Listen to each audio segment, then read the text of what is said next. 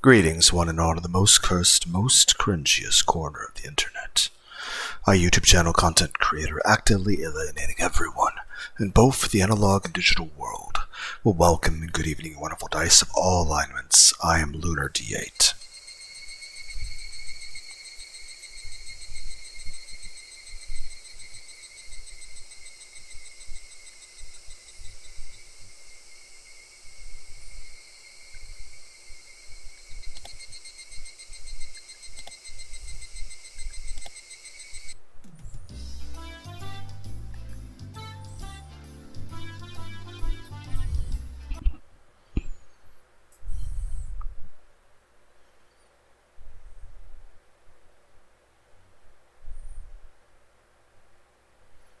Hanyu has already grown used to being around us.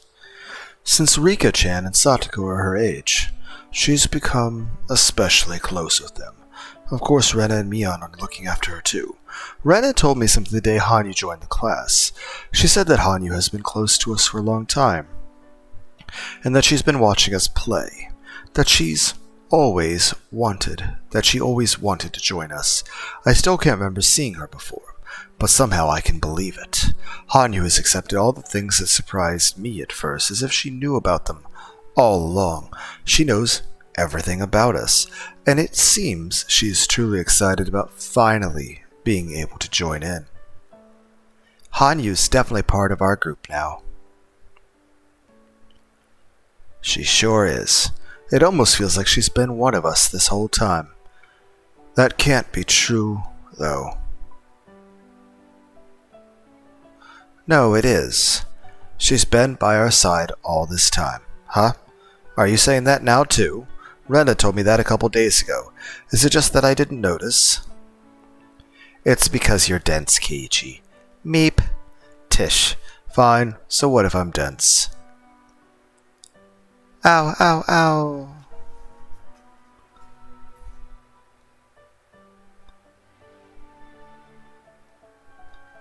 Why are you two sitting down?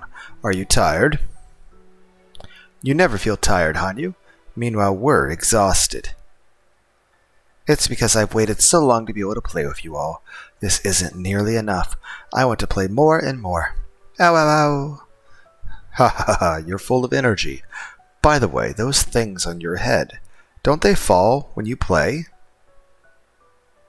Ow. Hanyu has horns on her head.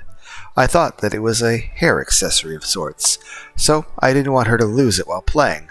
I was going to offer her to hold it for her while she ran around, but Hanyu's face clouded over and she apologetically held on to the horns. Keiichi, Hanyu can't take them off. Eh? I see. Sorry about that. Ow. Is it strange to have horns? Haha, no, not at all. I think it's cute. Yeah, Kei-chan even has a horn between his legs, don't you? Though it's hard and curves below. Bwah!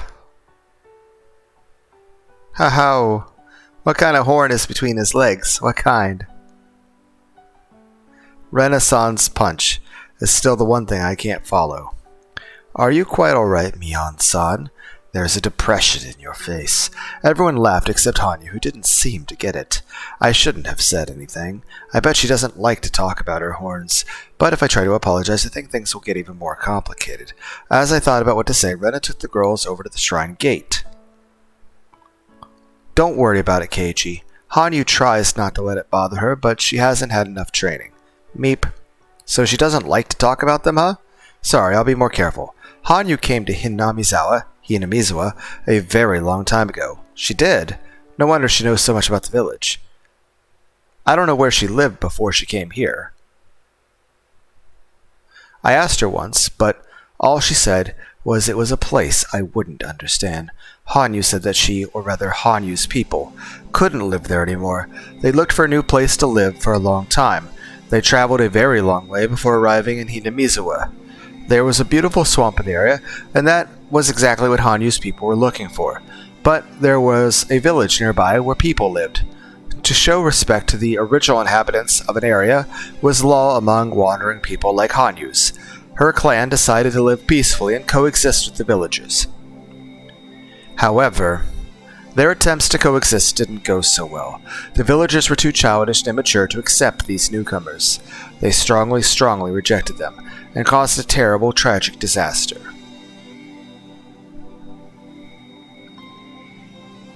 Hanyu said she took their form and descended upon this land in order to subdue the disaster. However, she just couldn't hide her horns. The forbidden ancient document says that Hanyu descended into the Furude Shrine, appearing as she does today. It also states the following: Hanyu's people can't live anywhere other than this village. They can only live by coexisting with the villagers. The Furude Shrine's priests once rejected them, claiming that coexistence was impossible if mixing with the wandering people's blood caused the villagers to become demons. But the young heir of the Furude Shrine fell in love with Hanyu, and when their child was born, the priest had to reconsider. Oh, wandering people who cannot hide your horns, if you wish to settle in this land, if you wish to settle with our blood, then I shall consider granting your wish. However, as the demon's blood mixed with the villagers, it became hard to tell who was human and who was demon. The villagers began to cast suspicion on one another, haunted by that paranoia. Unless all of that was resolved, coexistence would be impossible. For you and us to coexist, we must lay down several laws for us to follow. They will be very strict. I am very sorry for imposing these upon you, who have lived in peace until now. However, as long as those rules are followed, the village will be free from demonic disaster. Very well, the rules will be followed, but much blood has already been shed in the village. The anger, sins, and corruption people bear cannot be cleansed. The one law of the human world is that sins are atoned for with life. I see. If you say it's your way to let someone take on all responsibility and bear the sins with him, then we'll do that. However, wouldn't people end up pushing responsibility on each other because nobody wants to die? Exactly. That's the ugly demon in the world of man. No one will accept their own sins, but only foist them onto each other. Since they can only clear the balance with their lives, everyone refuses to pay, and the sins just keep adding up. Without cleansing them, they stagnate, and the people cast them upon each other forever, doubting each other and passing them around. I see. If that is the unstoppable law of this world, and you yourselves are troubled by this law, then in exchange for coexisting with us, I shall grant you a world where people do not blame their sins on each other. What kind of world is it? So long as mankind exists, they will commit sins and give rise to corruption. How could that all be erased with foisting it onto someone else? Let me bear all the sins and corruption born from man, and purify my soul. Let all sins rest not with man. If they are born upon myself, then man will not need to force them on each other.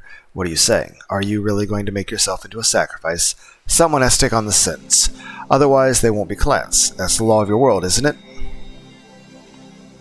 A different ancient document also states the following. Of course, it's a forbidden one, too. Only the head of the Furude family is allowed to read it. Nobody else, not even the other heads of the three families.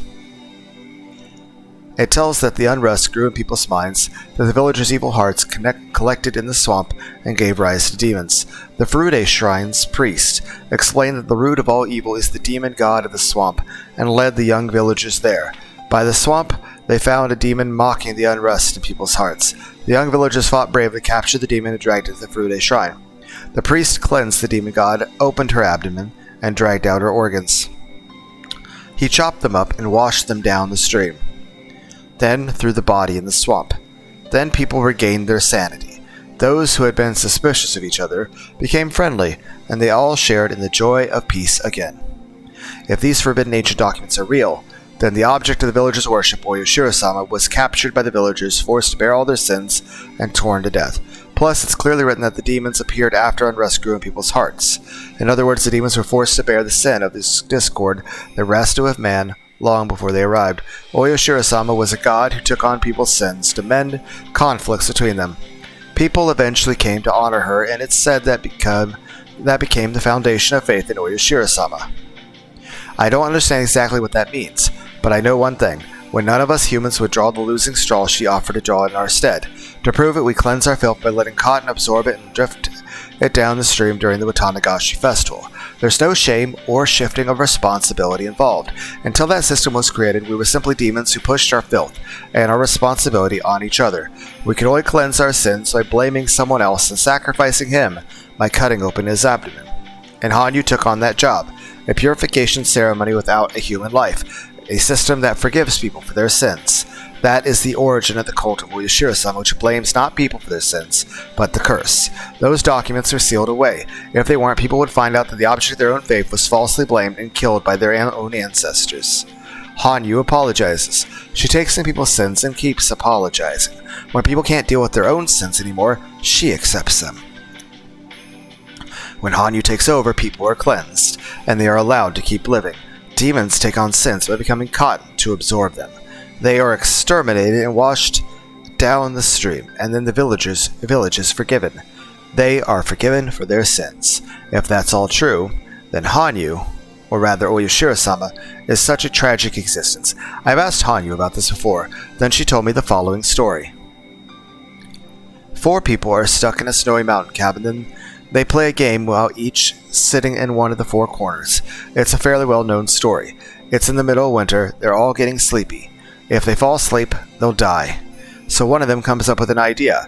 They're sitting in the 4 corners of the room, so someone just has to walk clockwise to the next corner and wake up the person sitting in the corner. The one just walked will sit in that corner, and the one who just woke up will get up and walk to the next corner and wake up the person sitting there. If they keep doing that, nobody will fall asleep. People who know the story won't need an explanation, but this doesn't work with 4 people. When the first person gets up, their corner becomes empty. So after everyone takes turns, the 4th person goes to the next corner, which is the empty one. They sit down and fall asleep, so the game is over, right there, and everyone freezes to death. In other words, to play this game, you need more than 4 people. You need one more person in order to be saved. People usually tell this as a ghost story. They usually say that this was actually a group of 5 people, but one was already dead, and thanks to that ghost, they're able to continue living until the next morning. Hanyu once told me that she's like that 5th person. If she can make everything run smoothly by joining a circle of people, then it's very similar to how the telephone game in the mountain cabin manages to function without breaking. Hanyu can complete a circle that can't be realized with people alone. Then those people can live peacefully. She's an existence that completes a circle. Is she bothered by her horns because it reminds her of the time when she was called a demon and punished for the sins she took in? Is her subconscious still tormenting her with thoughts that those who have horns ought to be persecuted? She was born with those horns. She was hated and abused because of them. But really, I definitely shouldn't have said anything, huh? And just because she has those horns, she had to take in everyone's sins and cleanse them. She did that, and then she was worshipped as a god. Huh? A god. I was talking to myself. Forget about it. Huh? Nobody knows who Hanyu really is. Is she really a divine existence that descended from a higher place? Or is she simply an unlucky girl who became a sacrifice just because she had a pair of horns, and then became a ghost that somehow has time powers? Nobody knows. But this girl's blood was blended with the Furude family's blood, and that blood is descended into me. Our legend states that the Furude family has a girl for the firstborn child for 8 generations in a row. That 8th child will be a reincarnation of Oyashiro-sama. I don't know exactly what that means, but I'm that 8th generation. Is that why I was the only person who could see Hanyu? 8 generations is a very long time. Maybe that's how long it took for all the sins Hanyu assumed to be cleared. 8 represents infinity. It's a very lucky number. Often curses uttered will contain I'll curse you for 7 generations, but the 8th lies beyond that. In other words, 8 possesses such good fortune that it can forgive great curses and sins that span 7 generations. It's a number with power. It's the time Hanyu needed to cleanse all the sins she took in from the humans.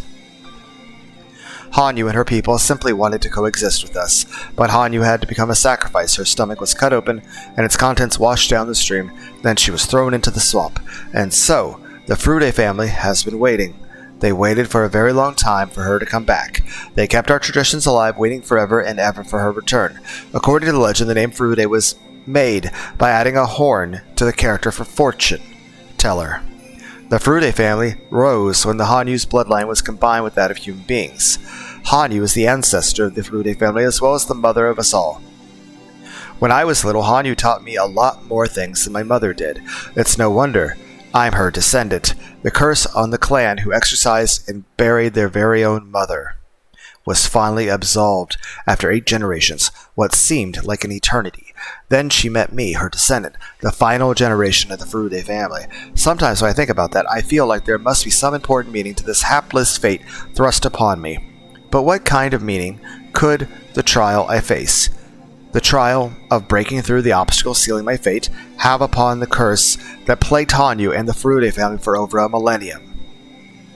1,000 years is simply too long a period to communicate thoughts and intentions correctly. Hanyu has become the curse we call Oyashiro-sama. Though she originally was a means of salvation, she has become a chain that binds people. The rules of coexisting were misinterpreted as a law that binds villagers to this place, and that continued into the Meiji era. And while the village winds once again blow toward the misunderstanding of isolation thanks to the damn conflict, how does that play into my meeting with Hanyu and this motley fate we're trapped in? I haven't lived long enough to be able to understand that. The only thing I can say for sure is that the Furude family originated with Hanyu's bloodline mixed with that of humans, and the line's final descendant, me, finally met with its ancestor. The Furude bloodline bears a cursed history of placing all of man's sins onto its mother and killing her. Now the beginning and end of that line have met. Hanyu always wanted to join everyone, yet she couldn't hide her horns. Even so, she still wished to be an existence that completes the circle. It's a child's job to bury their parents. But mother, I've never heard that it's a child's job to kill and bury their parents. Don't ask, child. I'm not human. My horns are proof that I'm a demon. A demon's job is to take on the calamities of the human world, burying the calamities of this chaotic world, and cleansing the unrest in mankind's hearts is my role. Wasn't there a South Park episode about this?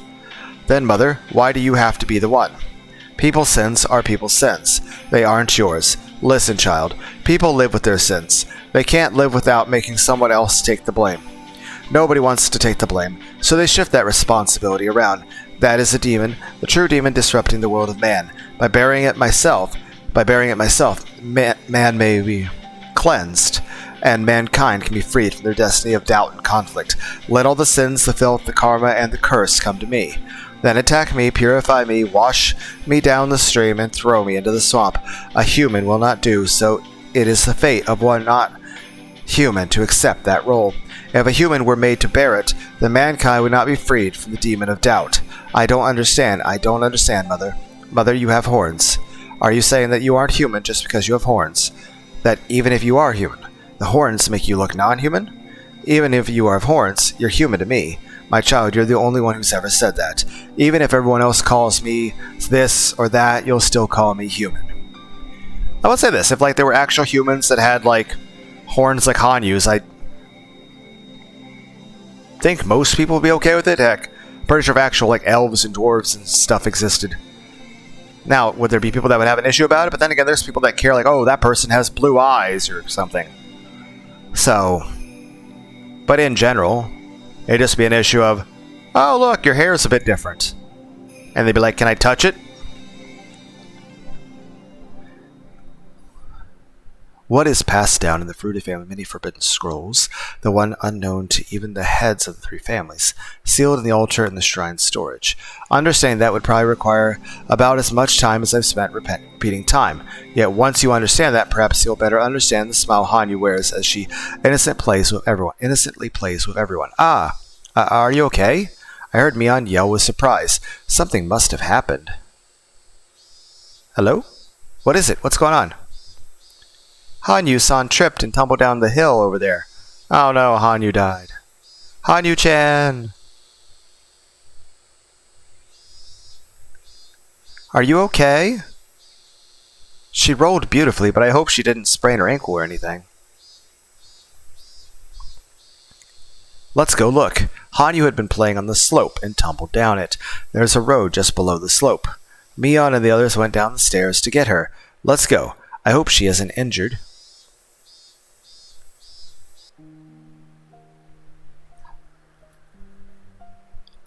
When I got there, I saw Tomotaki-san and Takano-san. They were taking care of her.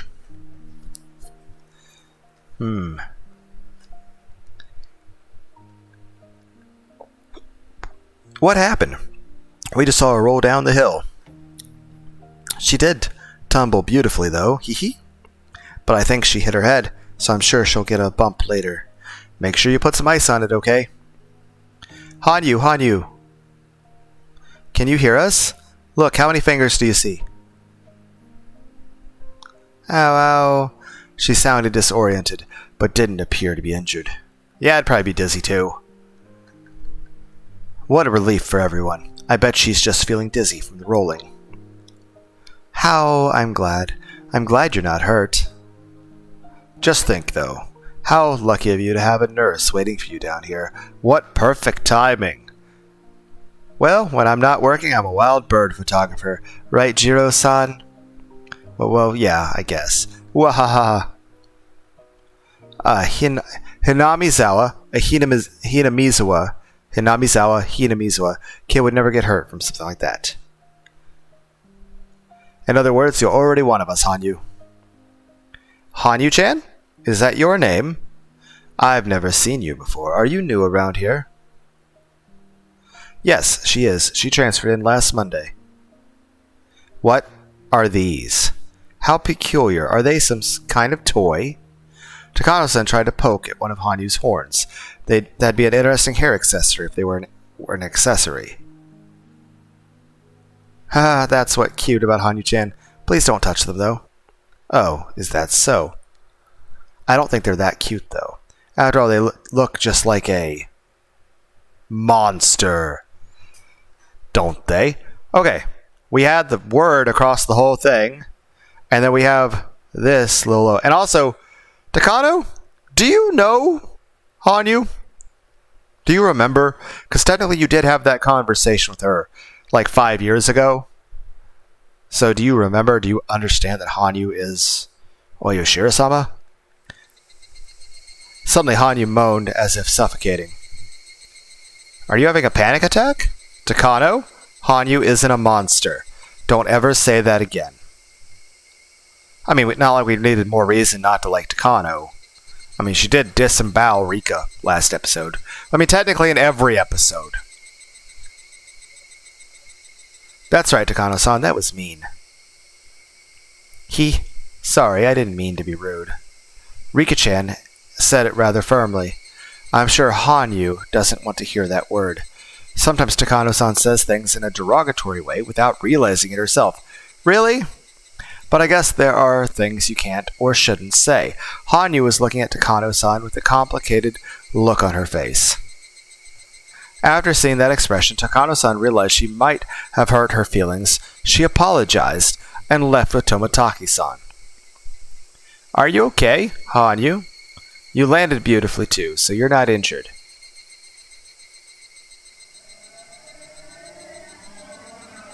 Rika? That person. Ow.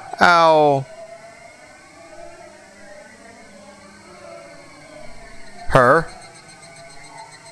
That's Takano. Takano. Hanyu repeated Takano-san's name. All of a sudden I grew worried that she hit her head or something. Hanyu stood straight up and grabbed Rika-chan's collar. Rika!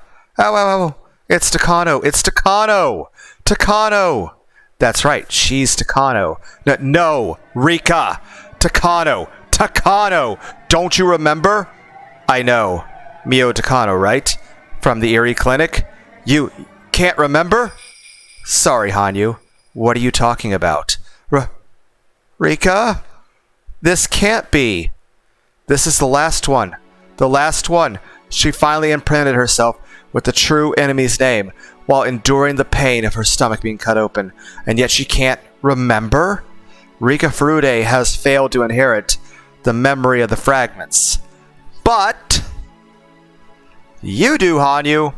You know.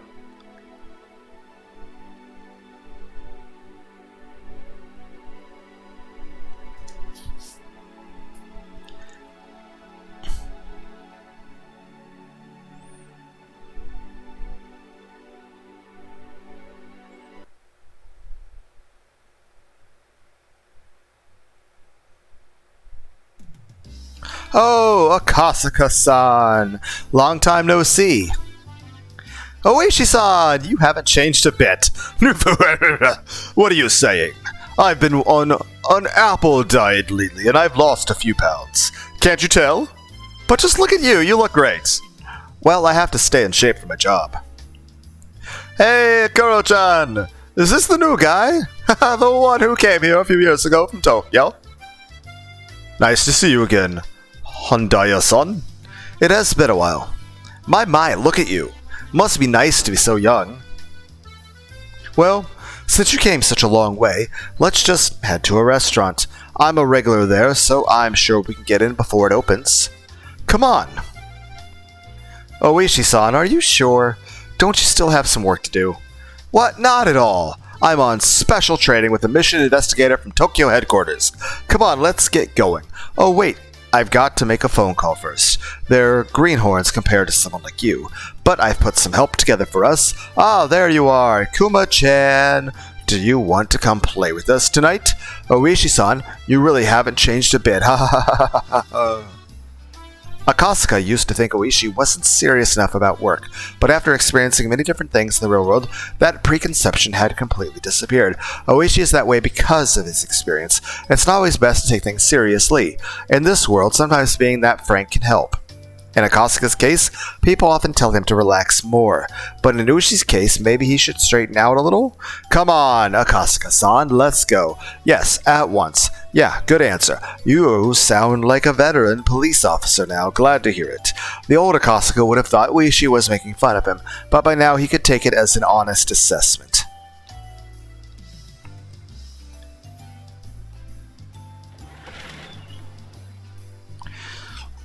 Boy, you sure can drink now, Akasaka-san. I don't think I can keep up with you. Must be true that when one gets old, he can't drink as much as before.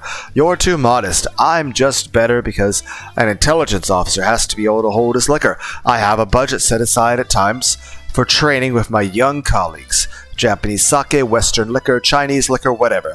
Sometimes I drink at little bars and sometimes at expensive clubs. Nya, that sounds pretty good. I'll have to join you to coach them sometime. Yes, please, come teach us your tricks. Young guys nowadays often talk about how they can't drink. I couldn't drink at all at first, you know. The more you drink, the better your body adjusts to alcohol and the more you enjoy drinking. That's right. Are you listening, Kuma-chan? Yeah, I heard. I can down quite a few now. No, really, you're right. When you first teamed up with Oishi, you were already drinking a oolong tea with the toast. That's no good. A toast is a very important meeting. If you don't drink any alcohol, you're saying you're not satisfied with the party. So when I see young people like that, I tell them, I'm not saying that you have to drink up in one gulp, but your first round has to at least be a medium mug. When Akasaka first came to Okinomiya, he was very nervous, but there was no trace of that tension left in him.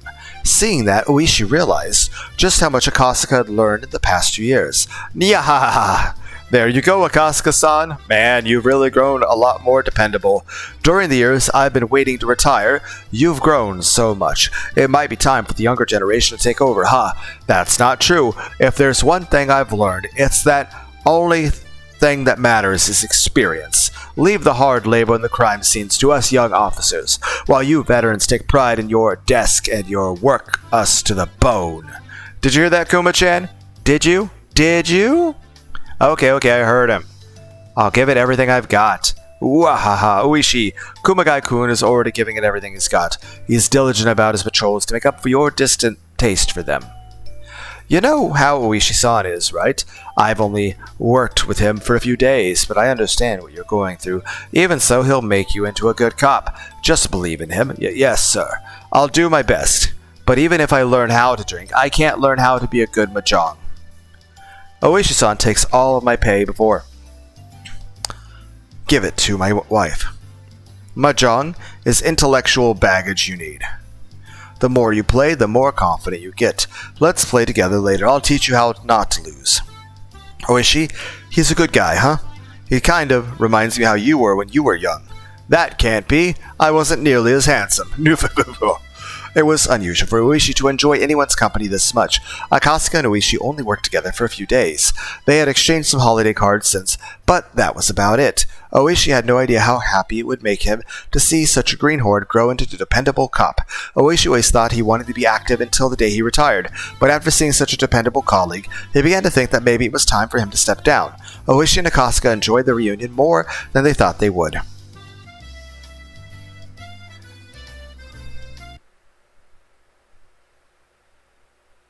The owner of the place was bringing the electric sign inside. All the chairs were up on the tables, and the owner's wife was cleaning the floor. There was nobody else around. Judging by the clock, it was almost 3 a.m. This is a reunion, right, Kuro-chan? Take your time, okay? Just wake me up when you leave, so I can lock the door. Sorry about this. Thank you. There wouldn't be anything else open at such a late hours. Oishi and his colleagues still wanted to talk, so they decided to stay. Kumagai couldn't fight his sleepiness and was nodding off. They were talking about Akasaka's job. Akasaka works at a department specializing in public safety. Oishi and the others were interested in all his stories of danger and bravery. Anyway, I want to meet with Rika Furude. By Rika Furude, you mean the orphaned daughter of the Furude family? Orphaned? What happened to her parents? Rika Furude had predicted that there would be an incident in Hinamizawa every year for the following 5 years. Her parents, according to her, were supposed to be killed on the 3rd year running. Yeah, it was the 3rd year of the curse of Oyoshiro-sama. 1981 must have been. The Furude couple died rather suspiciously. It was 3 years after you came to Hinamizawa, Akasaka-san. 3 years? Did it happen in June, 3 years after I visited? Yeah, that's about right. Why? Is there something about it that bothers you? Akasaka shut his eyes tightly to chase away the alcohol in his brain and try to remember the girl's prediction. He had, after all, come here to confirm it. I came here in 1978. And what about the damn construction site manager? Oh, that's the guy I played mahjong with. How has he been doing? It was in the newspaper, I think. Maybe it was just in the local news? Well, he was killed in a fight with the other workers that year. Rika Furude had predicted that he'd be killed in a gruesome way, that his body would be dismembered. Was he mutilated? See, you know about it already. That's exactly it. It was also a very close friend of Oishi's. That his right arm is still missing, too. It's so unfortunate. The following year, on the same day, on June 1980, Satoko's parents would be pushed to their death. Maybe it should be called an accident. A lamentable accident. I'll continue. The following year, the year after the manager's death, I think, let's see. I know. Satoko-san it was. I think she's a little girl. Did her parents die in an accident? Oh, how much do you already know? That's right. The dam supporters, the Hojo couple, fell off the cliff while on vacation, though it still hasn't been confirmed if it was an accident or an incident. And the following year, on the same day, June 1981, my parents will be killed. And the following year... Yes, Rika Furude's parents died, but none of those incidents make sense. You sure know a lot about the curse of Oyoshiro-sama, and none of those incidents were made public because of pressure from the locals, so I'm surprised at how you know so much about them. I'm surprised at how much you know about them. I can't believe this. But even if you can't know about the following year, because starting with the 4th year in a row, we decided to investigate secretly. I think I know about it anyway. And the following year on the same day, June 1982, Satoko's mean aunt will die. Her head will be smashed in. The following year, so that was last year, Satoko-san from earlier, wasn't her aunt beaten to death? Shit, you're right. Akasaka-san, how do you know so much? I think I know who will be killed the year after that. What are you saying? Besides, the year after that last year means it's this year. I'll be killed. It will be in June of 1983. In other words, this month. Rika Furude will be killed. Oishi and the others were at a loss for words. Akasaka had talked about the 4 mysterious incidents. Although he had been far away, he belonged to a very special unit of public safety. It could have been possible for him to find out about their secret investigations. That was why it wasn't that odd for Akasaka to mention the series of mysterious deaths, even though he had been far away from Hinamizawa. However, not only did he know about them, but he also named the next victim. Oishi and his coworkers had sobered up entirely. Akasaka-san? It's getting late. We're all exhausted, so let me get to the bottom of this. What is it that you're trying to say? Okay, All of this is what she told me when I was in Hinamizawa in June of 1978. What? Oishi couldn't believe what he was hearing. He was left speechless. I know it's hard to believe. When she told me back then, I thought she was just being a mischievous little girl. But she told me she was going to be killed in the 5th year running. In other words, she asked me to help her, I think. The main purpose of my visit to Hinamizawa this year is to find her and ask her if she still needs my help. Akasaka-san? I'm retiring this year. I want to take revenge on the people who killed the manager on the 1st year. I'll jump on any lead I can find. So let me just confirm this with you. What you just said isn't a joke, is it? If it is, you had better tell me right now. I'm telling you the truth. Rika Furude told me this in June 1978, but at the time I didn't think anything of it, so I didn't tell you about it. I'm very sorry. No, you didn't know. Even if you had told me, I don't think I would have believed you. Only because it happened 4 years in a row do we believe you now. Oishi must have been thinking that if only Akasaka had told him back then, he could have saved his friend. But what the old man from forensics just said was right too. Oishi wouldn't have believed him back then, and his friend would have died anyway, and Oishi would have been left with regret at not being able to do anything. That's true. I should be the one apologizing. Still, Rika Furude? Why Rika Furude? I don't know exactly what's going on in Hinamizawa right now. I read in the papers that the dam construction plan was halted indefinitely. That's why I assumed Hinamizawa was peaceful now. The dam conflict is over, yeah, but starting the following year, these mysterious deaths, known locally as the Curse of Yoshiro-sama, started to occur annually, and it played out just like you said. I think she's entrusted me with something extremely important. Oishi-san, let me ask you, do you think it's possible for Rika Furude to be killed this year? They say that Furude couple was held in low regard for being so passive during the dam conflict. That might be the reason why the curse fell upon them in the 3rd year, so I do think that Rika Furude's death, it's possible, isn't it? Oishi nodded slowly. I'm going to try to get in touch with Rika Furude tomorrow. I think the best thing to do is to talk to her directly. Can I come with you, Akasaka-san? This story about Rika Furude sounds like something very important for me, too. My, you've come bearing quite the incredible gift. I'm getting a bit intrigued myself. I never thought I'd see a day when all the mysteries were solved. Well, I have some questions, too. For instance, why did she tell me something that important? If she wanted help, why didn't she ask the local police? Why me, a guy on a business trip from Tokyo? I bet she doesn't have faith in the local police. I'm a little unrefined. Rika-san probably doesn't trust me. Besides, there are people with connections to the Sonozaki family at the Okonomiya PD. In other words, she trusted me, the guy who came from Tokyo, more than anybody. Yeah, I guess. If that's the case, Oishi-san, please don't tell anybody else about this. Of course, I won't. Anyway, let's head directly to Hinamizawa tomorrow and have a talk with Rika-san. We can start from there.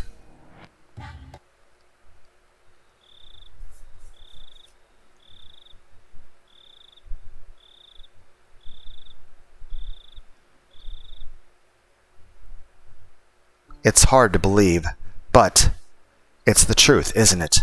It was in the middle of the night, only the sounds of insects and Satoko's snoring could be heard. Rika was sitting by her favorite window. Yes.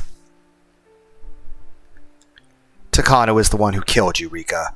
You and I both saw it. You tried so hard to remember Takano's face. Even as she cut your stomach open, you burnt her face into your memory while enduring all that pain. That's a horrible way to die. I'm glad I don't remember. But I can see it. That's the kind of death Takano would prefer. Ow, ow, ow. Still, I don't get it. Why would Takano kill me? I'm the Queen Carrie, and if I die, a disaster will occur, right? Isn't that why the Erie Institute and the Mountain Dogs are protecting me? Then why would Takano, their leader, have me killed? Ow, ow. Sorry, that was a useless question. Takano killed me. That's the truth, and her motive doesn't matter, does it? But still, why Takano? Although she just said that the motive didn't matter, Rika went back to the same question. The reason why Takano was protecting the Queen Carrier wasn't because she wanted to prevent the rest of Hinamizawa from developing the syndrome. It was because the Queen Carrier was an extremely valuable subject of her research. Then, considering that value, why did she kill the Queen Carrier with her own 2 hands? Is Takano my only enemy? Ow, ow. The Mountain Dogs are after you too. I don't know if Eri is your enemy or not, but I don't think he is. Takano and the Mountain Dogs are my enemies. You've got to be kidding me. How can we possibly win? There's no way. Unless there's a miracle of some kind, we can't fight against people like them. Besides, Watanagashi is this Sunday. I'll be killed on the 22nd? It's in about a week or so, right? How can we beat them in such a short amount of time? Should we try going after Takano with a metal bat? That won't work. She's only one of them. Even if we take her out, the Mountain Dogs will still get us. What do we do? What should we do? I don't know either. But, we didn't even know our enemy before now.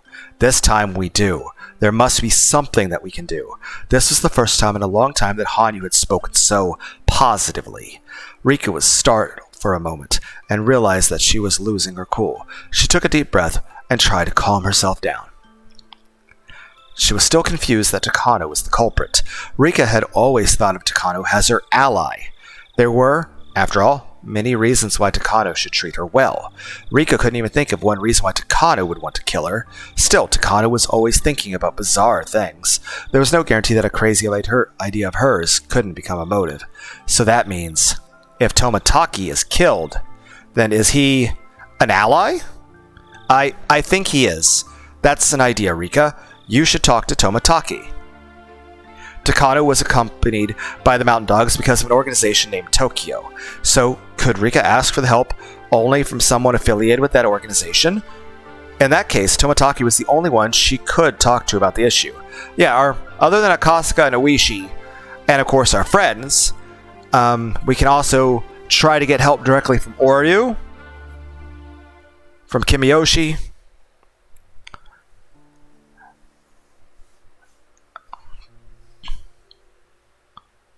and from Dr. Eri.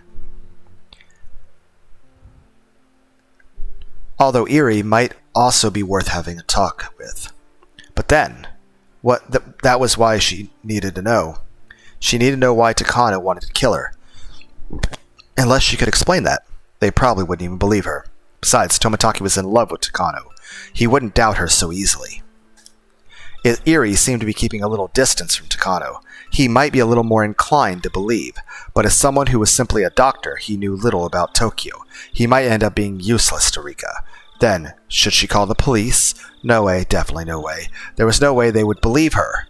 If she were to make a call and say that a strange organization named Tokyo was trying to kill her, which Akasaka knows about, they would think she was crazy. Then what could she do? How could she save herself? The scariest people in Hinamizawa were coming to kill her. How could she run from them? How could she fight them? How?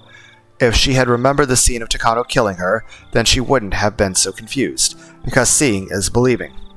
But she didn't remember. This was just what Hanyu was telling her. She didn't want Takano to be her enemy. This was a truth she didn't want to accept, so she was tempted to say this was all simply Hanyu's delusion. Calm down, Rika. We learned in our past life. Don't you remember that previous world? The previous world? Do you mean the one where Rena spread gasoline all over the school and locked everyone inside? No. The world after that. Don't you remember? In that world, he came back. Teppei Hojo did. That's the worst possible world. No matter what we do, the counselors won't do anything. Satogo goes insane within a few days. Someone from our circle of friends developed the syndrome and attacked Teppei, right? No. In the previous world, we all went to the Child Consultation Center and saved Satoko. In that world, Keiichi taught you so much. He taught you that you have to believe, otherwise a miracle won't occur. And he also said that if everyone believes, our wishes will definitely come true. That sure is something Keiichi would say, but that's great. To defeat the world where Teppei returns? We couldn't do anything about the world even once before. Do you know how Keiichi and the others in that world made a miracle happen? They talked to everyone. They didn't convince themselves it was useless or agonize over it by themselves. They asked everyone for help. That's how they brought about a miracle. Everyone? So you want me to talk to Keiichi and the others about Takano? Do you really think they would believe me if I told them an organization like Tokyo is after me? Yes, they will. They did in the previous world. Why won't you believe me, Rika? Sorry. It's not that I don't believe you. You saw it, so it's the truth, isn't it? Are we going to mention that our friends all believed us and tried their best to save us, and then Takano put a bullet in each of their brains? Or the fact that Oishi believed us, and he was also murdered. Also, the whole rest of the town was gassed and gunned down. We did kind of kill 2,000 people. So, that's the thing. Eri still killed himself. So. But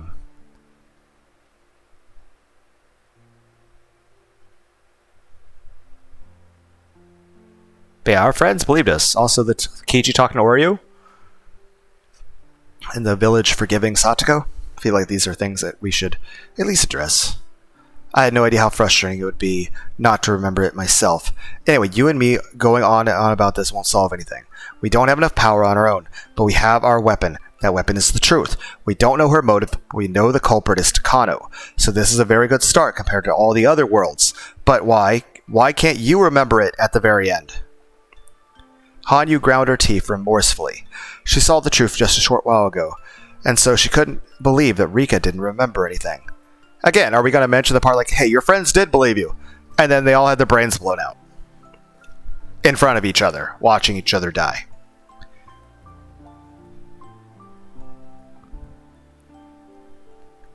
If it was something she had seen herself, then she wouldn't even need a motive. But she hadn't, and that was why she couldn't understand. Why was her memory missing even when Hanyu's memory was still intact? Is it because we're using, like, the memory points, mana points, magic points to give Hanyu a physical body, so we don't have the memory? Did that mean their long journey was about to end? Perhaps her infinitely repeating journey was already over, and this was the last world of all? Whew. I thought this world was odd since everyone could see you, and you even transferred to our school, but now I can really see how strange of a world this is. There's nothing strange about it. This is just the final world, that's all. I came to this final world so we can gather all our powers. I'm not a bystander here. I'm your ally. I see. You're no longer a bystander, huh? I've decided not to be afraid anymore. I'm not afraid. And I'm going to believe with all of you. And a miracle will happen. This is a world we can bet on. This June of 1983. Rika and Takano are fighting. If Rika doesn't defeat her enemy in time, she will lose. Takano has many powerful pieces like the mountain dogs. Rika will need a lot more pieces to be able to defeat her. So unless Rika asks for help from many people and gathers an equal number of pieces, the game won't even begin. We've learned the rules of the game, this game board, by playing the game repeatedly. It's like a game without a manual, but we've learned the rules. And now we have to know how to fight. We're ahead in the game because we already know what pieces our enemy has. Rika, you have to get busy. We only have 1 week before Watanagashi. We had 2 weeks in the previous world, but we only have 1 week in this one. In other words, this is our final chance.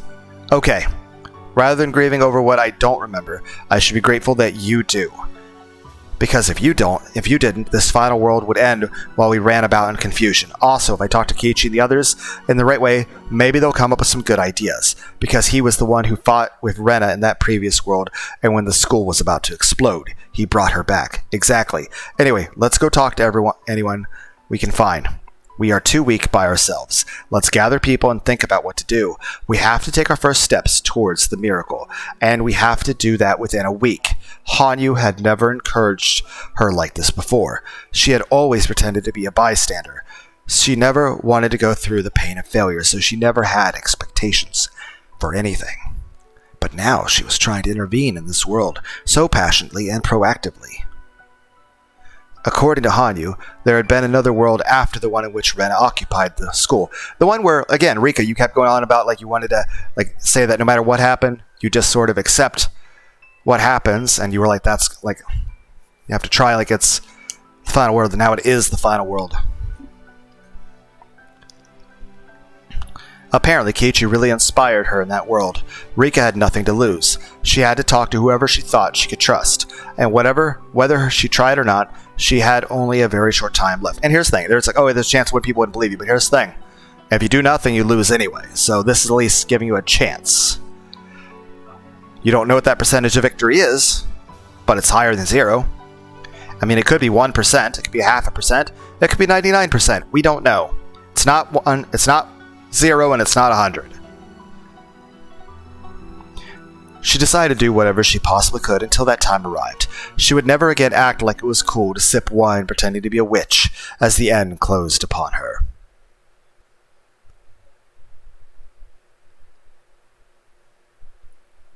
Hello? It has been a while. This is Nomura. Yes, thank you for the detailed documents from the other day. Thanks to that data, men from the Ministry of Health and Welfare now understand how dangerous Hinamizawa syndrome is. Hehehehe. That's the accomplishment of you and the late Dr. Takano. I have only made sure that you receive your fair assessment as well.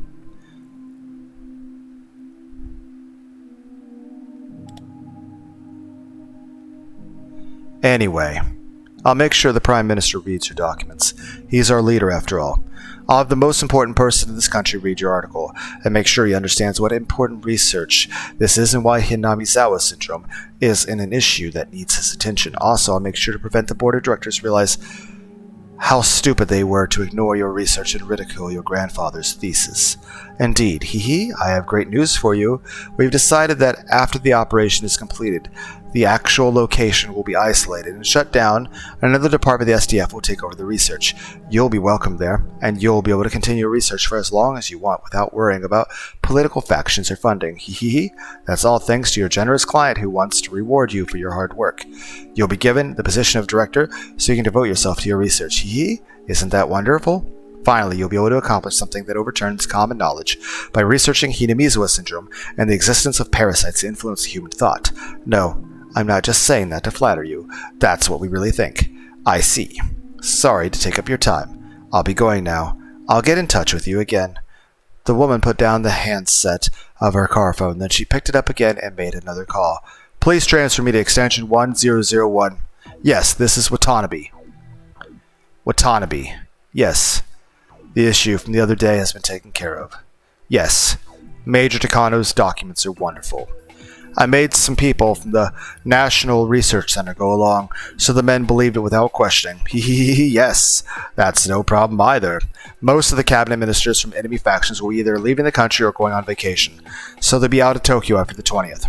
Yes, there are still some unsettled issues, but everything will be set by June 23rd. Yes, therefore the on-site operation will take place at midnight on June 22nd, and the Prime Minister will be asked for emergency sanctions on the 23rd. Yes, everyone aiding the Prime Minister on that day will be our people. He won't even question a thing. Yes, I'm certain. The Prime Minister will definitely sign Emergency Manual 34. Afterwards, an investigation alphabet duties will be taken up, and the Okuna, Chiba, and Oid Koizumi factions will lose a great deal of sway. Yes, that's right. It's only a matter of time before we succeed with the Asian Amity and Reconstruction Summit. That's true. If there's money to spend on developing domestic nuclear arms or the Japanese-American alliance spanning the Pacific, then it would be more profitable for our nation to spend it on the ODA toward China. The 21st century will be the era of China, and with their nation claiming a good portion of the world's population. Japan gets nothing out of wagging its tail for the US anymore. Yes, I know. The 21st century is almost here, yet we're still saying that communism is the greatest evil? Maybe we've been watching too many bad American propaganda movies. Yes, I understand. Okay, then I'll see you in Macau next week. Yes, I love to gamble. Yes, it was nice talking to you. I'll get in touch with you soon. The woman put down the handset of her car phone and took a breath. She smiled in satisfaction, then picked up the handset again. Give me the Chief Cabinet Secretary, please. Yes, this is Mizawa. Yes, it's me. Chief Okuno.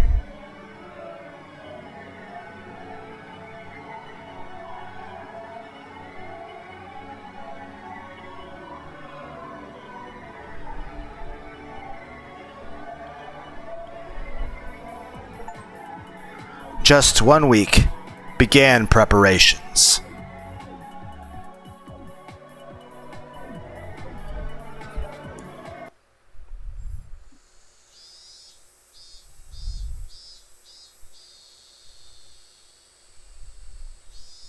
Whatever is going on, Rika, you aren't behaving normally this morning. Do you think so? Am I acting strange?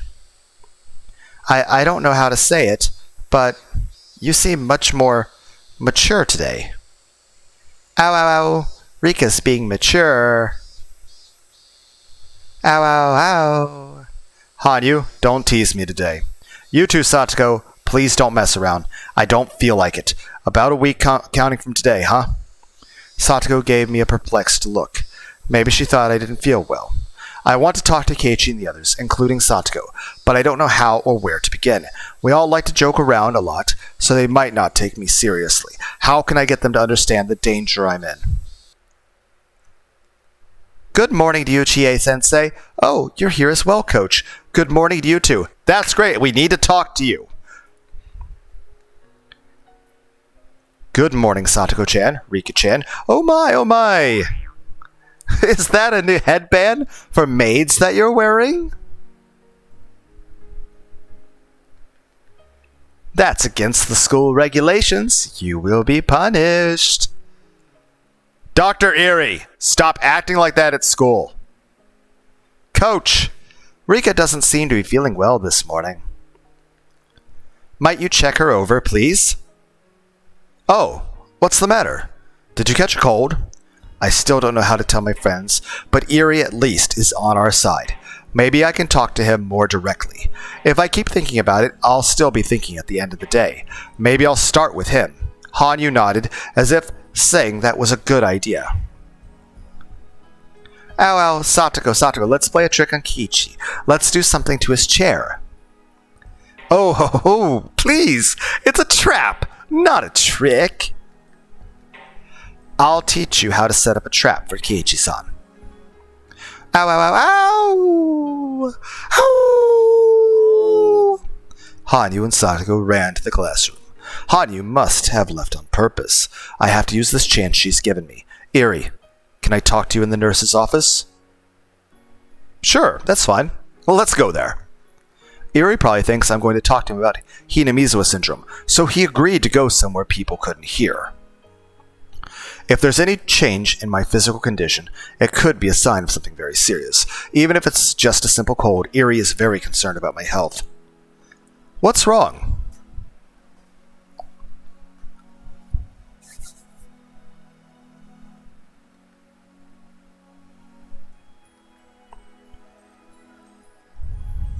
Are you feeling sick?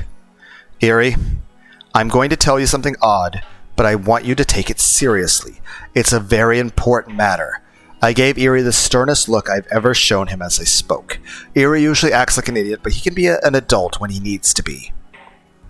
Seeing the expression on my face, Erie started to look more grave himself. How do I start?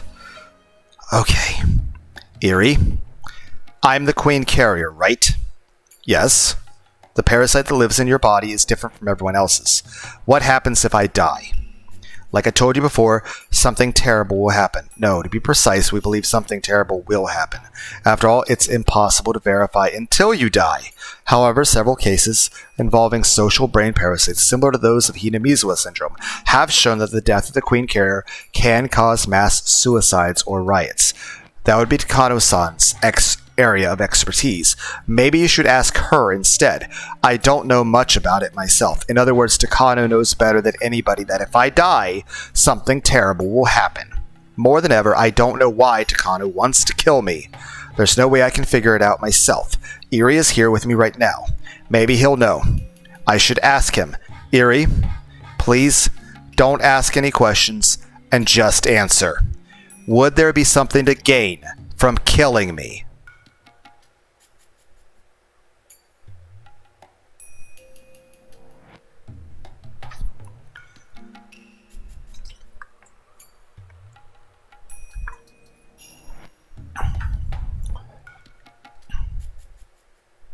What? Kill you? Rika-san. Who would? Erie, you aren't supposed to ask any questions, remember? Sorry. No, I can't think of anything. There isn't anyone who would benefit from your death. I repeat, if something happens to the Queen Carrier, all infected persons will reach the terminal stage within 48 hours. That's what makes the syndrome so dangerous. The scale of the disaster is far greater than any individual case of paranoia or psychosis. Would anyone profit from that disaster? No way. Killing you is tantamount to killing all 2,000 villagers. Nobody would consider that for a minute, even as a joke. If I die, all the residents of Hinamizawa will go insane, and may even kill each other.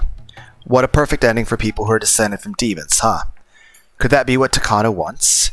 Since she always talks about how dangerous and bizarre things, it's obvious she enjoys cruelty. She always talks about how she wants to witness with her own eyes the raw brutality of man-eating demons she'd read about in the dark history of Onkafushi Village. It's possible that she wants to be dead just so all the villagers develop terminal symptoms? Of course, that is in the worst case. So if something happens to you, there is an emergency measure we're supposed to follow. An emergency measure? I've never heard of anything like that. I've never told you this before. It's rather an unpleasant measure, so that's why I never mentioned it. The Erie Institute's top priority is protecting the Queen Carrier, but if you die, all infected persons develop terminal symptoms, we're supposed to go ahead with this contingency plan. That's understandable. If all 2,000 villagers were to go insane, there would be no guarantee that the devastation would remain within the village. Obviously, it's a good idea to be prepared for the worst-case scenario. There are these things called emergency manuals, and among them, the one for the worst possible disaster, in other words, in the event of your death, is called Emergency Manual 34. What happens with that? Before all the villagers go insane, they'll be exterminated. To be exact, a special unit from the Self-Defense Force will seal off Hinamizawa and kill the villagers using poisonous gas.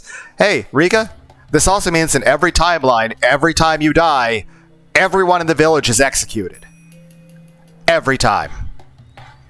I've never heard of that before either. Sorry, I don't really like talking about it. I've been interested in things that happen before I die, but not in things that happen after I'm dead. This disaster only takes place after I die. I had no idea that something like this occurs every single time, or rather, I'm the cause. If the enemy is capable of erasing an entire village, then killing a little girl like me won't be a problem at all. Hanyu is telling me to just talk to everyone, but can I really stand a chance against an opponent like that? Anyway, the existence of this emergency manual changes everything. Takano's motive no longer makes sense. I thought her goal was for all the villagers to go mad and slaughter each other like demons, but according to what Eri said, that wouldn't even happen. The villagers will be all killed before it does. I'm not Takano, so I can't be sure, but I don't think that would be fun for her. It doesn't make sense to kill me for that purpose, especially since we've known each other for such a long time. Do you think it's possible for Takano and the Mountain Dogs to kill me? Don't be stupid. That's just impossible. Takano-san's number one priority is to protect you, and one of the Mountain Dog's main duties is to watch over you. But what if they decided they wanted to kill me? What would stop them? That's simply unthinkable. Eri? Even so, supposing Takano wanted to kill me, can you think of a motive for her doing so? No, I can't.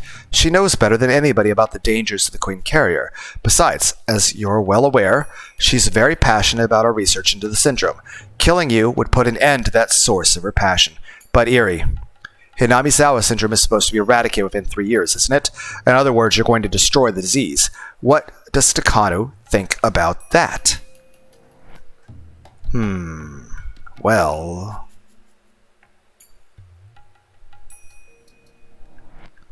Hinamizawa syndrome is the target of treatment for me, but for Takano-san, it's research material. Actually, she's strongly against the plan to eradicate within 3 years, and she has even made a trip to Tokyo to request an indefinite extension of the project from the board of directors. She wasn't successful, though. So what you're saying is that Takano wants to continue her research, but Hinamizawa syndrome is going to be eradicated within 3 years, so Takano is going to lose the subject of her research, isn't she? I guess you can say that. I think I see something here. The Erie Institute isn't a small organization. It's being managed by a lot of people and it receives a great deal of funding. That's the only way they can even research the syndrome. So if the Erie Institute is planning to put an end to the research within 3 years, there really isn't much Takano can do about it. If it's going to end anyway, then maybe she wants to shake things up. No way! Something like that can't possibly happen. But you know how she is, right? She would do it. She would kill me if she wanted to. Don't you think? No way. No way. Something as horrible as that just isn't possible. I feel like I'm starting to see Takano's motive, but seems like there must be more. After all, the project will continue for at least 3 additional years. It's possible that during those 3 years, Takano's request will be approved, and their research will get an extension. In other words, the research is guaranteed to continue for a minimum of 3 more years. Given those 3 years, why is she so desperate now? Besides, I'm always killed in June 1983. The date might change a bit, but the month won't. That must be the result of her strong willpower. It would be one thing if their research was being terminated immediately. She still has 3 years, yet she's already getting desperate? Her motive is too weak. She must be possessed of the strong conviction that it has to be June 1983. After that, no matter how I questioned Yuri, he kept repeating the words, "There's no way Takano would kill me," so I didn't see how he could be of any more help. However, if I'm going to explain Takano's motive, then I think he will be my ally. But for now, I think this is all I can do with him. I'm going to talk to Tomotaki too. Tomotaki is a lot closer to Tokyo than Iri is. Maybe he can tell me something Iri can't. Though we should stress to Iri, hey, Dr. Iri, 2 things. 1, I don't want you to say anything about what I said to Takano, but I want you to keep an eye out. 2, I'm fairly certain that she's going to kill Tomotaki before getting to me. And I think she's going to inject him with something to make him a stage L5 patient.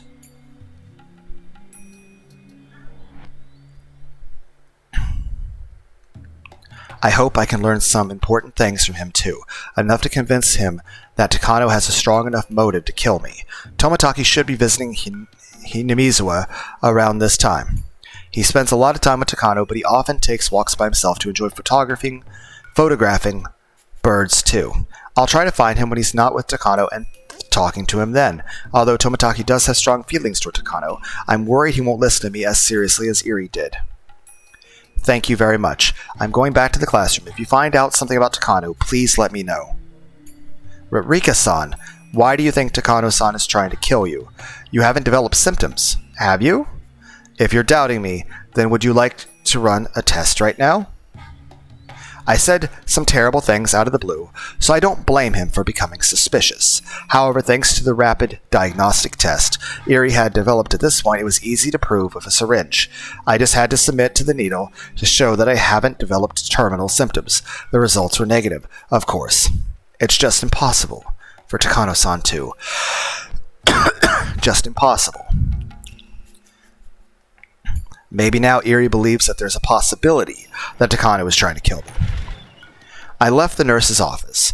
I hope Iri will grow curious about Takano and try to find out something about her. At the very least, we planted the seeds there, so he's at least being aware, and he's at least thinking about it. That way, stuff that normally would have just slipped past his radar, he's aware of, and he's like, oh, in context to this other thing? That's a concern. So, how was it, Rika?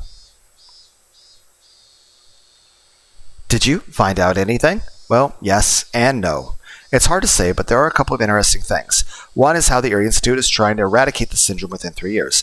Takano doesn't like the idea. She went to Tokyo to petition for the continuation of her research, but they refused. That might cause her to become desperate. The second is the thing called Emergency Manual 34.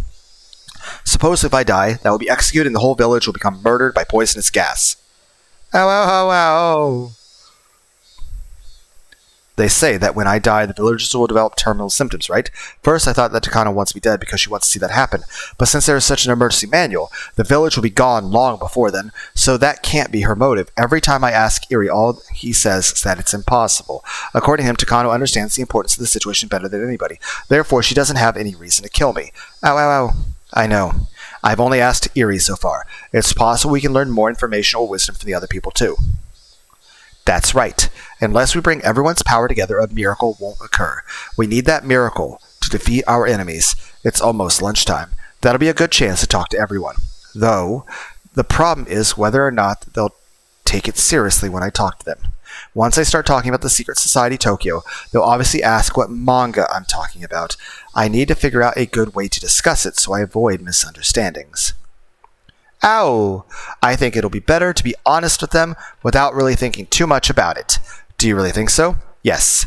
Let's just try. Tell them in a way, I'll teach you. I'll teach you, and I'm sure they'll take you seriously and help out. I'm still not sure, but Hanyu seems very confident. Hanyu has spent her life observing various people. She had never talked to Mion directly before this life, but she knows her better than I do. I talked to everyone during lunchtime in the way that Hanyu taught me.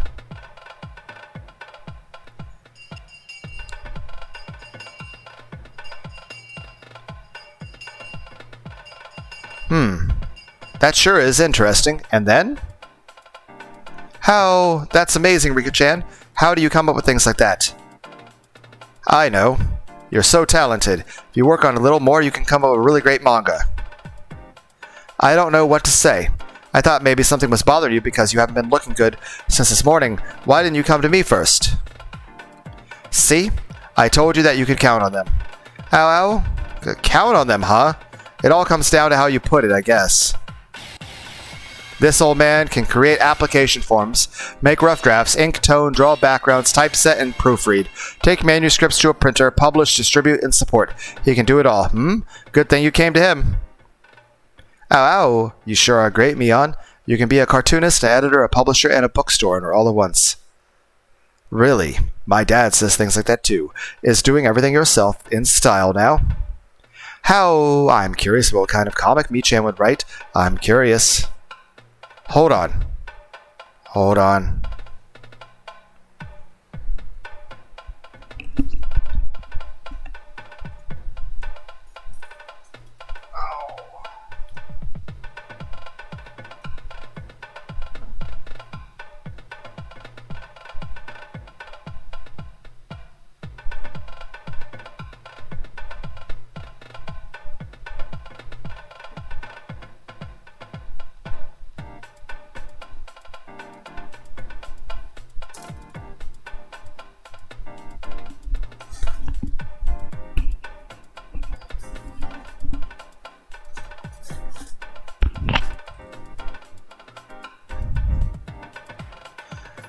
You're all getting sidetracked.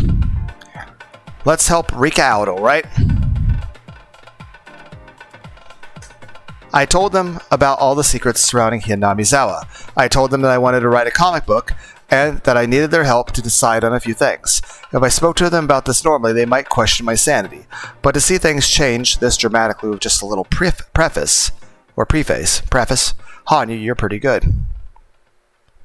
Anyway, so if this queen carrier dies, the village will be destroyed because of some emergency measure. That's the focus, right?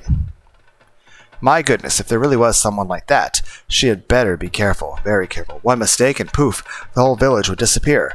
We should just capture and wrap her in bubble wrap and put her in storage or something. But she gets killed, right? If they know her death will create a disaster, why would they kill her? Why? That's just it. The bad people at the research center know what will happen, yet they're still trying to kill me, I mean the queen carrier. I just can't think of a good explanation for why. I kind of see an outline of the motive, though. Can they actually find a hint without knowing any of the actual details? Wahahaha! That's so simple! The fact that the entire village gets destroyed, the queen carrier dies, is a motive in and of itself. Mion laughed as she casually voiced what was on her mind. But Mion? This villain wants to research the disease more, so there's no way she'd put an end to it herself. Ow. That's not a big problem.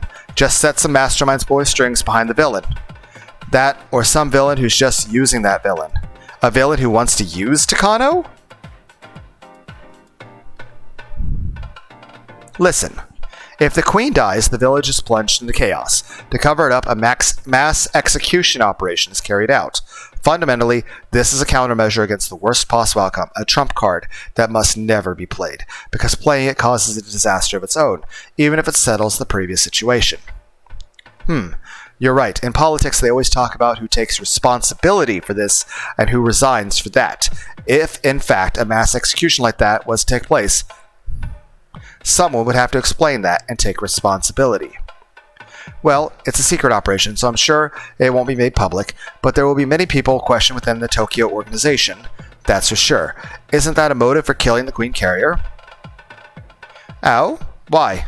Who benefits from such chaos? There are plenty of people. Think about it. The wind always blows in one direction. But for some people, it's a headwind, and for others it's a tailwind. There are always people who gain and people who lose. I see. Ho ho ho, my brain finds this quite stimulating. In other words, if something like that happens, there will be some people who have to take responsibility for it, and their enemies will gain from it, whoever they are. That's right. There are always different powers and factions within an organization, especially if it is a huge mastermind organization like this Tokyo.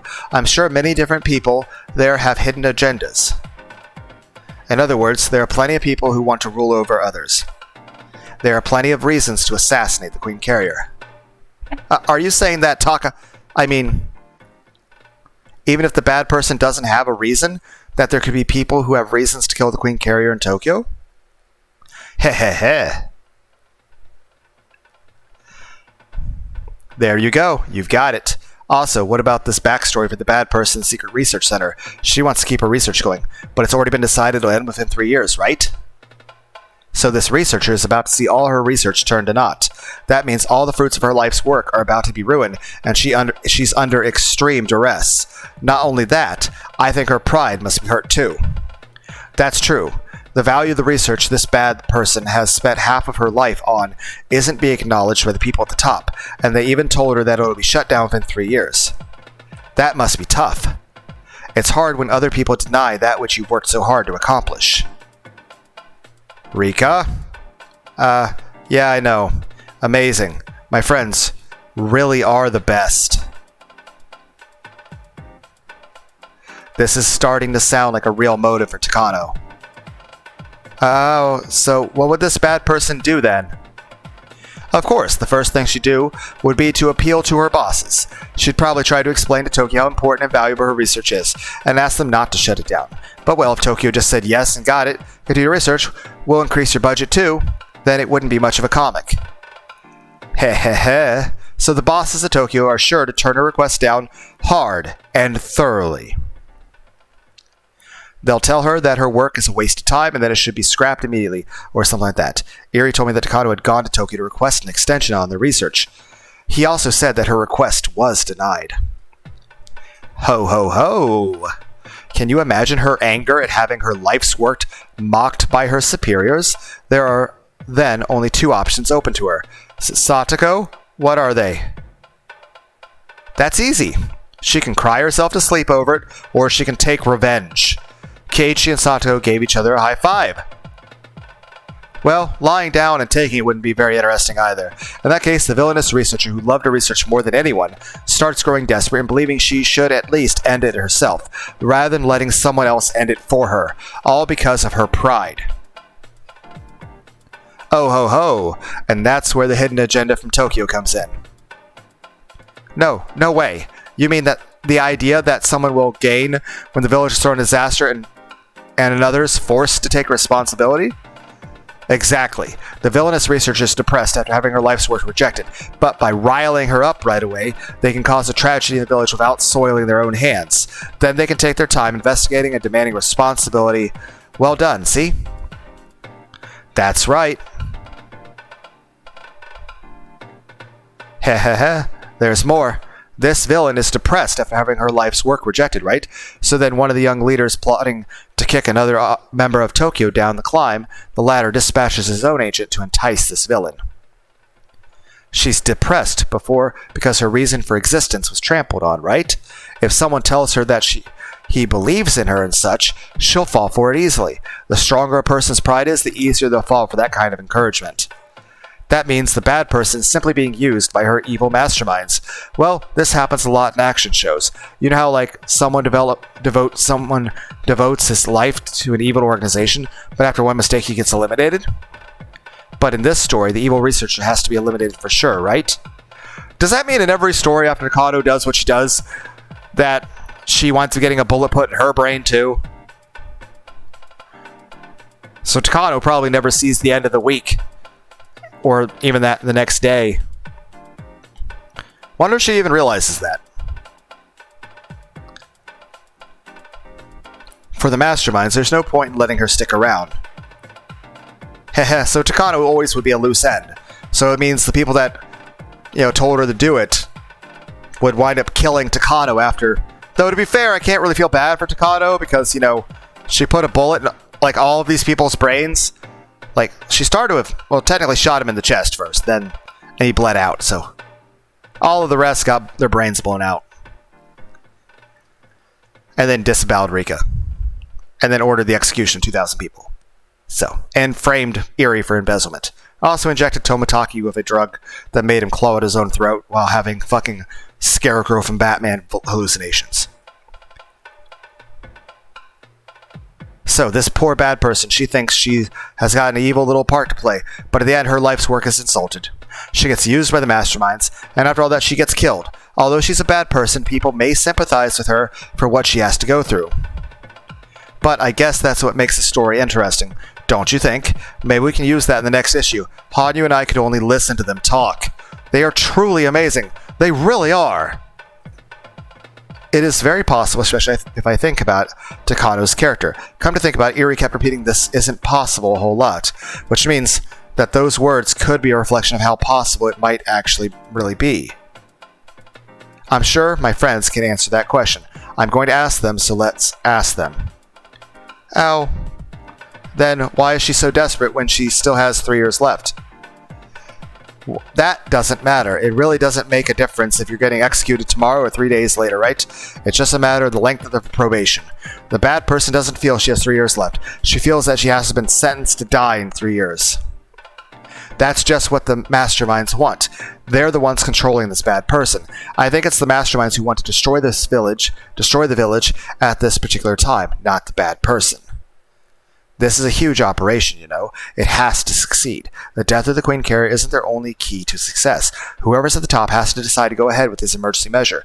The responsibility issue after their operation aside, they have to take care of things like preparation, or rather, they have to figure out the perfect time to do the most damage. After calculating all that, I think they're going to get on with the operation now that the project has only 3 years left. So in the end, after this bad person gets used, she is eliminated. She's the villain, but I feel sorry for her. I see? Oh.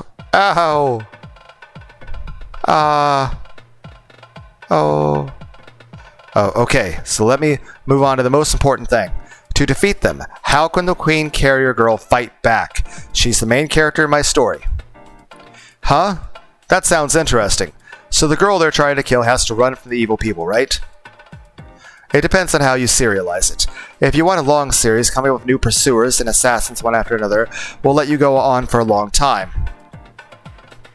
If possible, we want a short-term and concentrated series. Piffed.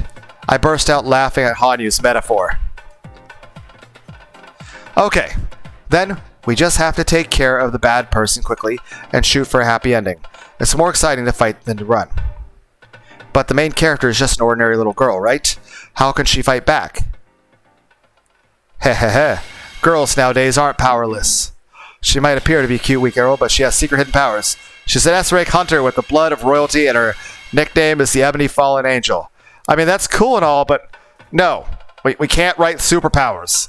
I kind of feel like it's the thing with, like, Baki the Grappler. Like, yeah, Baki the Grappler. It's a realistic fighting game. Like, no, it's not.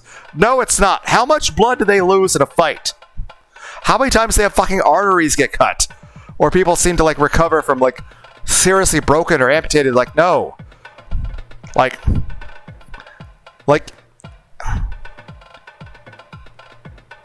even Hajime no Ippo and Kiichi Mightiest Disciple aren't exactly, you know, realistic. Honestly, the most realistic fighting manga out there is a story called Holy Land. It's also depressing as fuck. But hey, if you want a realistic fighting manga that's actually realistic, but also very depressing, Holy Land. But yeah, no, we don't have superpowers. She can't just, like, transform and, like, become a Super Saiyan, or like Sailor Moon, or shoot a spirit gun, or a spirit bomb. How? That sounds like the lame original character of some middle schooler. Shot down her idea. Hey, Mion? What's wrong? Do you have a stomachache or something? Cough, fine. This old man's just not talented enough. Mion, you can do it. That's when you read the manga 10 years from now. It may be so bitter you writhe in agony.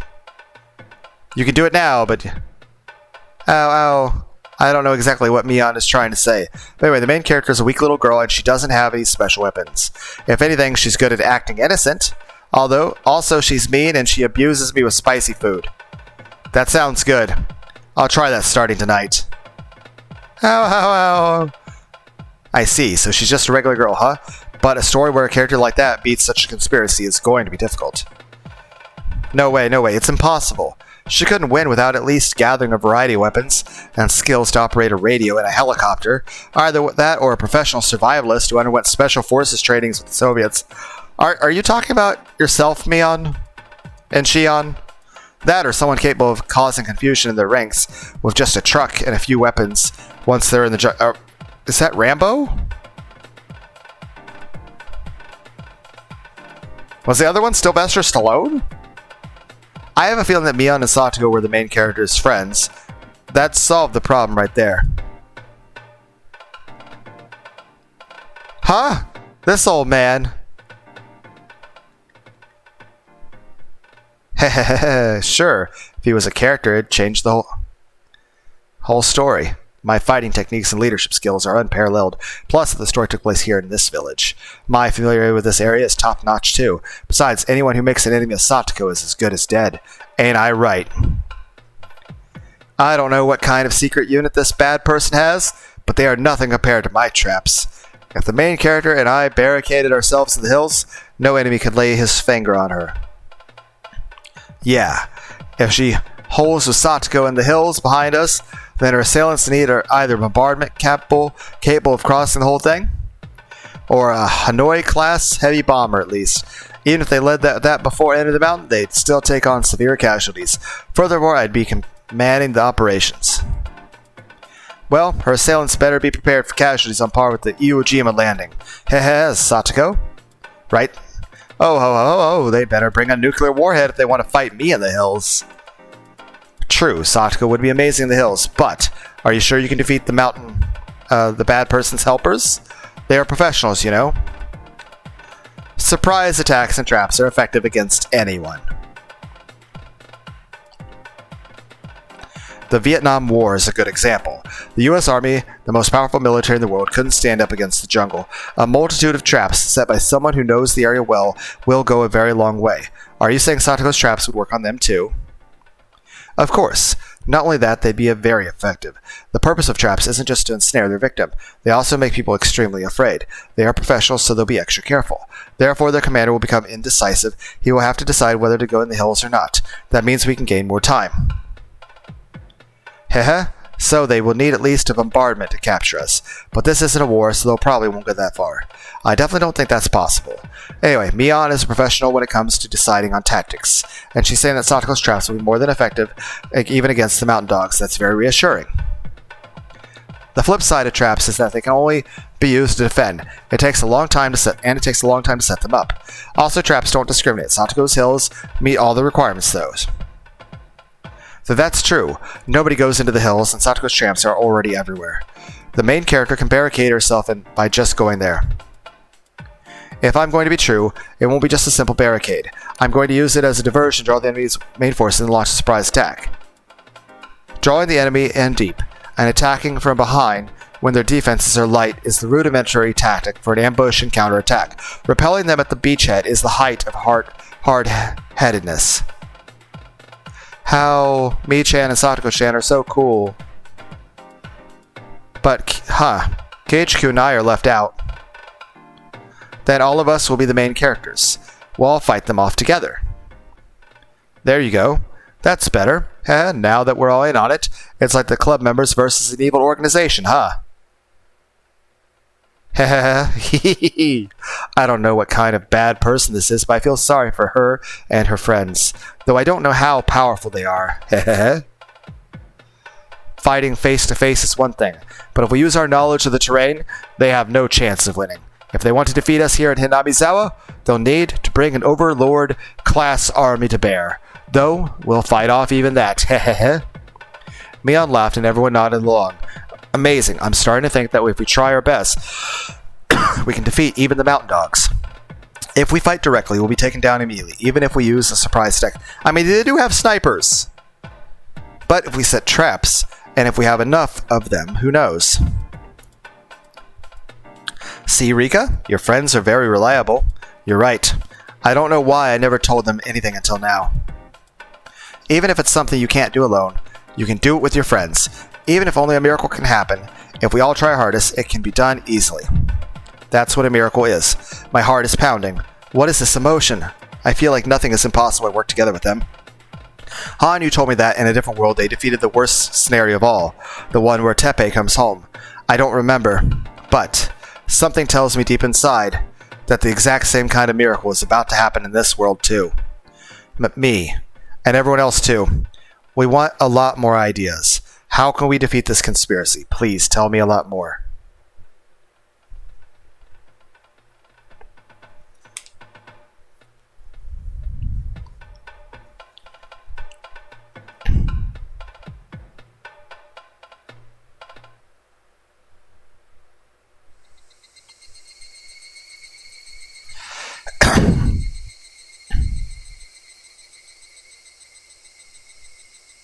I'd only asked for Tomotoki.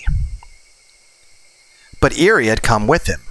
Eri must be bothered by what I had told him this morning, but he can't come to a conclusion on his own, so he wants Tomotoki to listen to me too. Thank you, I actually appreciate you being here, especially since I have more thoughts on the whole motive thing. After saying that he wouldn't interrupt us, Eri sat down a little distance away. I heard from Director Eri. Why are you suspicious of Takano-san? She knows better than anyone that your death would cause a disaster. Besides, Takano-san has been good to you and Satoko-chan, right? And to say this about her now, don't you think that's a little ungrateful? I expected this from Tomotoki. If I was in the same mood as I was this morning, I probably wouldn't have continued. But having expected this, I'm able to continue without getting upset. Tomotoki, please, be honest with me. I want you to really think about it too. Of course, Takano wouldn't kill me under normal circumstances. But can you be absolutely guaranteed that she would never do so? What do you mean? What do you mean? Takano has devoted her life to the research of the syndrome. Is that true? Yeah. Just between you and me, she's the most important person at this institution. Director Eri's position is just a formality, and Takano-san is the one who's really leading the research. This is supposed to be a secret, but the syndrome was discovered by her grandfather. Takano-san respects him greatly, and she opened the Eri Institute so she could continue and complete his research. So how does she feel now about being told that the project will be shutting down within 3 years? Takano even went to Tokyo and requested an extension, but was denied, right? Couldn't you say then that the meaning of her life itself is being denied? Don't you think she's hurt? Rika-chan, where did you hear all that? Tomotoki went silent for a moment. He must have realized that I'm not just saying random things. It is true that Takano-san went to see the board of directors and that she was evaluated extremely poorly. According to what I heard, they really ridiculed her work. She was told that the research project was a waste of money. She's been acting normally, but I think she was really hurt by it, yeah. See? So how can you be so sure that she won't become desperate, thinking that her research is going to be shut down anyway? No, not Takano-san. That's impossible. That's the same thing that Eri said. He kept saying it was impossible, yet he couldn't deny it completely. He repeated the same phrase over and over to refute that possibility. In fact, even though we know Takano is the enemy, we can only guess at her motive. The only way to find out is to tie her down and make her confess. But there is meaning in making Tomotoki become suspicious of Takano. It's even important to do that so that he'll become my ally, and possibly not get murdered, because he has literally been murdered at the first step of every story. Of course, this is also a strategy devised by our club leader. It's rather a scary thing to imagine, but Takano-san won't gain anything from your death. I can understand her becoming desperate, but she has self-control. Time heals all wounds. Isn't it easier to deceive the heartbroken? Deceive. What do you mean? Tomotoki, if I die, something terrible will happen, right? An emergency manual will be executed, and the whole village will be destroyed. Is that right? I had no idea. Tomotoki isn't good at covering his lies. It shows that he's bad at hiding things since he's innately honest, which makes him a nice person. Eri told me already. I don't want to waste time, so let's be open about this, okay? The emergency manual is a last resort, so if it's actually executed, it'll be a disaster, right? Tomataki seemed to be wondering if he should confirm the existence of the emergency manual. But the fact that Eri had already told me about it, combined with me being the Queen Carrier, prompted him to confirm it, albeit hesitantly. Yeah, it will be a disaster. It's not easy to erase an entire village. We'll have to cross several dangerous bridges, and it's not humane, even if it becomes necessary.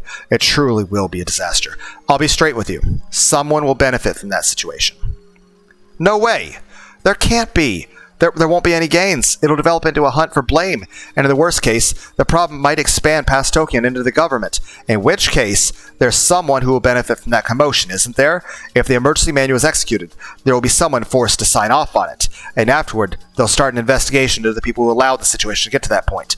To be specific, those in charge of organizing the Eri Institute. Won't those manipulators be forced to take the blame and be driven out of Tokyo? I'm not sure. There's a limited number of posts. People are constantly vying for them.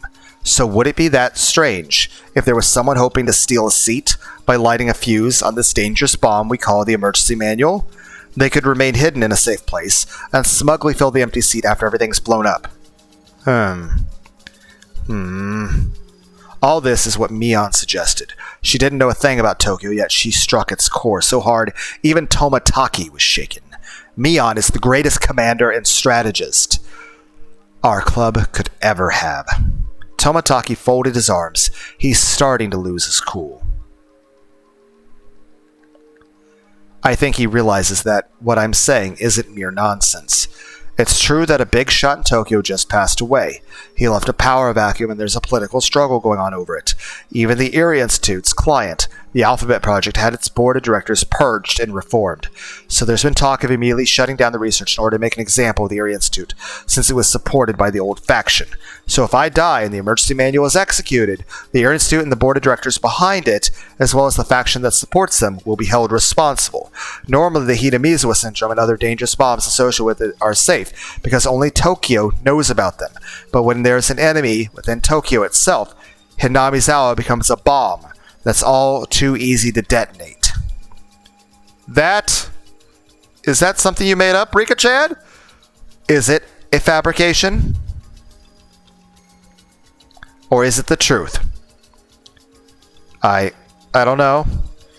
But if I think about what's going on in Tokyo, I guess it is possible for some people to think things like that.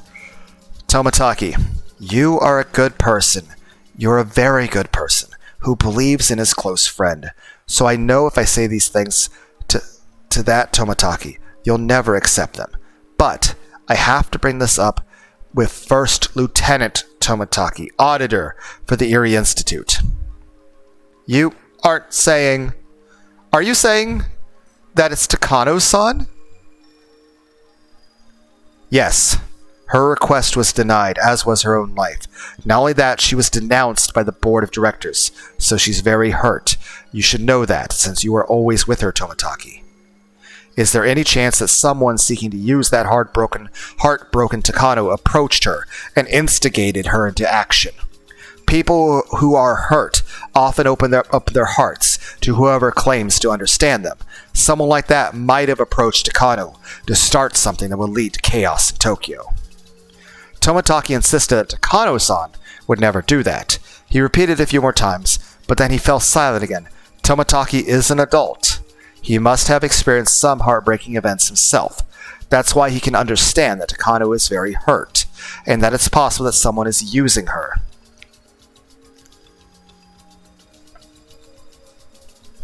I understand what you want to say. I should clear some issues first before I can truly trust Takano-san, huh? Tomataki.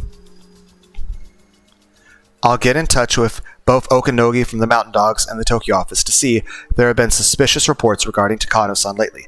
The Mountain Dogs' specialty is counterintelligence, after all. No, the Mountain Dogs are on Takano's side. What? This is someone who persuaded Takano. Of course, they've taken measures for the Mountain Dogs as well.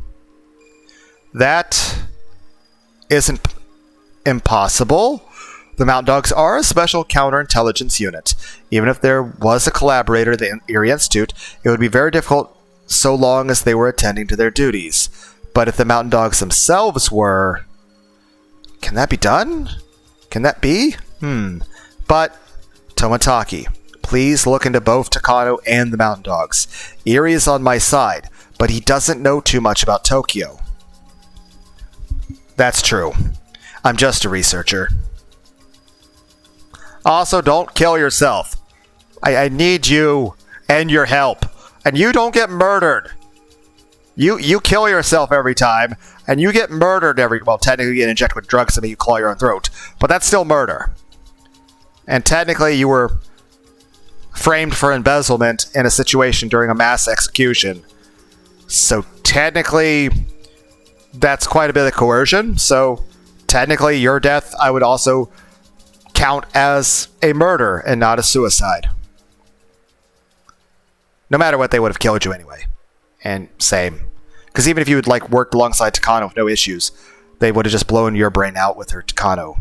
But again, I can't really feel bad with Takano. She has a really bad backstory, and she gets her brains blown out at the very end of this. And, she's got a lot going on.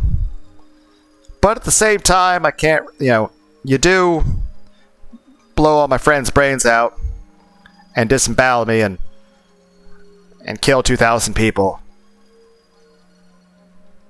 while laughing about it. So, kind of hard to feel bad for you, Takano. I know my position is just a formality for their convenience. That's why I can't clear Rika-san's suspicions by myself. I understand. I've been told that there's a possibility the Erie Institute could become rebellious. That's the reason why I'm here. I'll start investigating Takano-san and the Mountain Dogs right away. Thank you for believing me. This is the first time you actually have. I've been laughed away in many worlds, but Tomataki finally listened to me. He will be a very strong ally in the fight against Takano. Also, I'm grateful for my friends who prepared me to talk to him. I got information on the current situation of Erie, had my friends analyze it, and because of that managed to get Tomataki to listen. Just as Hanyu said, I couldn't have done anything if I kept thinking about it all alone, but after talking to my friends, things are already changing. Actually, I'm going into hiding starting today. Mion's house is a secret basement that's perfect for that. I haven't talked to Mion about it yet, but I think she'll understand my request now. So, if you find anything, please get in touch with her. Starting today, please act like I've gone missing. Understood. I think that's the safest too. I'll act like I usually do, so people don't grow suspicious. Though I'll be careful, of course. Dr. Erie, please act normal as well, but always be on your guard. I understand. I'll be very cautious. Tomataki, please be careful yourself. I have a feeling you might be assassinated within a few days. Surprise Pikachu face! Oh, he is the first to get murdered in every story.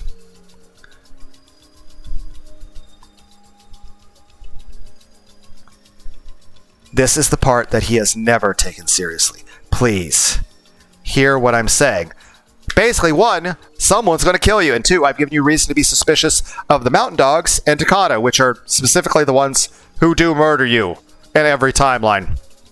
You have literally, we've been through thousands and thousands of loops of this timeline, and Takano and the Mountain Dogs murder you in the same way in every timeline. At the very start of when shit starts hitting the fan. Okay, I'll be extra careful. Thank you. Then Tomataki turned around all of a sudden. Erie and I sensed something odd from his behavior and grew tense. Then, we heard some footsteps. We've been so careless. Did somebody overhear us? Did Takano and her people hear what we were saying? Nufufu. Actually, I'm glad you're involved, Oishi. I was wondering if you were going to get here in time. So, Akasaka and Oishi overheard everything. Well, you know what? I feel like there should be a Metal Gear Solid game where you play as Oishi. You see, are we just going to turn around and see, Oishi in a fucking cardboard box? I will never forget that laugh for as long as I live. Hello, hello! What an interesting group. Dr. Uri, Tomotaki-san, and Rika-san. I've been to Hinamizuwa quite often, but I've never seen you three together before. Oh! Hello, Oishi-san. Ha! Is today the meeting day for Watanagashi? It's still so early. Eri tried to change the subject, but obviously Oishi had heard everything. Well, that's good. I want him to know, and honestly, the fact that he overheard us makes it where he's... Like, if we just mentioned this to him or went to him, he'd never fucking believe us. But the fact that he overheard it during a conversation that he was not invited to is actually the best case scenario. So yay! Tomotaki from Tokyo is okay, but it's too early for Oishi from the police department to get involved. Things are already complicated. Why does he have to show up now? Anyway, this isn't good.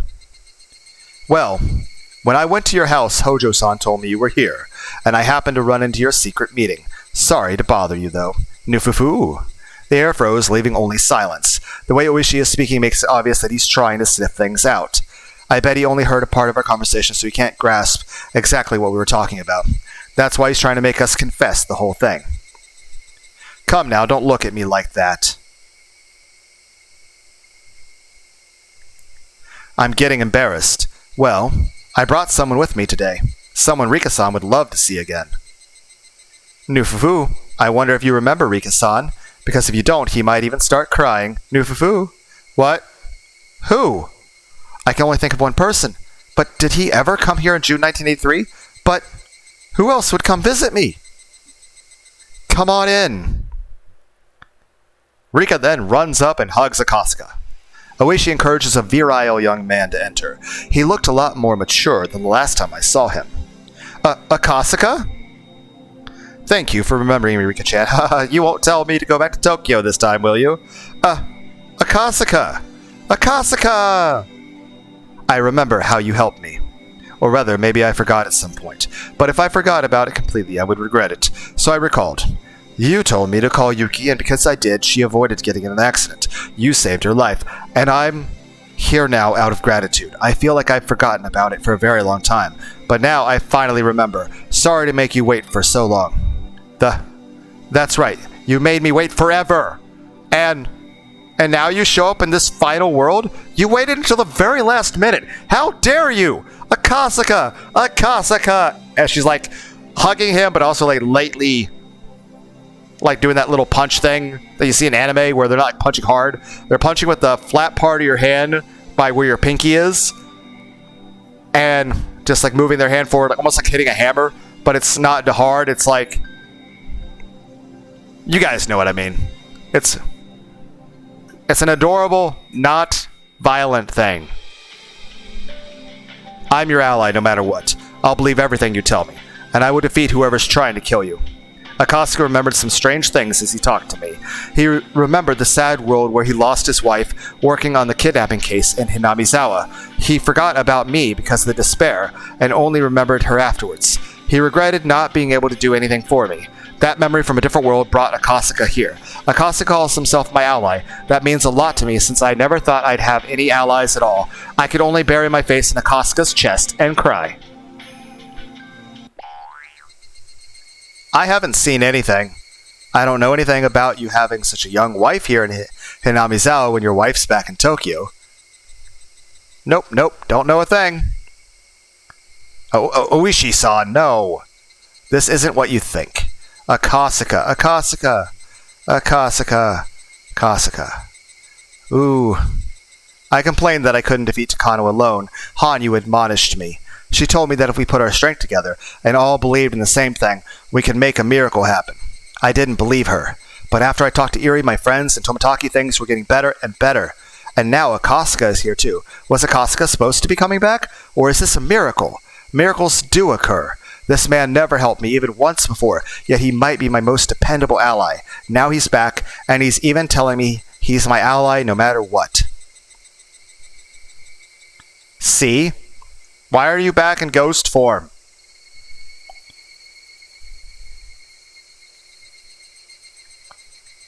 It happens. Miracles really do occur. You're right.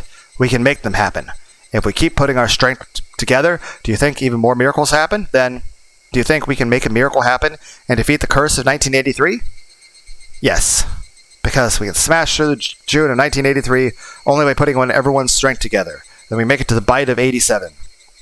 Hanyu, who used to be just a bystander, is now persuading me. She's admonishing me for pretending to fight while I, too, was actually just a sulky bystander. Are you okay, Rika-chan? Yes, sorry about that. Seeing you brought back so many memories that I lost my cool. Meep. I wiped my tears and tried to hide my embarrassment. The Higurashi continued to cry. The Higurashi had been trying to remind me of something very important. I felt like they had taught me something very important, and my eyes grew teary again. Ha ha ha! I'm surprised. I didn't know you had such a wonderful boyfriend. Ha ha ha ha! Let me introduce myself. I'm Mamoru Akasaka. I work in Case Records Room 7 of the Tokyo Metropolitan Police Department's Public Safety Bureau. Security Bureau. Aren't the case records from the room in Tokyo's Safety Bureau a secret department on par with the CIRO? I believe it's tough secret investigation unit that some have criticized as being secret police. No department would be foolish enough to slap secret on the name for the secret division. Real secret divisions have boring names meant to fool the average person. That's true for Akasaka's department too. It's called a reference room, but they don't manage documents. You seem to know quite a lot about us. I didn't think there'd be someone who knows the true identity of the Public Safety Department. Judging from the conversation you were having, I take it you have your own reasons for that. Well, I'm into stuff like that. I just happen to know, that's all. Ha ha ha. At which point Rika should then turn to Tomataki and to Iri and be like, guys, I know it's a lot to expect, but I want you to fully trust Akasaka and Oishi now. Oishi. I want you to not only fully trust Iri and Tomataki, but I've already discussed some things. I'm planning to go into hiding with Mion Sonozaki. The Sonozakis are going to be helping me against the people that killed your friend. Tomataki-san, why don't you reveal your identity, I, for one, always figured you weren't just some traveling photographer. No, that is the truth. I just like taking pictures. That's all. What a waste of time this conversation is. This is the final world, after all. Yeah. Tomataki is the one who is connecting us and Tokyo. But he is my ally all just the same. Rika-chan! Tomataki and Iri yelled simultaneously. To them, it's an extremely important secret, and if someone were to find out, they'd get eliminated by the mountain dogs. But it's okay now. There's no point of continuing to have suspicions and doubts. I've had enough of that. It's already obvious that Tomataki isn't telling the truth, but he's still trying to deny what I just said. You're Director Iri, right? Thank you for taking care of me while I was injured 5 years ago. You really did a great job treating my wounds. Now I remember. No, don't mention it. I only did my job. The Iri Clinic is also known as the Iri Institute.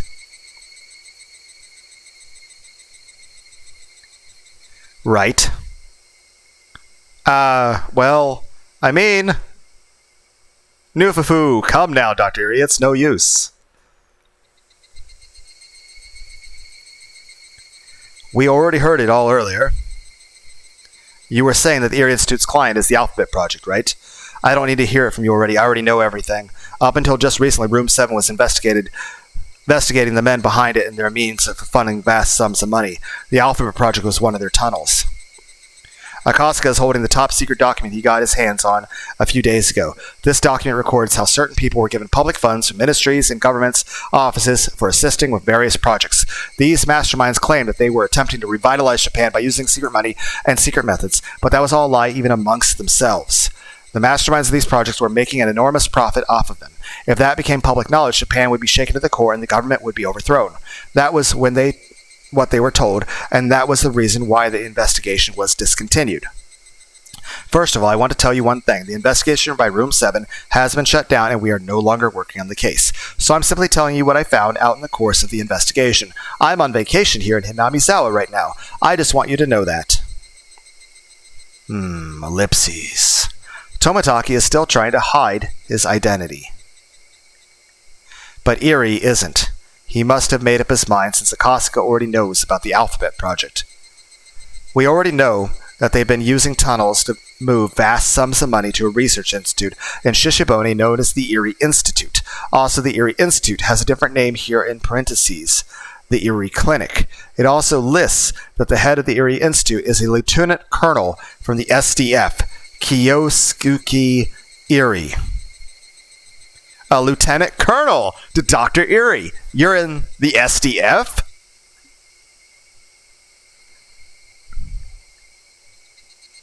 No, I'm not. Tomotaki-san, let me tell them. Putting our clients aside, we aren't doing anything shady.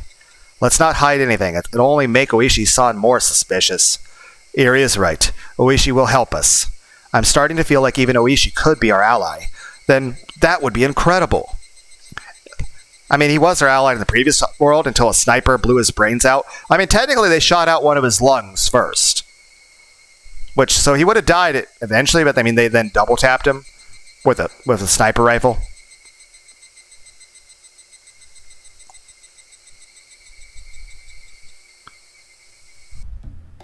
Tomotaki finally gave in and admitted everything. In his place, I explained to them the existence of Hinamizawa syndrome, the Erie Clinic that was established to research it, what's special about myself, and finally about the invisible conspiracy that revolves around it all. Oishi was very surprised to hear about all of this, but Akasaka told him to calm down, so he listened quietly. Since Akasaka belongs to a special unit, he wasn't too surprised. He kept nodding, saying that it's all very possible. This is working out great for me.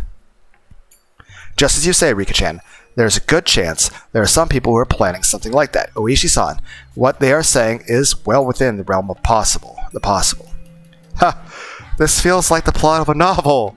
But if it's true, compared to Akasaka, who has a flexible mind, Oishi is having a hard time understanding such unrealistic stories. He'll probably need at least 3 cigarettes before he can digest what he just heard. I think Takano is suspicious, but there's no proof. I was asking Tomotaki to investigate, so that I can confirm my suspicions. Oishi-san, can you arrest and detain Takano on a separate charge? I may lose my retirement money for that, but it could be done, I guess. I mean, technically, you probably die in most situations. I mean, you live for like 3 years after in one story. There are some counterintelligence members from the Mountain Dogs at the police station.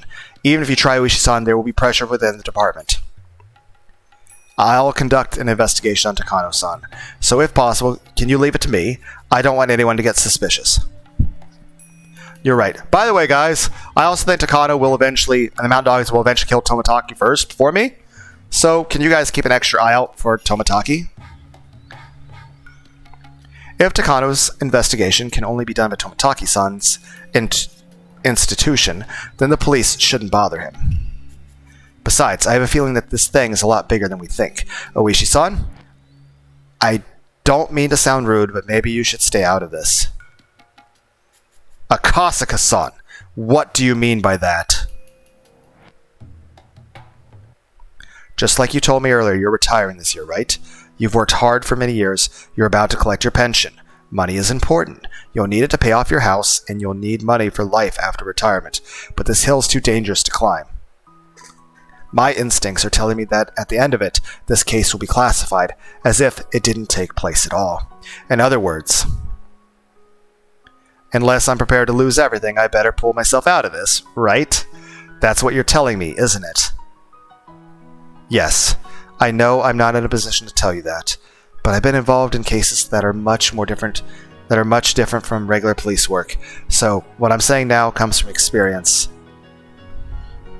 Oishi was no fool. He was also an adult, and smart in a real sense. If he only listened to his pride, he would yell at Akasaka for insulting him. But what Akasaka is saying is true. Oishi's pension is a big deal for him. People live far beyond their retirement.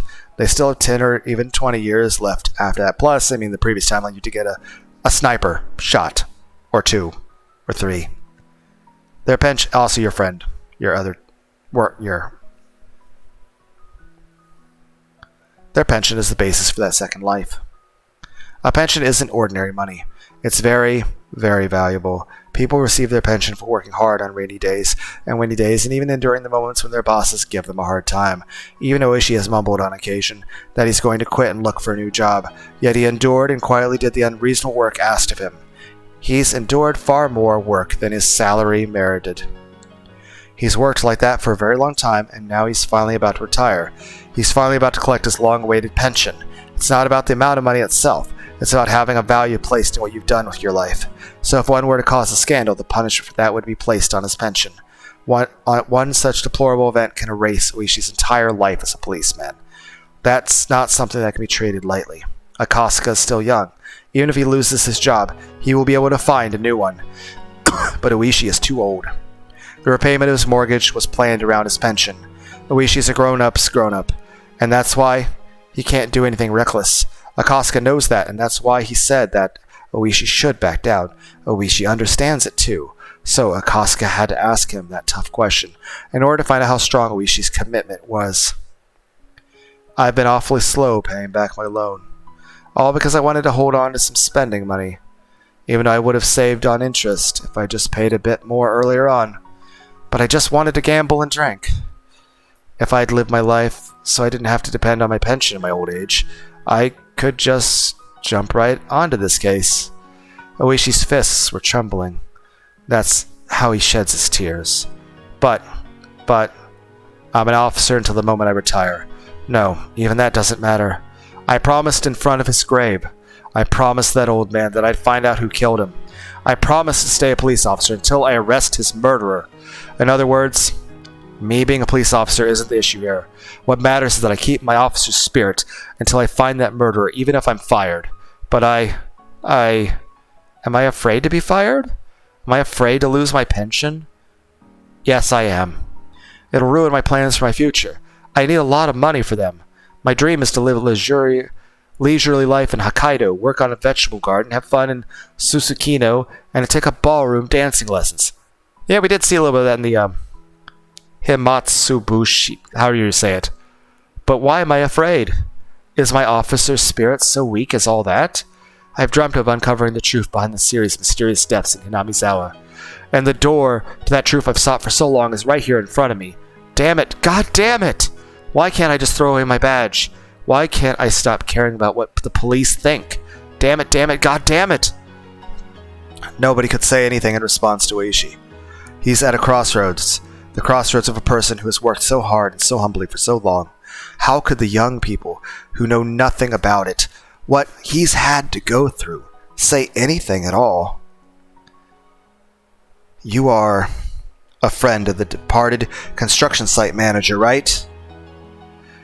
Yes, he was a friend, a brother, and a father to me.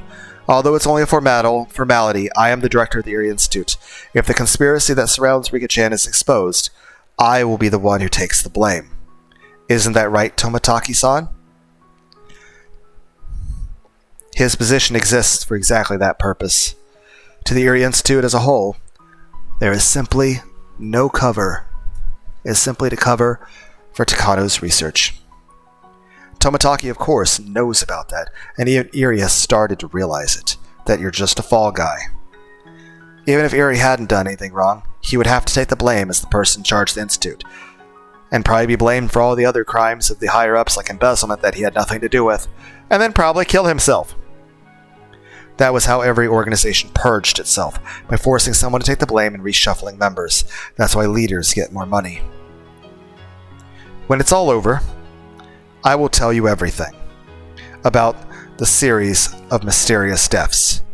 I actually have an obligation to remain silent for the rest of my life, but you'll let me tell him, won't you, Tomataki-san? Ha ha ha ha. I didn't hear anything. As an honest man, Tomataki can't say yes, so pretending to ignore it was the best he could do. No, that's not right. You can tell the brave Kurado Oishi about it, the one who found the courage to help you. The cowardly Kurado Oishi, the one who didn't want to lose his pension, doesn't deserve to hear the truth. He faced a dilemma. Even though the truth behind the mysterious deaths he sought so hard was right in front of him, he couldn't just accept it with his head held high. To understand what he's going through, one would have to live the life he did. His dilemma is very vast and very heavy. young people couldn't possibly understand. Can I have some time to think about this? I really do want to find the truth and put evil behind bars. I just need some time to gather my courage. Could you grant me that? Why is he even asking? Nobody here will force him to make up his mind. Of course, I won't either. However, Oishi needs someone's approval. Oishi is still passionate about his work as a police officer, yet he isn't brave enough to take on this case. He wants somebody to forgive him for that, but nobody can do that, and nobody can stop Oishi from crying. Yes, I will grant you that time. Hanyu? How long has she been there? Hanyu has arrived. I didn't see her come in. But then again, she's always around. Hanyu is the guardian deity of Hinamizu, after all. I'll grant you some time to make your decision. You have been honest, and you have been tough on yourself until today. Your life is not to be taken lightly, and that's why you are having such a hard time deciding. One should never be proud of careless decisions or brute courage. A careful judgment made by a person who has lived a worthy life like you. That's what's worth being proud of. She might sound arrogant to us, but that was exactly what Oishi needed to hear. Right, who among us has the right to admonish Oishi? The eldest one here. No one. No one should be able to. Nobody but one. The one who has been protecting humans for over 1,000 years. Hanyu. No matter if you decide calmly or courageously, I will praise you, as long as your decision was made well.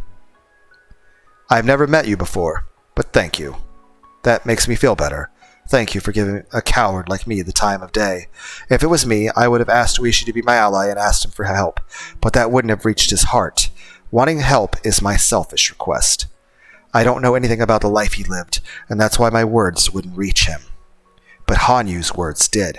Hanyu has never told me this, but I can tell she's been watching Oishi since the day he was born. She's been watching all that he went through. That's why she can say that, and why what she said could reach him. Only Hanyu can do that. Dr. Eri, there's only one thing. Please tell me one thing. Sure.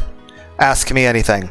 I've long suspected that the Sonozaki family was pulling the strings in the old man's murder case. Am I right to think that? No, you are not. You are wrong. We can explain everything about the series Mysterious Deaths in Hinamizawa.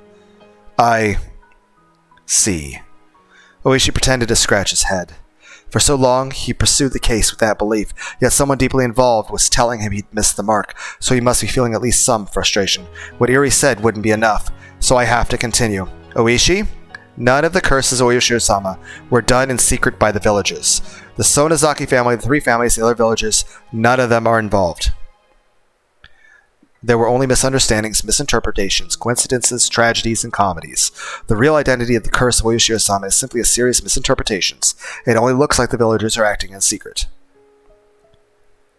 So, all the information I've gathered so far about the Sonozaki family is worthless? Ha ha ha. The heads of the Sonozaki family have a secret precept. They must always act as if they command. I assume that's supposed to say unseen natural disasters, instead of just EEN. The Sonozaki family knows nothing. Moreover, they are even afraid of the incidents that occur every year. But in order to maintain their dignity, they act as though they're the ones behind everything. Oh my goodness. I see. It all makes sense now.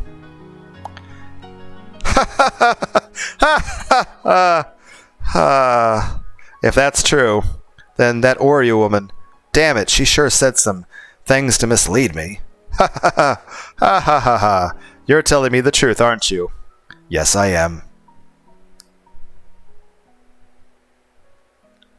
It's written in the Furude family secret scrolls, too. Do you want to see? Ha ha ha. Ha ha ha ha. I have no idea what Oishi thinks is so funny. Nobody here can tell what's going on in Oishi's mind, except the girl who has watched over human beings for over 1,000 years. I can understand why you're so happy.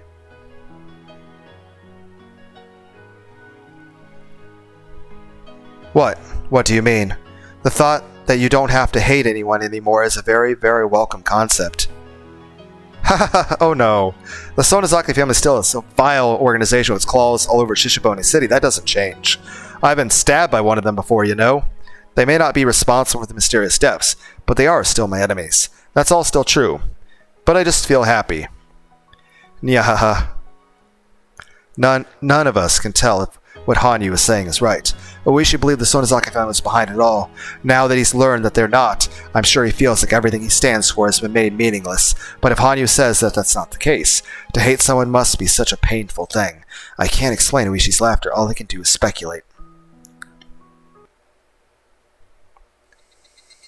And then it was nighttime.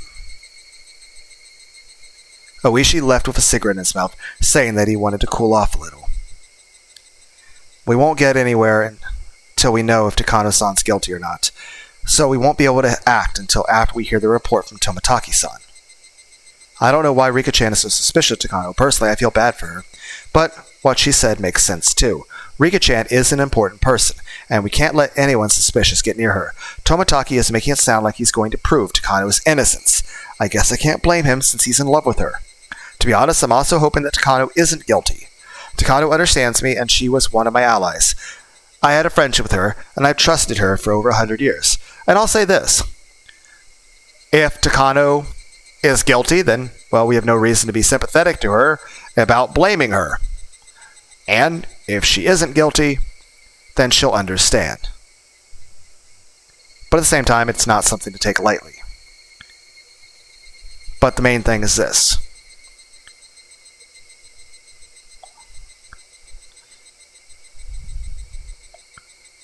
There's definitely an ebb and flow to it. Because I've definitely been on both sides of that scenario, but it's definitely something to give a lot of thought in both situations. Which I have. Usually a lot of pacing back and forth in my bedroom and just talking to myself. But Hanyu says that Takano is guilty. If something... I don't have a magical ghost girl... horn person. Well, I was going to say horny, but that has a different meaning than just somebody having horns in their head. I'm just saying I don't have a magical ghost girl that can, tell me supernatural things. If something pops out when we poke her, then the question is how well Toмотaki can catch it. To get people to help me, I have to find proof of Takano's guilt. So I just have to trust Toмотaki for now. Toмотaki-san, please be very careful. If she is guilty, then you'll be in danger too. I understand. I'll move to a new hotel without letting the Institute know. I should probably leave Hinamizawa immediately, but if Takano-san is guilty, that would backfire. That's pretty tough, yeah. It's a cardinal rule to act normally during a secret investigation. Would you prefer to stay with me? No, that's all right. It's fine. I'll be very careful. But Rika-san's safety is the priority here. What should we do? What should we do? Hanyu, what should we do? Using chess as an example, you're like an unprotected king. As soon as Takano gets a hold of you, the game is over. I mean, since you're in ghost form at the moment...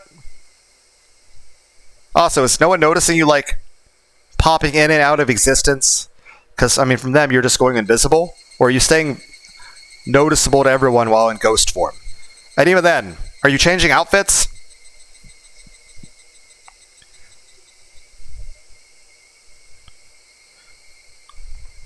One of the most important rules in chess is to guard the king first. Right? Right. Yes, today is Thursday. Tanagashi is in 3 days. You need to hide somewhere nobody can find you until at least then. Well, I'm planning to hide in Mion's basement and fully explain things then. But the problem is the Sonozaki family might not be very trusting. Okay, here's the thing. Eri, you have a car. How about you, me, Toмотaki, Oishi, and Akaska all get in a car together and drive over and speak directly to Oryu. And we'll be like, hey, hi, Oryu. It's me, Rika. I brought the director of the clinic. I brought this guy who takes pictures of birds. I brought Oishi. I brought a ghost. A cute ghost of horns. And I brought this dude from Tokyo who's like a secret special agent. Anyway. Oryu, I need you to protect me. These people are also helping me. Someone wants to kill me. I want to hide in your basement and have you and all your guns protect me. Oishi basically works for you now. Akasuka, he's going to live here for a little while. And though, wouldn't Takano just then attack everyone, all my friends, to try to draw me out? But then that would also reveal her hand. Also, the person who wants to kill me has like 100 special trained counterintelligence assassins with sniper rifles and stuff, and gas weapons. So, yeah, I guess prepare for war. But yeah, also, Dr. Erie's actually a researcher at the secret clinic, and the photographer dude's actually in the military, and he is the auditor for their budget. But they're all working together to try to protect me. But I want to hide in your basement and cook frozen pizza.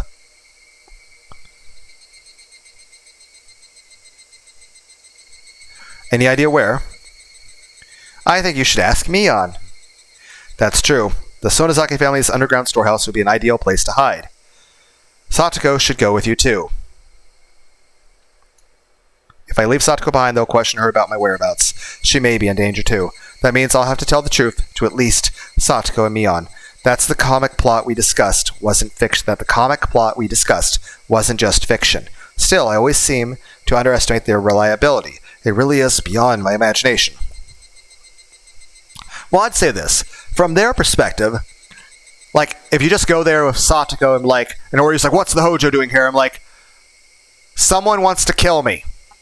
And Oryu like, what? Who would dare try to kill you? I'm like, and if I go into hiding, they'll attack her to try to draw me out. She's my best friend, and I want her to be safe too.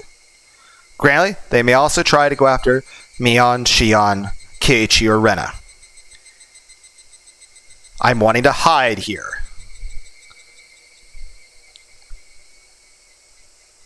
At the very minimum, Oryu and Mion, being concerned for Rika, would basically just treat it the same as, well, you're just basically doing a slumber party. There's no reason Rika can't be over there for a few days, as is. And they would do it literally out of concern for him.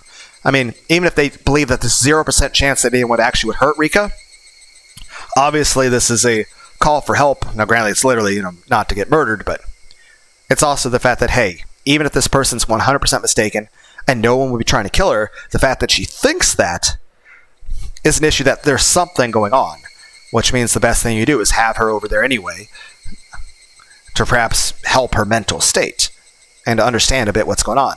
And even if there's the tiniest percent that anyone would be trying to hurt her, you can protect her. I mean, obviously, if you care about somebody, that's something you should want to do, right? I need to talk to them. I have a feeling that they'll believe me. They are my steadfast allies, after all. We're going into hiding for a while.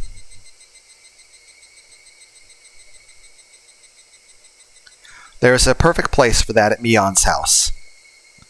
Will you really be safe there? Yes, it's like an air raid shelter. It has everything we need. We can easily stay there for about a month. The Sonozaki family's underground storehouse has every basic necessity in case someone actually had to live there due to some complication or another. Mion has mentioned that before, that it's like a unique vacation house. I don't know how you can call it a place with a torture room, a vacation house, though. Yeah, I feel like you should, renovate it. Maybe take out the torture stuff and, put, a billiards table and, some big TVs and PlayStations and a mini fridge and a couple beds and, actual mattresses. The fucking tatami mat bullshit. No, mattress. You need a fucking mattress. I did a lot of camping when I was younger. In Boy Scouts, I eventually became an Eagle Scout.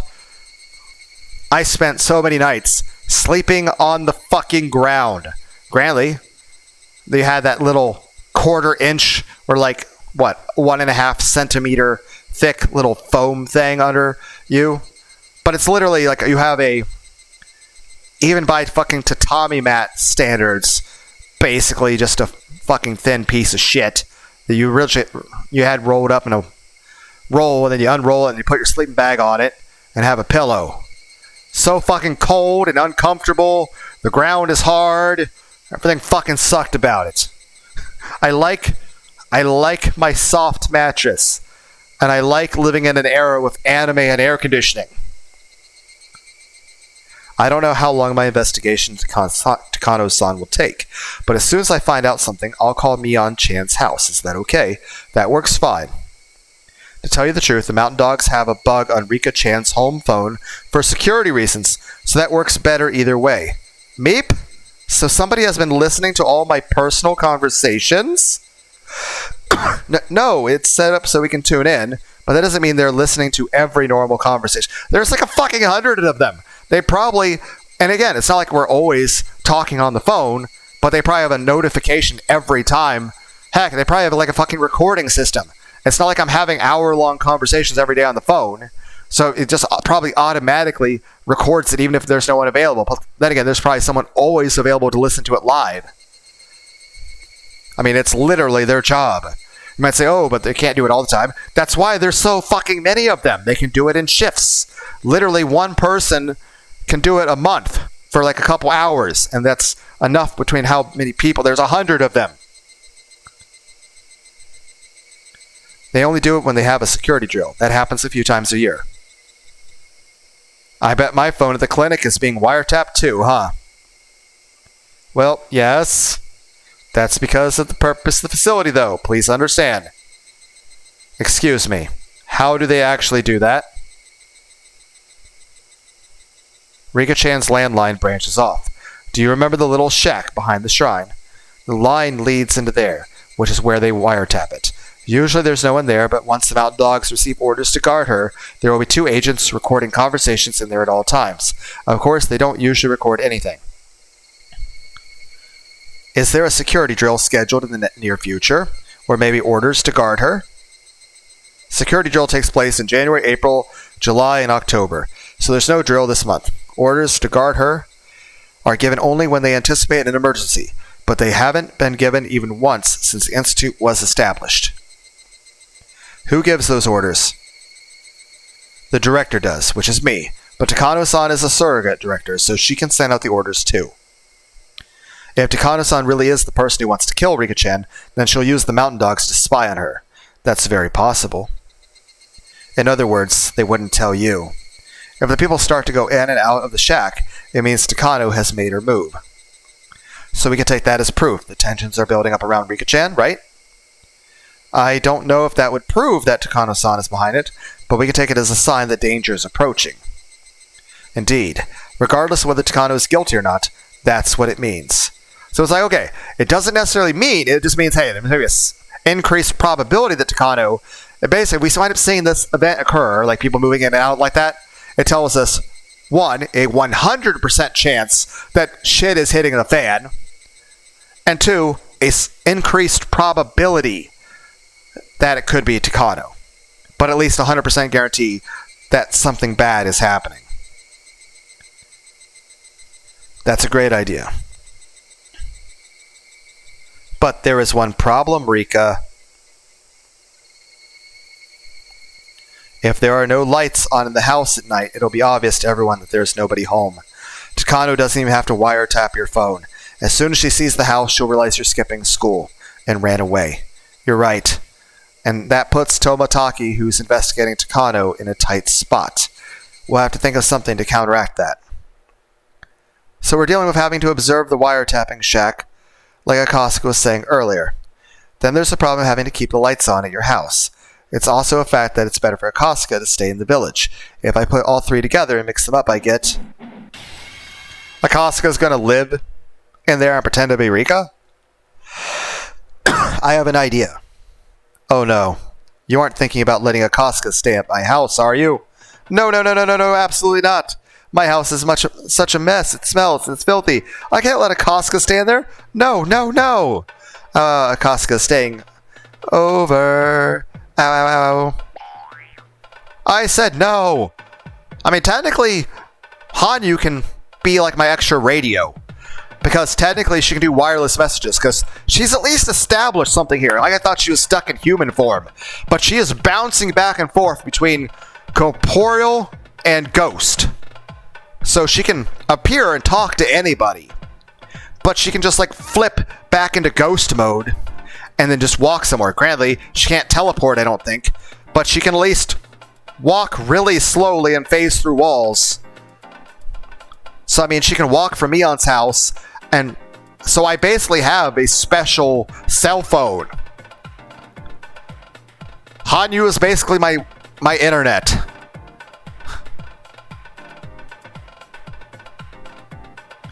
It also means we can communicate with everyone. No, no, no, no, no, no. Why are you making such a fuss, Rika-chan? But Meep, I lost my cool there for a moment. Nipa. Jeez, just because Hanyu's insisting? Okay. Oh. It's true that if Rika-chan's house ends up empty, there won't be any lights on at night. Okay, again, are they able to see her? Are you guys not even like... Like, I feel like if I was in public and I just like kept like magically changing my clothes in front of people. Like, I feel like questions. I feel like that should be concerning.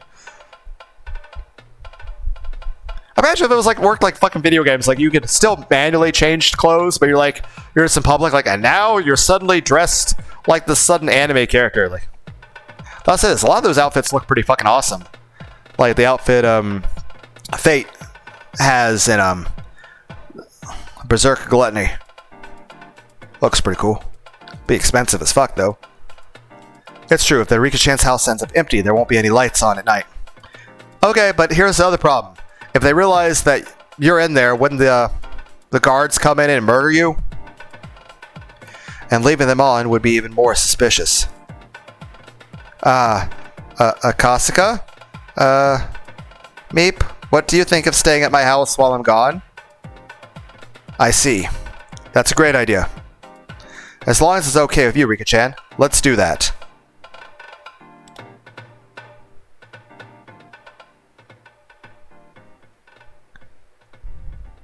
Akasa seems to think it's a pretty good idea. Am I selfish for wanting him to get a little embarrassed about staying at my house? I should be ashamed of myself. Ow, ow, ow. Everything is set. Toмотaki is going to get in touch with his colleagues in Tokyo and start an investigation on Takano. That's all. That's all we can do from our end. Eri is going to lead his normal life. To act normally after something like this will be pretty difficult, but there really isn't anything else for him to do right now. Takano is sly. She'll never let Eri ruin her plans. Actually, Eri only comes into the picture after Takano's been exposed. Oishi didn't say he would help, but he said he wouldn't interfere with us. In fact, there are some people with ties to the Mountain Dogs at the police department too. It is probably best if Oishi acts normally like Eri is. I'm going to tell Satoko the truth and hide at Mion's house for a while starting today. I don't know how long I'll have to hide, but it'll be at least until something happens. Akasaka is going to stay at my house and make it look like I'm homesick. If something happens, coming all the way from Okonomiya would take too long. It feels much better to have him stay in the village. Everything will begin only once Toмотaki finds out something. Eri says he hopes things will get moving soon, but I don't think we need to worry about that. They will try to kill Toмотaki on the night of Otanagashi on Sunday, 2 days from today. That has never changed in many, many worlds, so that's definitely their plan. In other words, even if Toмотaki doesn't find anything, the wheels will start turning in 2 days. I had warned Toмотaki again to be extremely careful, but still, if I still get killed, I'll curse your family for 7 generations after I die. It's already getting dark. Everyone went home except for Akasaka. I'm still thinking about how to tell Satoko about Akasaka and about what has to come. Worrying about it won't solve anything. Rika, you have a bad habit of underestimating your friends. But how can she believe what we talked about at school today is actually real? How can she believe me when I tell her that her life is in danger? In addition, I'm bringing home this guy she's never met before. I wonder if, we've been here for a very long-ass fucking time, and Oishi did come here to talk to me, and we've been gone for hours. If anything, Satoko from the very start would have been very curious, so probably I would expect that she followed Oishi, sneaking behind him, and listened to everything. Which, honestly, my biggest thing about that, Satoko, is if you're, on your knees, hiding in the bushes, that's gotta be so fucking uncomfortable. My back would probably hurt for a week after that. Don't you think Satoko will believe you?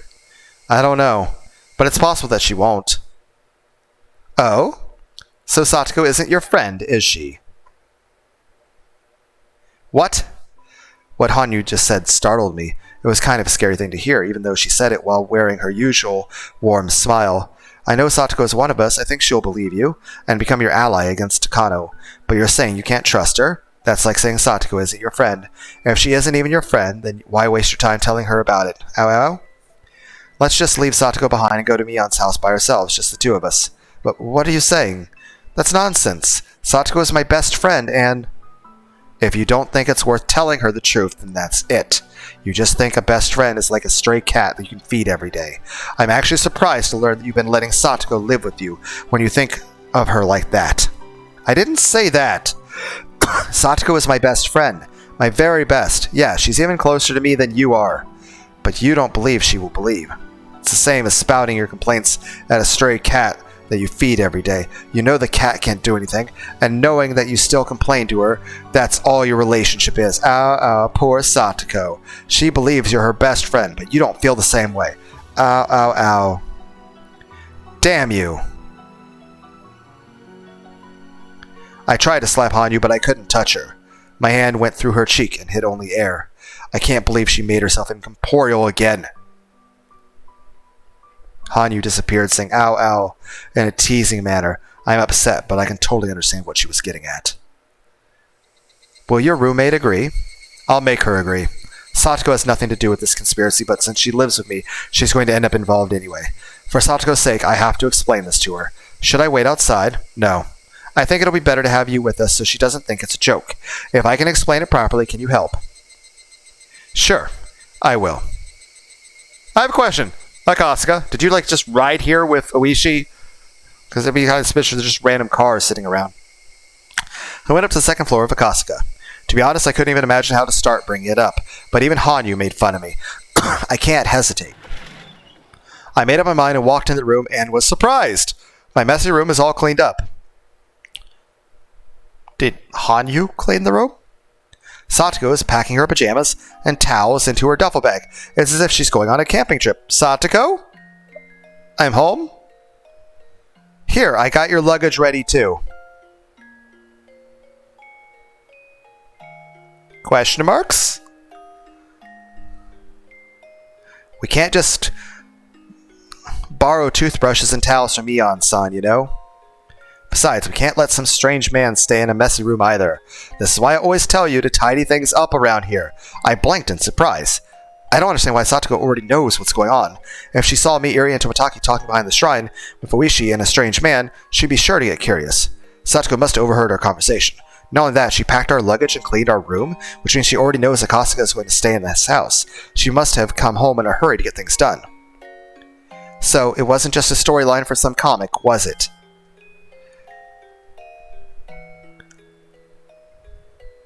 Well, this is so nice. It's like, oh, your friend believes you and cares about you. This is usually the time you would want to hug somebody. Meep? You know, that's what I don't like about you, Rika. Have I ever doubted you before? I always thought I was your friend, I was your best friend, that you would count on me before anyone else. I am sorry. Satoko doesn't seem that angry. Rather, she seems shocked that what we talked about at our school is real. She isn't really that upset. But this is exactly what Hanyu said. I thought Satoko was my best friend. Yet I couldn't trust her completely. Having realized this, I apologized. Satoko turned around as if to tell me there's no time for apologies. I think she accepted it. As the proof of that, she's getting things ready to go to Mion's house. Thank you, Satoko. Akasaka-san, is it? I don't know how you and Rika know each other, but if you're Rika's ally, then you're mine too. You may call me Satoko Hojo. Nice to meet you. I'm Akasaka. The conspiracy surrounding Rika-chan runs pretty deep, and it's not easy to explain. She was afraid you'd reject her after she confessed to everyone, so please try to understand how she felt too. Of course, I understand. I'm Rika's best friend, you know. She was thinking that I didn't believe her. Who would? That if I didn't believe her, who would? I can understand why she'd be afraid. You're really mature, Satoko-chan. Rika-chan is lucky to have you as her best friend. I'm pretty envious of her. And I will say this, I do hope the creator of this series makes a new Higurashi visual novel or anime, but if he does make a new visual novel, I don't want it to be based off the additional animes that were made. Because while those were interesting, I want an entirely new take on it. But then again, honestly, at the same time, in general, I feel like the story is finished with this chapter, and it's sometimes okay to just let a story die. You know? You don't need to keep it like another sequel and another sequel. A lot of that's just a matter of, I really enjoy this story. I really enjoy the characters, the art design, the character designs, the music. It's just that I really, really enjoy this game. And I'm looking forward to finishing this chapter, but also part of me is like I would still want more.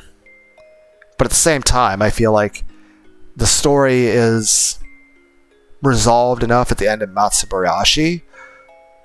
I mean, granted, there is that Miotsukushi thing, which I'll put it in the description down below, where there's an alternate ending. And I'll even put it in the community posts, but so I do like the one where they have that little conversation, but it's more so an issue of this. Like, there's no need to continue the story after the end of this chapter, because it's already got a good ending to it. But at the same time, as somebody who enjoyed the story, it's just, you just want to keep enjoying it. So, I hopefully people understand my sentiment on that. Satoko took Akasaka around the house and explained everything. She let him know that the switch for the hot water heater sticks a little, and that the picture on the TV gets messed up, he needs to tap on it. Also, if you have any traps around this place, you should let him know about it. She even told him about all the traps she set around the shrine, using a secret map of hers. Akasaka listened to her dead seriously. Upon seeing them talk, I couldn't help but smile. Hanyu also smiled while watching us. But it felt like she was saying, I told you so.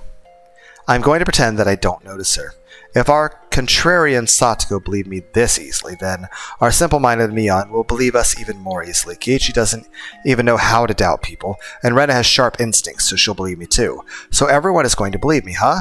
Hanyu didn't reply, but she smiled, as if she's happy to see that I grew a little. Alright, there's plenty of things in the refrigerator. Rika, you're asking him to house sit. So why don't you make dinner for him tonight? Besides, just to be safe, perhaps we should go over to Mion's house a little later. Oh, don't worry. I can handle that myself. Ow, ow, this is a chance to serve him your homemade food, Rika. Ow, ow, ow. You really are annoying today. Oh, right, Satoko. We have to make something good, huh? I have an idea. Can you bring out the large Kamishi bottle from the refrigerator? No, not that one. The one that says death penalty. Not the one that says punishment. Let's make Kamichi fried rice today. Akasa, do you like spicy food? Oh yes, I love spicy things. Ow. I mean, technically you can... The cream puffs in the refrigerator have expired, so let's throw them away.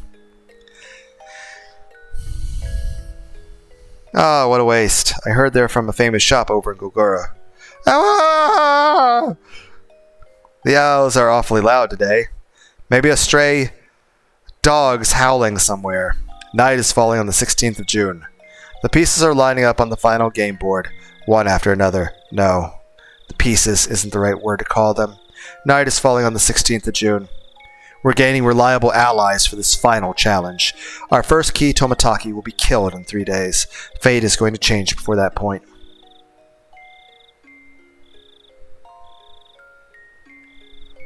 Ow.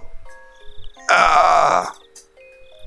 My knees and my back didn't like moving like that. Setting up the pieces. Continued preparations.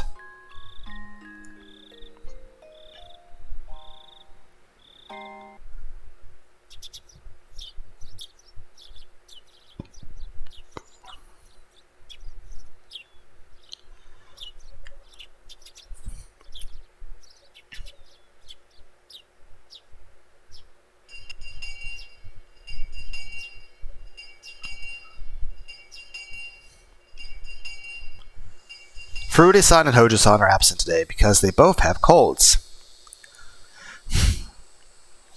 The weather is changing, so it's easy to get sick. Make sure you cover yourselves when you go to sleep, okay? Okay! How? They live together, so I guess they caught it together.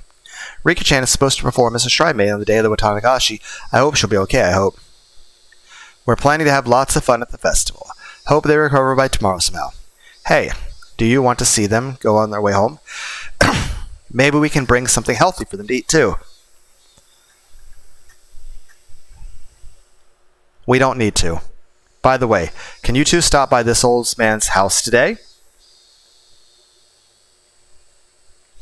Serious face. Game face. Mion usually enjoys ideas like bringing people food when they're sick. For whatever reason, she was a little curt today. Actually, she's been acting a little different since this morning. Even when I talked to her, her thoughts seemed somewhere else. It's almost as if she was told that the plot to kill some person was real and it was about Rika. So, and she's had a night to sleep on it to think about, the serious implications of that. Because obviously, you're like, oh, you always know that. Yeah, you know the serious implication at first, but you're still in shock. She's had the night to sleep off the shock and think about it in depth. Also, Oryu is probably aware of things. Shion's probably also been informed. Now she's asking Rena and me to stop by at her house. Your house, Mi-chan? What for? Well, I need to talk to you about something important. I can't tell you right now, though. Mion seemed calmer than usual, which told me that it was something very serious. There are always lots of patients running into the clinic just before lunchtime. Because of that, lunchtime at the clinic is always later than normal people's. It's just a short break, though. Our afternoon shift begins right away. The staff were enjoying their break, eating their delivery lunches. They can eat basically anywhere they want, as long as the patients can't see them, and it's not a place we need to keep sterile. Because it's hot and humid, the meeting room with its air conditioner ends up being a popular place. The staff all eat their takeout lunches there. As I'm the director of this clinic, they might feel uncomfortable eating with me around. So I usually eat my lunch in the director's office out of consideration for them. Today I ordered lunch from a soba shop. I got an extra large serving of mori soba, that is. I don't know what that is. I know it's a type of noodle, but I don't know what the mori part is. I assume it's like a type of seasoning or something. For whatever reason, they just call the dish an extra large. That makes ordering it complicated since I order an extra large and a kitsune udon. They'll just deliver an extra large kitsune udon itself. But is this really a large? It looks more like a regular size to me. As I recall, the owner of the restaurant has hurt her hip, so she must be having a hard time keeping things running. I was still thinking about that when Takano-san came in. She was carrying a really large size order in her hands. Apparently, she ordered a regular morisoba and I grabbed the wrong one by mistake. Ah, what a hassle. It's easy to confuse them, isn't it? They should use some kind of mark, I agree. For example, they can put a flag, like the one on a kid's meal, that says large size. Takano-san must have liked that idea. It's not like she collected those flags or anything. She laughed for a while. Would you like to join me? I invited her to sit on the sofa. Are you sure? Thank you, but could you turn the air conditioning down just a little? Sure, sorry about that. Here we go. Come to think of it, I haven't really talked too much with her. We were rather distant from each other, partly over the guild of the organization become the Erie Institute. So with that, and our respective positions, we had the tacit agreement not to pry too deeply into each other. Since our attitudes towards our research are different, we've never mingled before, so chatting over lunch is a good way to get closer to her. I wonder what she likes to talk about while eating. I guess I should start a peaceful conversation. I don't want her to go off about something like tapeworms. We're having lunch after all. And while I tried to come up with a topic, she started talking instead. A flag on a kid's meal? That brings back memories. Do you think they still have those flags, though? I don't know. It's one of those things that endure. So it's possible they keep having flags on kids' meals, even in the far future. Maybe an in-flight kids' meal on a spaceship will have a flag on it. Hehehe, that sounds interesting. I wonder if kids will collect those flags even in the future. Flags. Did you collect them? Oh, didn't you do that when you were a kid? Collect the flags from kids' meals? No way. When I was young, only rich kids could have meals like that. My family couldn't afford it. That's not true. My family is poor. But when we went to the mall, we had our lunch at a restaurant there. At the time, for me to go to a mall meant having a kids' meal. So, whenever my parents went to the mall without me, I'd get very upset. Ha ha ha, your childhood sounds very happy. But, when they went to the mall without me one day, they got in an accident and died. Until I got a call about it, I was really upset with my parents for going to the mall without me, and I was sure they were having a meal there by themselves. As it happened, I only needed one more flag to make my collection complete. Collecting 20 of them was my goal. I was so upset that I couldn't complete my collection. That's awful, huh? It must have been horrible to lose her parents at the age when she was still interested in collecting flags from kids' meals. It's obviously still a painful memory for her. I see. I didn't know. By the way, is that why you became a doctor? Huh? Why? Oh, well, I aim to become a doctor because of reasons involving my family, so I thought the same was true for you, too. I earned my medical license because it was necessary to draw closer to Higurashi syndrome. It might be rude to put it this way, but I only obtained my license as a byproduct of pursuing my research. How interesting. Even when she was still at a medical school, she already knew about Higurashi syndrome? By the way, before I took on this job, I didn't know anything about the syndrome. Where did you find out about it? I was told you read something about it while you were looking into late Dr. Takano's documents. I'm impressed that you already started to research it while you were at school. Studying took up all my time while I was a student. That's really incredible. Hehehe. Actually, I became familiar with Higurashi syndrome long before that. What does she mean? How old was she when she first found out about the syndrome? In fact, why did she become familiar with it at all? Just like Satoku-chan and Rika-chan did, I didn't have any relatives, so I was sent to an orphanage. It was a horrible place.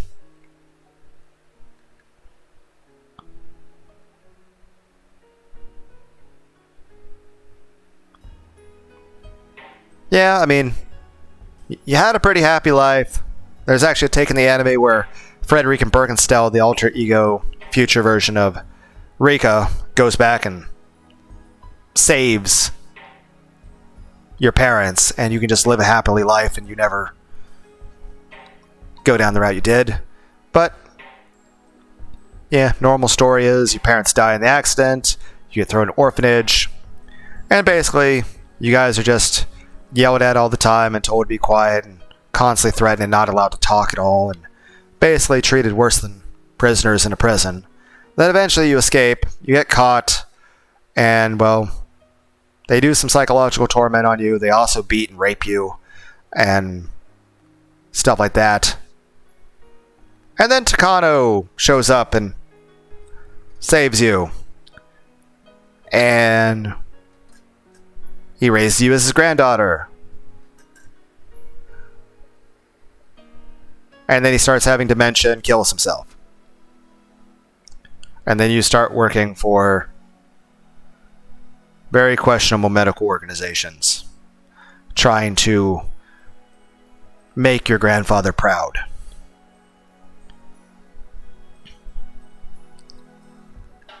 You remember how there was a flood of orphans back then. I was in a truly awful orphanage, built solely to gather up those children and bring in government subsidies. When I escaped from there, I was rescued by my grandfather, Dr. Takano. So you actually lived with Dr. Takano. I see. Now I understand why you were familiar with his research documents at a young age. But why do you keep it a secret? Well, political reasons.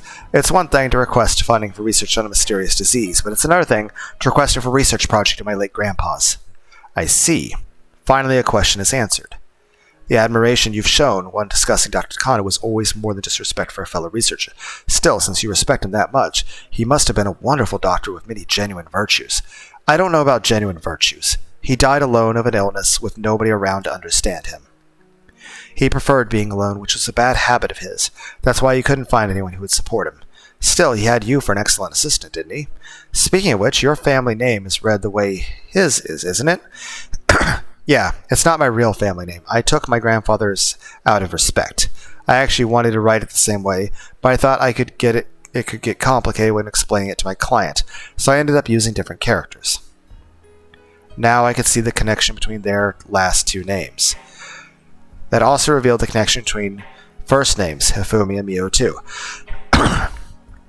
She doesn't need to tell me anything more than that. She lost her parents when she was young, and Dr. Takano took her in and loved her as if she was his own child. To show her love and respect, she decided to call him grandfather. Now I know. That's the reason why she devoted herself to researching Hinamizawa syndrome. I now understand how she must feel, knowing her research is soon to be terminated. Rika-chan had said that she was hurt. Although I didn't know anything about it, I may have said something to hurt her before. I only cared about treatment and extermination and didn't care anything about anything else today. She must have considered that blasphemous toward her grandfather. Now I know why she became aggressive every time I expressed how I felt. After she was told that her research would be terminated, she stayed up all night and gathered up a lot of documents. She went to Tokyo and requested an extension without depending on anyone else, and that request was rejected. The documents she used are now in a box in underground storage. She must have exerted a lot of effort to put them together.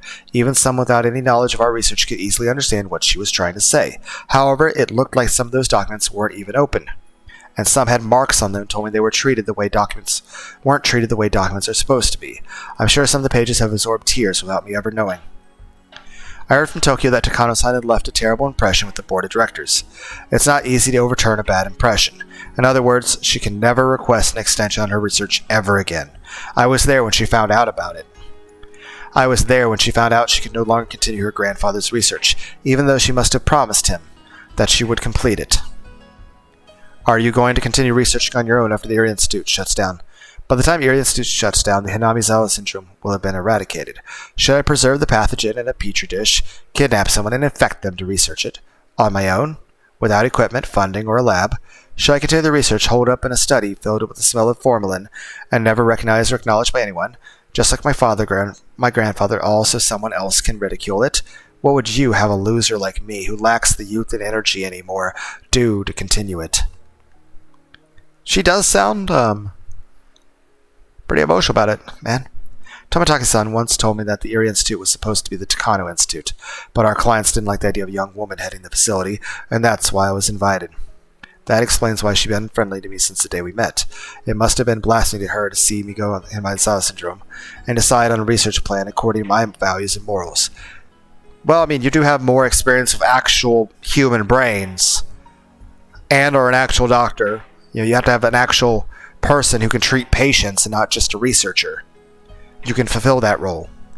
More importantly, you are purely a civilian.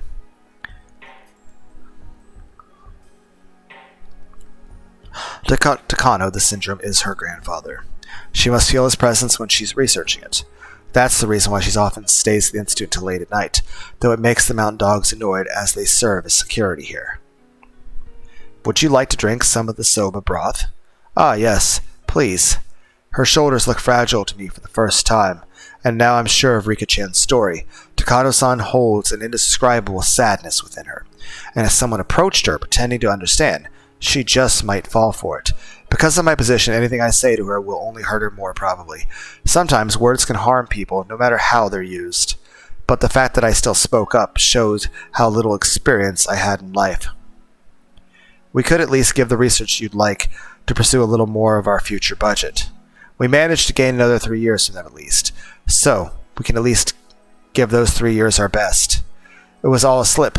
Even as I spoke, I started to regret trying to say anything. I appreciate the sentiment. But it's even harder to watch someone fall ill and waste away over 3 long years. That statement almost makes it sound like you're ready to do something now. If I remember right, Dr. Takano came down with acute dementia and chose to commit suicide while his mind was still functional out of despair at his own inability to continue his research further. My verbal slip had made her remember a painful memory and hurt her even more. He went into a coma, and I had to make a decision as to whether or not to turn off the life support or not. Hey, Director Erie, if you were the doctor in charge of that patient, who would you have pull the plug? You wouldn't pull the plug yourself, would you? Takano-san asked me as if it was a normal question. Didn't Rika say the idea that Takano would want to pull the plug on the project herself? Everyone's like, yeah, we were there. We were listening to it. I'm like, I know. She's only expecting to hear one answer. If I was put in that position, then when the time came, I'd probably let his remaining family do it. That's what I thought. Hee. There's no way someone wouldn't be there for their family's final moments. So I will be here for the final moments of the Hinamizawa syndrome, no matter what. Someone knocked on the door and I heard the voice of one of the other staff members. Director, afternoon shifts are beginning. Please get ready. Oh, okay. I'll be right there. I'll clean up. Why don't you go? Lots of elderly people are waiting to chit-chat with you. Hee. Takano-san laughed, but I know that laugh was trying to conceal her anguish. I'm not close to her personally, but she is my partner here at the clinic. I have been trying to avoid getting close to her, but maybe that was a mistake. If I had listened to her more, maybe I could have eased her pain a little, but it's too late. Tomitaki-san is conducting an investigation to prove her innocence. Is she guilty or not? Either way, her heartache remains. After Eri left, Takano sat down on the sofa again and stared at nothing for a while. Then she got up and picked up the phone on the desk. This is Takano. Is Okanogi there? It's me. I was going to ask you to start on the 20th, but please begin observing R today instead. What difference does it make? Or are you going to tell me it's too hot to start today?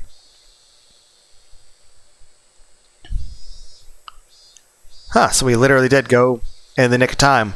If we waited one more day, it would have been not so very good. Yes, please do. We only have 5 days. You had better be careful. More than careful, okay? Yeah, alright. Okay.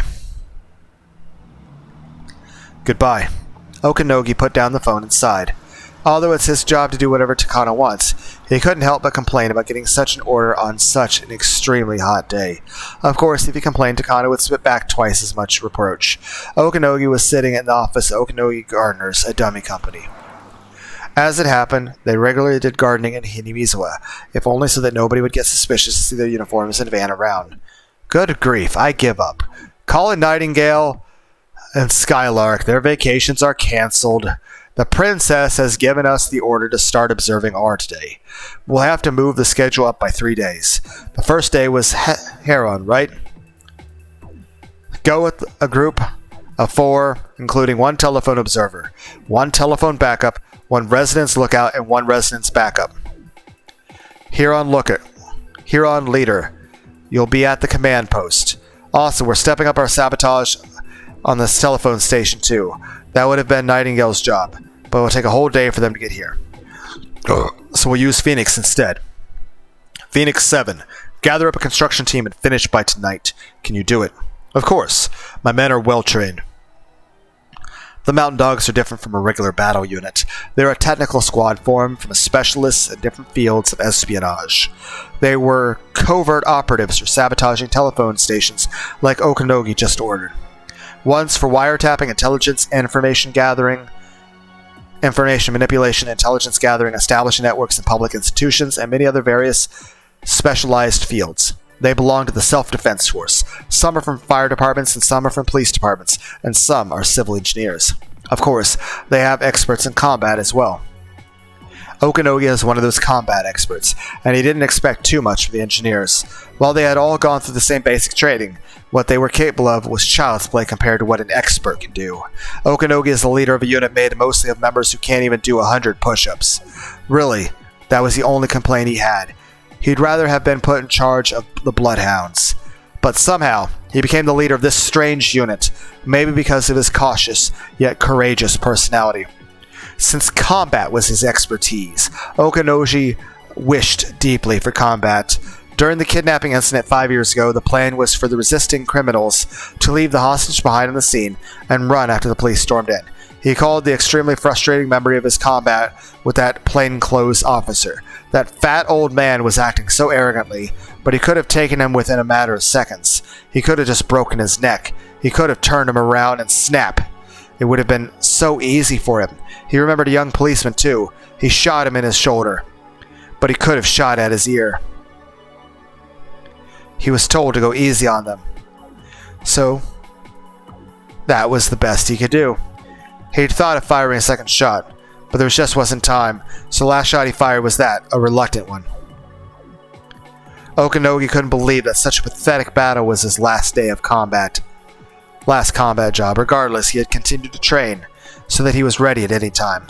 Now the operation had begun, he was hoping there would be a battle for him to fight. It also means Oishi and Akasuka should recognize Okanogi.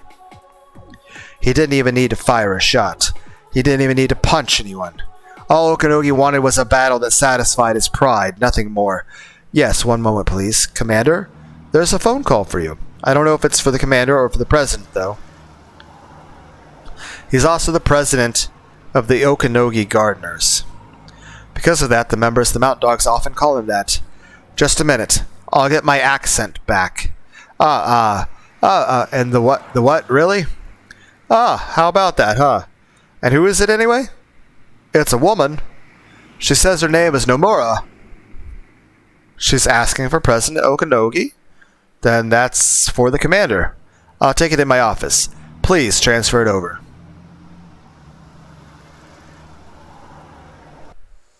Rattle, rattle, crash. I heard a noise which sounded like many buckets crashing down. It's probably a noise from one of Satoko-chan's traps. According to her trap map, anyone going near the wiretapping shack will set off a trap that makes a loud noise. That must have been it just now. I scouted around the shack last night before the girls left. The shack is very secluded and is located in a blind spot where nobody is likely to go. So this noise means something important. It means they've started their observation of Rika-chan. I can't let them notice the girls aren't home. They'll definitely call and come by to confirm they're here. So I'll have to make sure they think the girls are sick in bed and that they don't hear the phone or the doorbell. The curtains are closed, so they can't see what's inside of the house, but to be certain their beds are stuffed to make it look like they're sleeping. However, I have to be even more careful from now on. I can't let them notice that I'm staying here. For that matter, I have to make sure I can act when something happens. The phone rang suddenly, just as I expected. They're calling to see if anyone's home. They're already aware that they didn't go to school, so they're probably assuming that they're home sick in bed. I'm sure they want proof of that. The phone rang for a long time, which convinced me that it was indeed a call from the Mountain Dogs. If there's no answer to the phone, then the next step would be to come by the house. They'll pretend to be a mailman or a neighbor and knock on the door, but I don't even need to answer it. If the girls are too sick to answer the phone, then they won't notice a knock on the door either. The increased hassle means a higher risk of discovery, but on the other hand, it also proves our enemy is closing in on us. It was actually better for me since I could measure the severity of the situation. Besides, Erie is our ally, and he already knows Rika-chan is somewhere else. He's supposed to tell them that he came by because he heard Rika-chan and Satoko-chan miss school, and that's the two of them were in bed and should be left alone for a while. He's supposed to say that. They won't doubt Erie. They will believe him. You could call this an advanced level of mutual deceit. They believe that they're deceiving Erie, but in reality Erie is deceiving them. However, they're professionals and we're a bunch of amateurs. Well, not me at least. Actually, maybe I'm not an exception. I don't know what they've got until I come face to face with them. Our conditions aren't even. We're leading by a tiny bit because we made the first move. Once that's gone, we don't stand a chance. It literally does mean we had less than a day. If we had waited, we're just fucked. I promised Rika-chan that I trust her unconditionally. So even without proof, I'm ready to fight. But I can't beat this conspiracy by myself. And to gain help from the others, Tomotaki has to find proof. Tomataki is in charge of our first attack. That means he's in the most danger, too. It's understandable that Rika-chan kept warning him to be very careful. He should have started his investigation as early as last night. If that's the reason why they begun observing Rika-chan, I can only pray for his safety and the success of the investigation. I heard a voice. Eri had arrived. Satoko-chan! Rika-chan! I'm here to give you an examination! I heard footsteps coming up the stairs, and a quiet knock. I'm alone, don't worry. We have to keep it down. This house is already under observation. I let Eri in and closed the door quickly. How are you? It must be getting hot in here since you can't open the windows, huh? I brought something for you. He handed me a plastic bag. It contained ice cream, cans of juice, some snacks, and even beer. Well, this obviously isn't for Rika-chan. I feel he's being a little careless, but I am grateful. So, how is everything? I heard a noise from the wiretapping shack earlier, and the phone rang for a long time shortly afterwards. I'm sure they found out the girls missed school today and called to check. Has anyone asked you to come check up on Rika-chan? Yes. Takano-san told me to go to the check, since they missed school and haven't come by the clinic. I knew it. Do you think she's suspicious about their absence? No. I think it has something to do with Tomataki starting his investigation. Even if it doesn't, this may give him a chance to find out something. Either way, it's already begun, hasn't it? Yes, more than likely. I don't know if our enemies are Takano and the Mountain Dogs, or somebody else. Either way, that somebody has started to take action. I can't help but think of the series of mysterious deaths. The first 2 years were just coincidences, but starting with the third, I think Takano-san became intrigued and started expecting something to happen on the night of Tanagashi. With Tanagashi is the day after tomorrow, it'd be the perfect opportunity for them to do something. She's aiming for Rika-chan on the 5th year running. This Takano-san is a frightening woman. What Rika-chan said about Takano-san, I think it's all true. I just found out just today, but she was adopted by Dr. Takano, the one who discovered Hinamizawa syndrome. The same pronunciation, huh? I see. To her, continuing the research, the syndrome was like a promise she made with her beloved grandfather. Again, do you guys say beloved or beloved? But as the project will be terminated, it's almost like they're spitting on his grave. That's exactly what Rika-chan said, isn't it? Yes. Also, Takano-san said something else. She compared a dying patient in a coma to the project that's going to end in 3 years.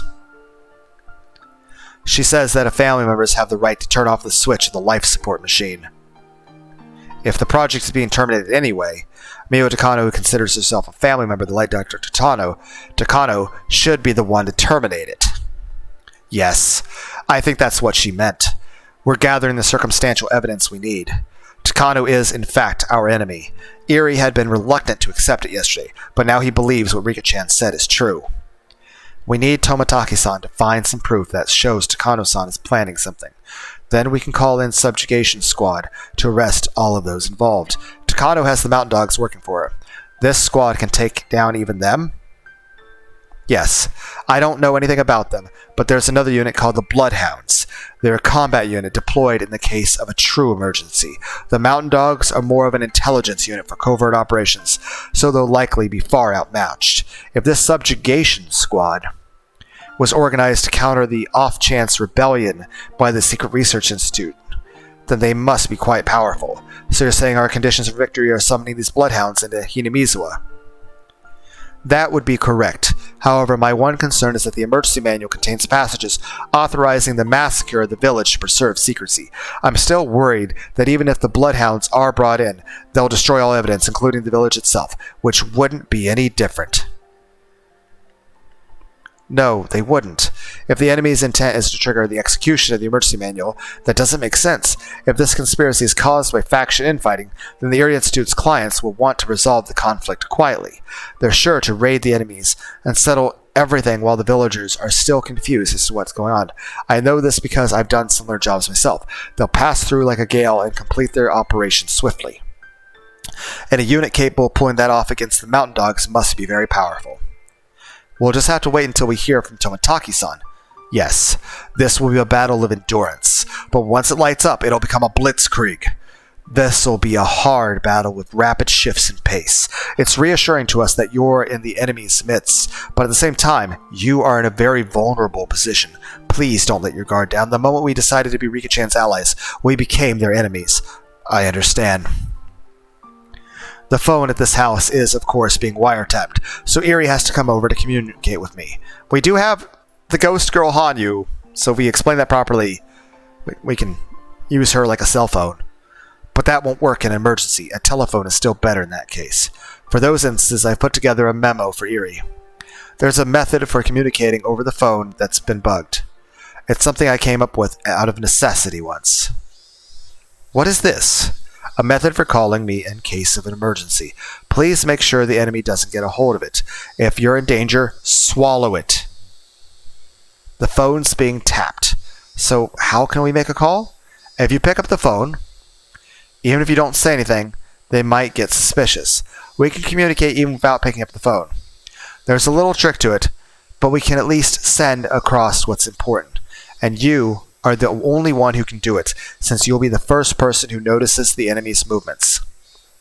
All right. Then how do I do it? It's in the memo. Let me explain briefly. We use the ringtone. When you make a call, normally you won't let the phone ring over a minute. We'll use that to communicate. If the phone rings for a minute, that means it's dangerous to leave. If the phone rings for a minute and a half, that means it's an emergency. Head to the Sonozaki residence. So we're timing it down to the seconds. The difference is in those 30 seconds. You can look at the memo for other messages you can send. But please memorize these two at least. My life depends on it. The message... So the minute tells, don't leave. Minute and a half, get the fuck out of there. The message that lets me know my life is in danger is the shorter call.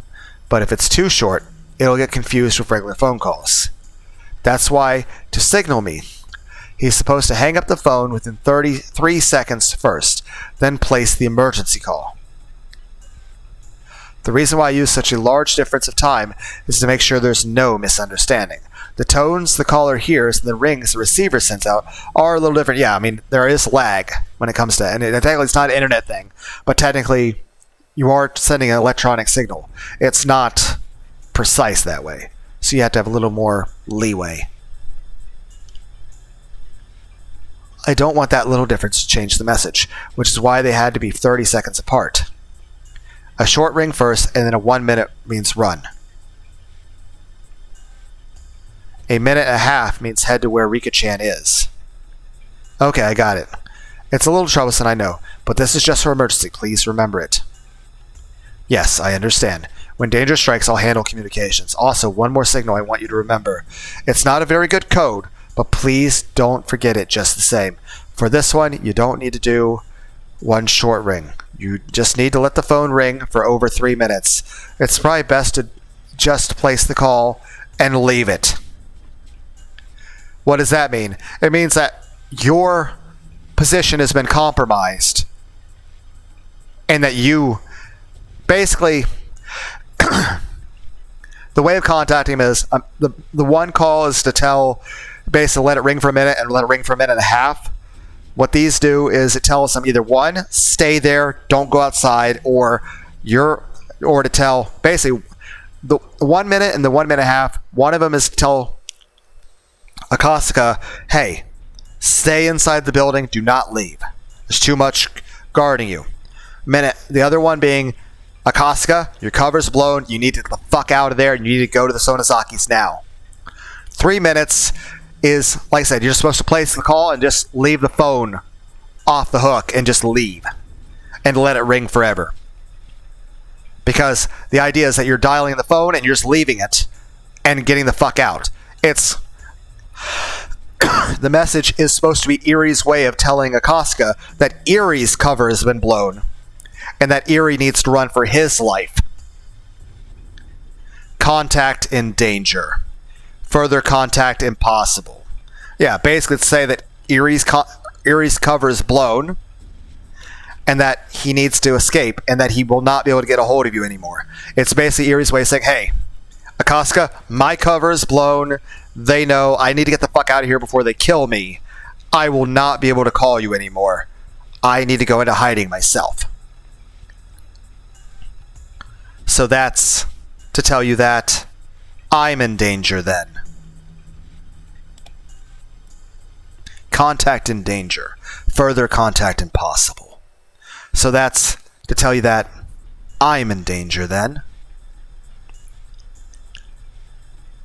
Also, here's the thing. In all those situations where you kill yourself with sleeping pills, while that's still technically murder as far as I'm concerned, pushing you to that point of doing it by coercion, I kind of feel like they probably actually outright just capture you, bind you, and then force the pills down your throat with a fucking car funnel.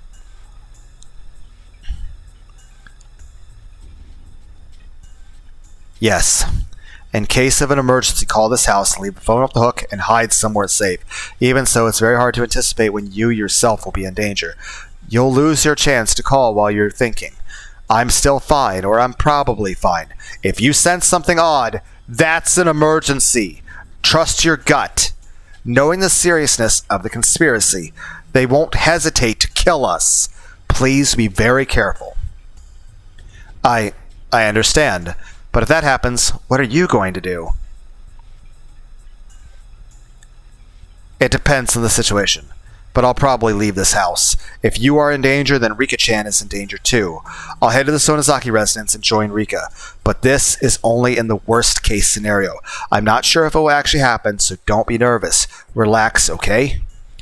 But also be very careful, right? That's right. Eri nodded deeply.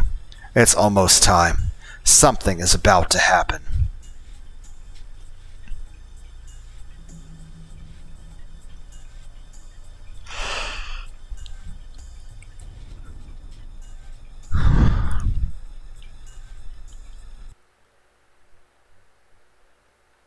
So that's it.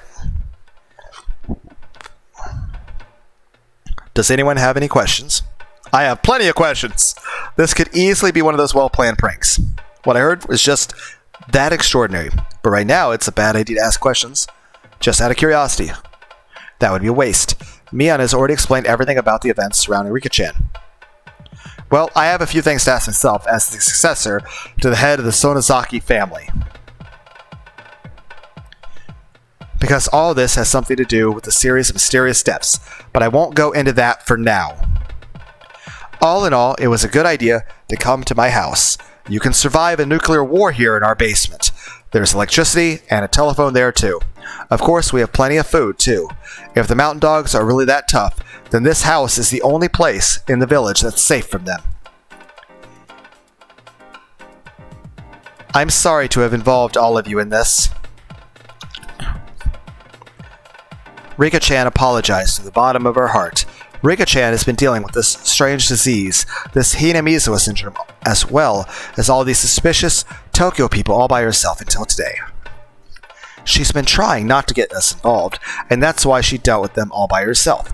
We can all imagine what she must have been feeling, so none of us can even think of anything to say. The silence went on for a while, but then Hanyu clapped Rika-chan on the back.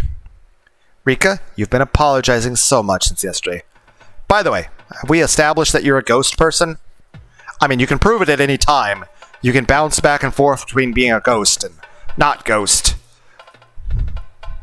Though I wonder if we're gonna criticize, oh, who would have thought that Oya Shirasama was so short? If you apologize one more time, you'll have to treat me with a cream puff every day. Ow, ow, ow. Besides, we all feel bad, don't we? Am I wrong, Kiichi? Hanyu suddenly addressed me. I could tell from her eyes that she was expecting something from me. Right, my role is to act as the flint for the other club members. It's my job to burn strong and bright red to get everyone excited.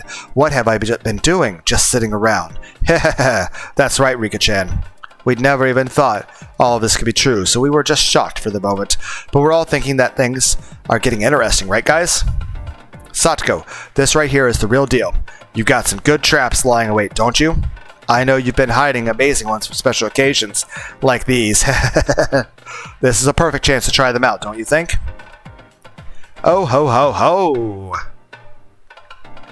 You should be grateful for my presence. I don't know who they are, but if it's all the right to get serious, then I won't hesitate to launch the countless, miraculous, merciless traps I refrained from using on our club members. Aha, that's right. Your traps come with Mii-chan's seal of approval. They can chase away even a real army. Well, Satoko aside, you're pretty merciless yourself, Rena. You're usually easygoing, but I know your true power. Yeah, when you get serious, you might as well be the most powerful of us all. You sure are something. Did you bring your hatchet? Axe? Cleaver? I don't even think I can defeat you.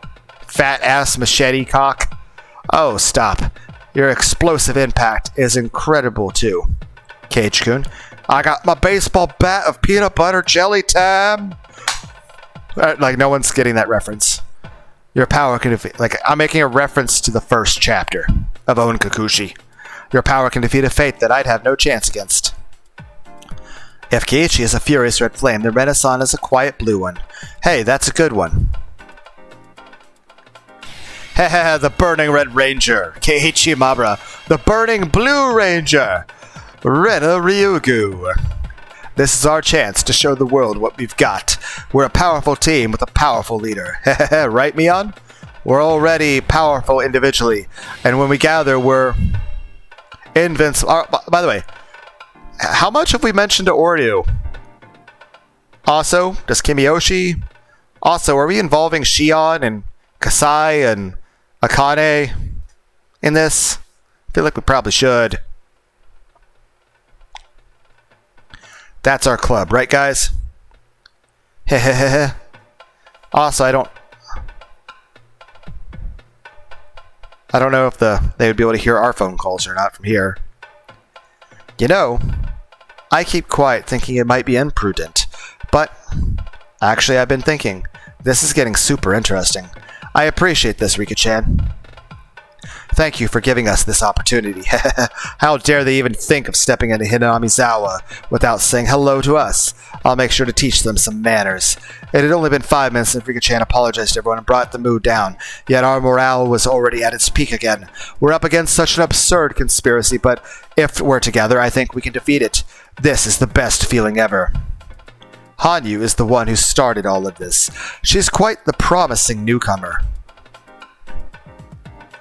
She knew exactly whom among us to get motivated first.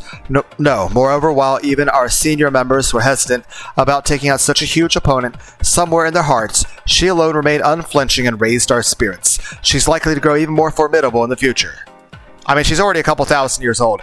Thank you, everyone. Thank you for believing me. Of course we believe you. I told you that already. If we didn't, we wouldn't be your friends. There's no need to thank us, Rika. Yeah, she's right. Listen to Hanyu. You've got great spirit. I like you. Oh! I rubbed Hanyu's head. She laughed as if I was tickling her.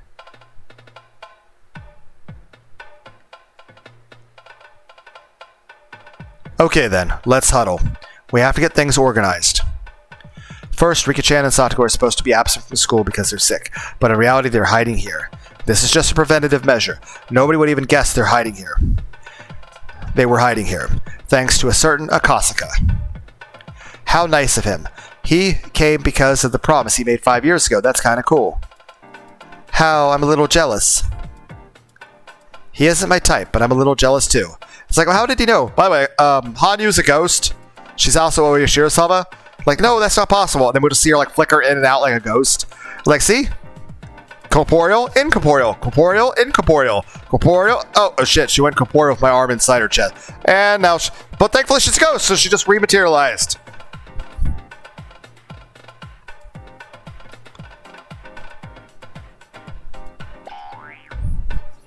But Meep, it's not like that, though. He works for the public safety of the police headquarters in Tokyo, and he belongs to a secret unit, right? That sure sounds reliable. Being part of a secret unit makes it sound even better, too. Akasaka is very strong. He's definitely reliable. But Akasaka-san's role is more of a protective one in case of emergency. Toмотaki-san has the more important job of finding out things about our enemy. He's our true attacker. Plus, he's the only one who can call in the Bloodhounds to take out our enemies. In other words, Toмотaki-san is our key to victory. It's a bit unsettling to think that so much is riding in the hands of some dumb cameraman. Everyone teased her by saying that they're going to tell Toмотaki. She called him that. It's not that I don't expect him to succeed, but I think we should come up with another tactic, just in case. But Hanyu, what else can we do other than count on Tomotaki?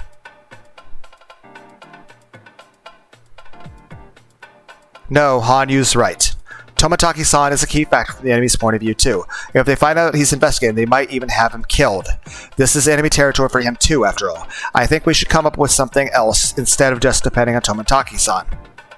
Very true. It's hard to score with just one trap. I usually set many traps to deal with many different possibilities. That's basic trap tactics, you know? That's true. There's no need to limit ourselves to just one angle of attack. We should look into other methods besides what Tomotaki-san is doing. But we don't know anything about Tokyo, do we?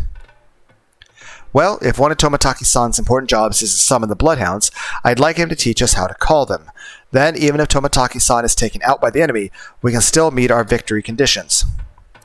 Yeah, that sounds about right. Tomotaki-san is really important. At the same time, he's our Achilles heel. Let's talk to him and make him tell us how to contact the Bloodhounds. Problem is, he's holed up somewhere in the city, and there's no way for us to get a hold of him. I think that's a great idea, though. The next time we get a chance to talk to Tomotaki, let's ask him, why don't you just go ghost mode? So that's the first plan. Is there anything else? Before we knew it, Hanyu was making sure we moved along with our proceedings. Rena noticed that too, giving a pleasant smile to the girl trying to be part of our group. This one is just insurance in case something happens to Tomotaki-san. Let's think of a different angle of attack. What about something that would help his investigation? Oh, how intriguing. We'll launch some kind of trap, grab them by the tail, and thrust proof that they can't talk their way out of it in their faces. My, what a perfect trap situation. If I'm the one they want, why don't you use me as a decoy? It's dangerous, but Takano and the others need me, so they'll definitely fall for it. That really is dangerous, but that would prove Takano-san is after Rika-chan. Have them see her and make them chase her. That could lead to something interesting. That's where Satogo's hills come in.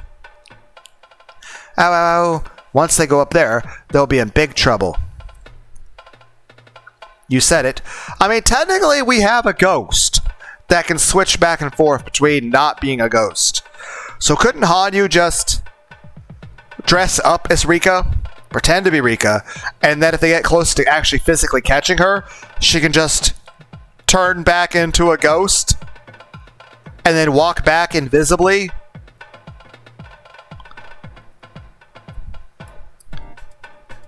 Hehehe. Boy, will that be a sight to see. This is going to be great. That should be the final method we use, though. Once we're barricaded in the hills, the situation will change quite a bit. This should be our last resort. She's right. The traps in the hills are great as a defense measure, but that's all they can do.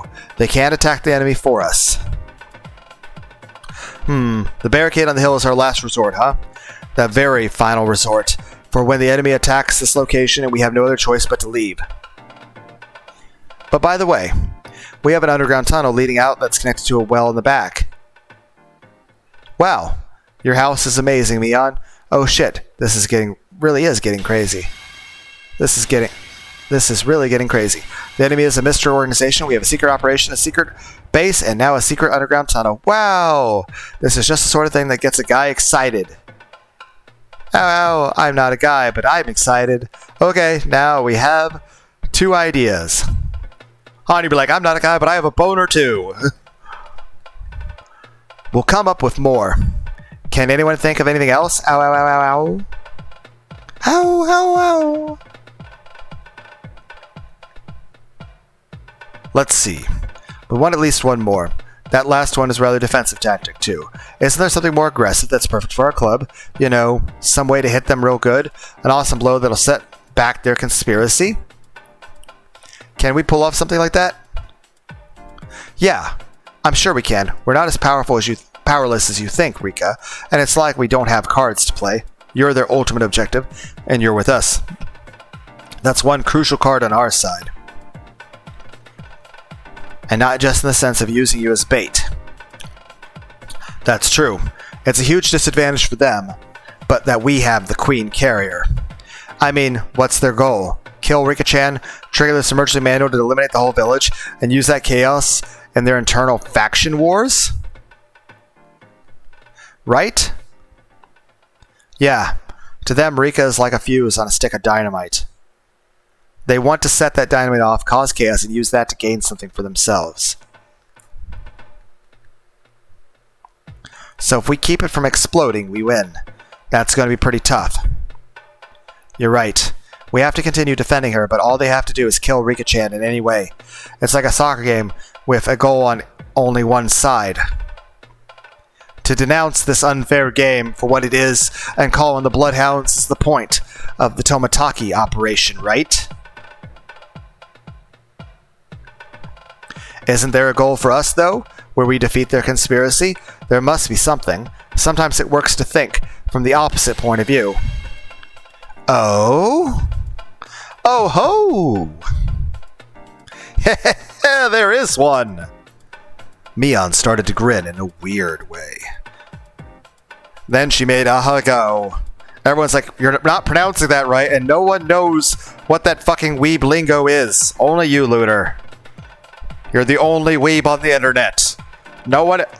Question. Are any of you listening to me also a weeb or an otaku? Did you grow up watching anime?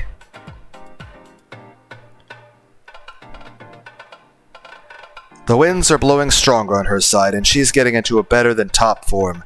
Mion is pretty smart. She is great at analyzing situations. That's why when Rika-chan first told her everything, she immediately decided that there was no way for us to win and became depressed.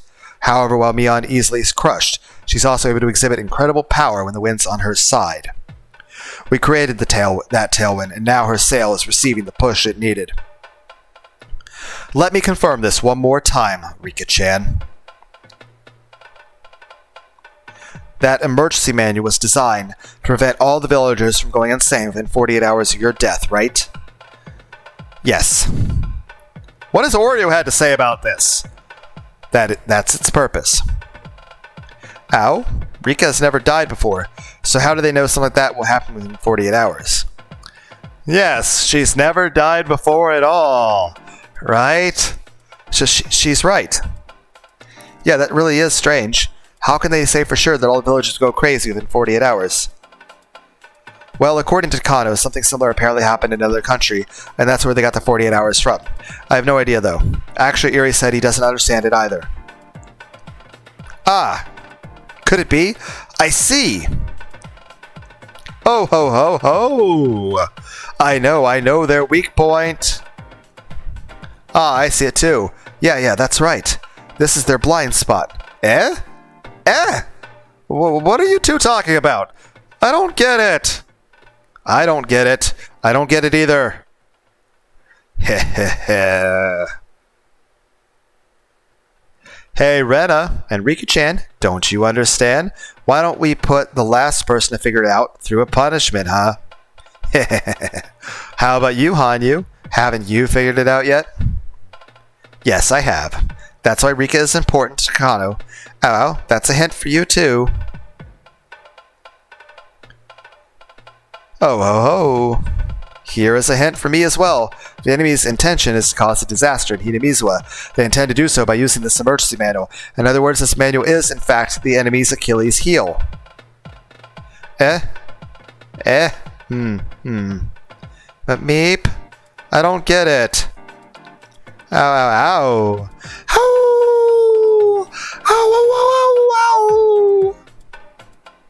Rika, if you apologize for everything you've done to me, I'll tell you. No way. Stop that ow-owing. Ow. I want to concentrate. It's like Hanyu's like a little fucking wolf puppy. I mean, technically both would be adorable. What, haven't you figured it out yet, Rena? Listen, our attack depends on Tomataki-san, and that's our Achilles heel. On the other hand, the enemy's attack depends on the emergency manual. So if we destroy the foundation of the emergency manual, do you see? We just have to make the emergency manual lose its function. Ow. What is the meaning of the emergency manual? It's supposed to hide the existence of the syndrome by making it look like a disaster. So that's why they have to wipe out the entire village within 48 hours. That's what the enemy intends to do, at least. It's an excuse to be rushed about the operation. So you're saying, we just have to stop them from executing the manual within 48 hours? But those 48 hours don't start until I'm killed, so... I don't need to outrun them. So I need to outrun them for 48 hours? Meep, meep? Hey, you two are already saying the answer. Hehehe. You good? Let's say the answer out loud. Everyone ready? Here we go. Rika, are you faking your death? Rika-chan has to die 48 hours prior. Again, have we established to everyone that Hanyu is Oyoshiro-sama and that she's actually a ghost person who can bounce back and forth between... Now, granted, it might not be a convincing death if, like, she's dressed as Rika and then she just, like, blinks out of air like she's fucking Obi-Wan in the fucking Star Wars movie. They're like, what happened to the body? It's like maybe the Queen Carrier's body just dissolves? Like, what happens? Why did she become one with the Force? Why am I imagining all the people in Hinamizawa with lightsabers?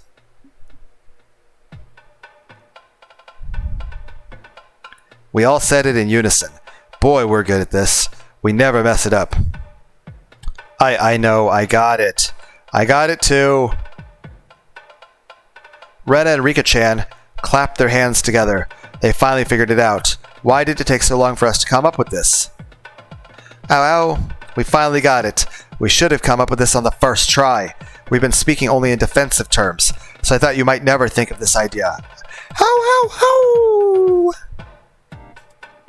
Oh, listen to you. I love you even more, Hanyu. In recognition of your achievement, I'll award you our club's special order Cross Medal later. Anyway, let's talk about the operation. Their goal is to execute the emergency manual. Hidden in that goal is actually a huge weak point. The foundation of the manual is the notion that the villagers will go crazy within 48 hours of the Queen Carrier's death. In other words, if nothing happens in 48 hours after Rika-chan's death, then the foundation of this emergency manual will collapse. That's it, to say the least. Nobody really wants to do such a terrifying thing. But if they don't execute the manual, the villagers might go bad and spread the surrounding communities. I mean, technically they will go insane if Rika dies. So it still doesn't change. I mean, or leaves. They're hesitant to execute it, but they want to keep their damage to a minimum.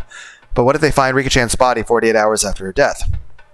The major premise that the villagers will lose their minds within 48 hours, the Queen Carrier's death will collapse. I mean, here's the thing. Even if there's not this parasite thing going on, I mean, I imagine a small village like this, if like the person who's supposed to be the Shrine Maiden is supposed to perform at Watanagashi dies, I imagine everyone will be a little emotionally disturbed by that.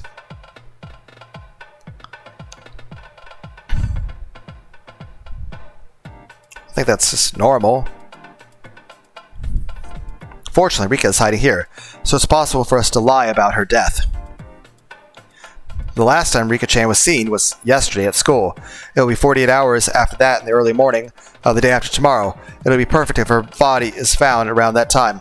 How are we going to do that, though? I see it's possible to fake Rika-chan's death with the help of that Oishi-san. Indeed. We'll ask Oishi-san to send out an announcement that Rika's body has been found, and that it has been at least 48 hours since her death. Well, it might create some issues if he announces it publicly, so we can just let Erie Institute know. Here's the question. Will that put Coach, Dr. Erie, Kyo, however you say his name, won't that put him in danger? After all, he did come over to Akaska's, Rika's house. So, if they've been dead, air quotes, for 48 hours, then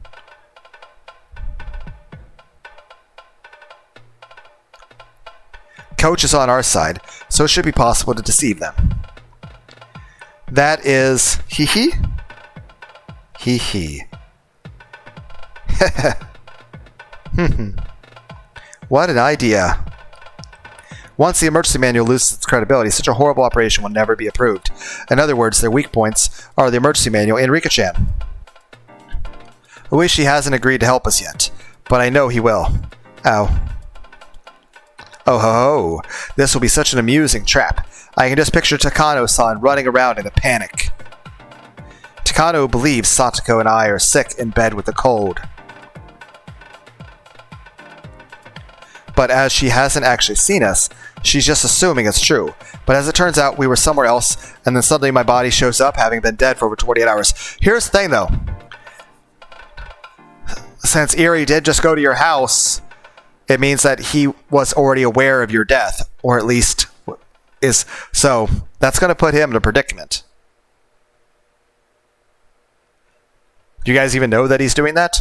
Haha, this is going to be super thrilling. The masterminds will have to accept the failure of the emergency manual withdrawal. That's when the hunters become the hunted.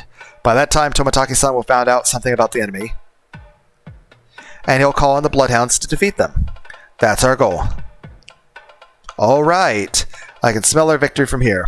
Man, how perfect is this? This is all going to work out, I'm sure of it. I would be worried that it's going to fail, but it's also the final chapter, so it has to. We all encourage each other with a hip hip hooray! This is definitely getting really, really interesting. I'm glad that the writer of Berserk didn't write this series. Otherwise, we'd probably be ending this on a very depressing note. Like, there is no happy ending. Like, that's sad. Still, what's the key is the claim that Rika-chan is being dead for 48 hours is believable. For that, we'll need Oishi-san's help.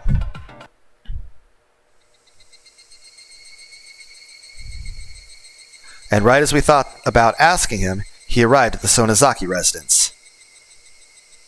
Oishi-san knows that Rika-chan is hiding here. He also knows that some members of the Mountain Dogs have infiltrated the police station. They've even wiretapped Rika-chan's home phone, so the safest way to contact her, he figured, is in person. Makes sense. I saw Dr. Eri earlier. He told me to tell you that Akasaka-san is doing just fine. He's grown a lot in the past 5 years. He'll hold down the fort. Oishi loosened his tie while drinking his barley tea. Are you going to mention that the dogs have started moving? I bet he never thought he'd end up drinking a glass of barley tea at the home of his old enemy, the Sonozaki family. So, Ueshi, what do you think of our 48-hour operation? I think it's a pretty good idea. It'll shake them up quite a bit. In their panic, they'll make mistakes for sure. Yeah, that's the thing. It may not work entirely, but it'll definitely make them panic. So, I mean, they'll be more desperate, but they're also more likely to make mistakes. This is definitely not something that Takano would expect. And that'll give Tomitaki-san the chance to get a drop on them. And even if we haven't got a way to tell Eri right away, the fact that we at least let you know about that, I think it's very helpful to us. No, it's really great strategy. They say 2 heads are better than 1. But with all your young minds together, you come up with a fantastic idea. Ueshi-san laughed in admiration and assured us that the operation would definitely make an impact. However, he hesitated a little too. This is pretty sink or swim, you know.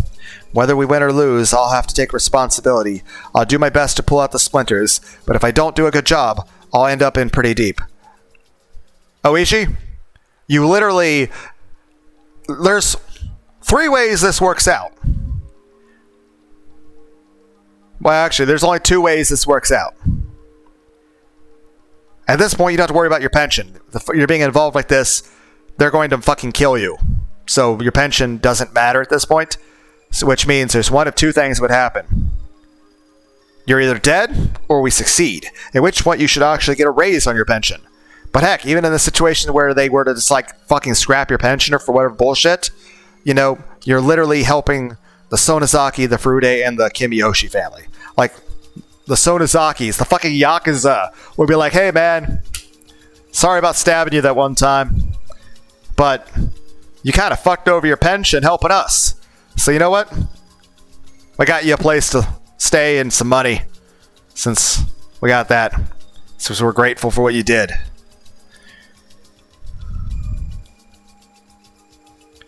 I have to resign myself to that. In our 48-hour operation, Oishi ends up bearing most of the responsibility. And the police are a strict organization. There's no guarantee they won't investigate. Oishi-san is planning to retire this year. He needs his pension in order to pay off his mortgage. He's at a very delicate point in his life.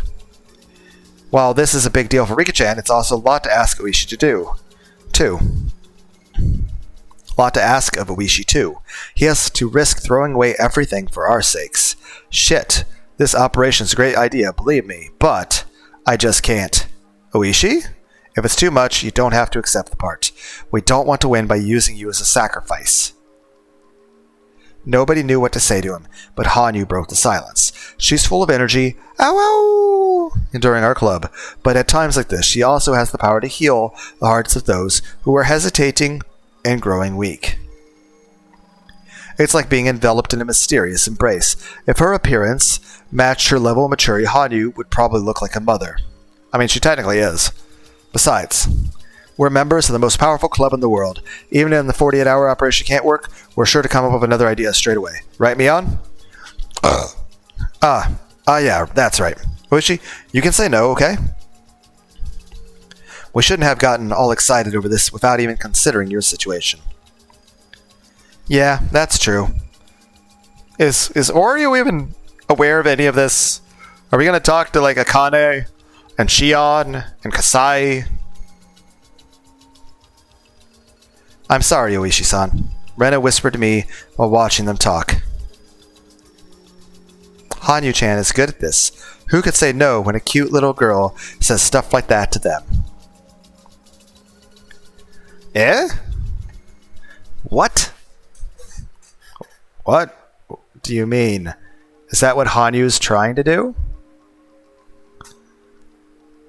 Meep. She's even more sly than I am. As Oishi moaned and groaned, Hanyu looked over and grinned wickedly at us. I take it back. This girl, she really is sly. Hanyu is more dangerous than I thought. Next time we do a club activity, I'll really have to watch out. Please let me sleep on it. There's someone at the station I really trust, so I think I'll discuss it with him. I hope he really is trustworthy. Don't worry, he wouldn't rat me out. Will he? If I agree to do this, I can't make any mistakes. So, before I do, please let me think over the chance of success. Oishi-san never makes promises unless he's sure he can keep them. That's why he speaks cautiously. But considering his position, it was certainly a decision that required courage. Don't worry, Oishi. Even if you lose your pension, Mion will take care of it. Won't you? Oh. Meep. If he is going to help us, we have to do that for Oishi. Meep. Ha! Well, you know, despite how I look, my family is pretty rich.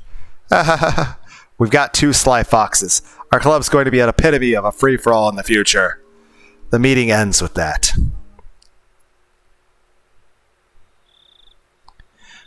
We'll find out if we can go ahead with the 48-hour operation or not by tomorrow, depending on Oishi-san's answer.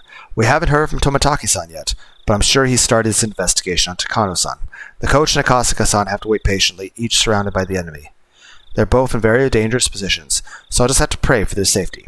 And then there's Takano-san. I'm still having a hard time believing she's involved in such a vast conspiracy. If someone told me the whole thing was a lie, I might even believe them. That's why I want Tomataki-san to investigate.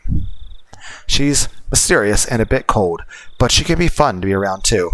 Also, I've always thought of her as one of the villagers. It hurts more than a little to suspect one of your own. I can understand what Tomataki-san is going through.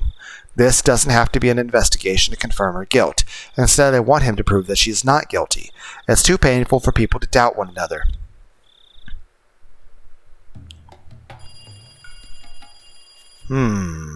Hello? Oh, sorry for making you call me so often. First, Lieutenant Tomataki. Oh, it's okay. Anyway, did you find out anything?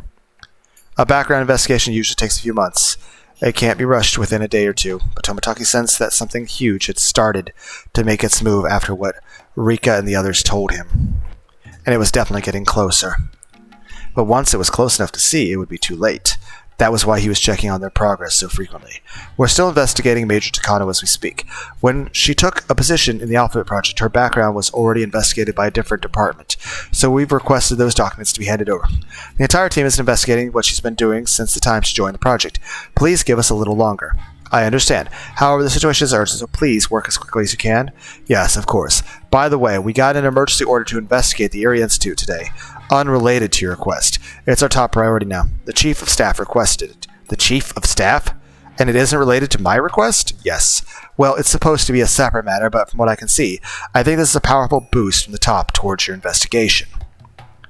The Chief of Staff is helping out? What does this mean? The only thing I can assume is that the top members of the JGSDF have realized the danger of the conspiracy surrounding the Erie Institute. Like Higurashi-Hen said, if this conspiracy intent is to execute the emergency manual, then the opposing camp will try to stop that from happening.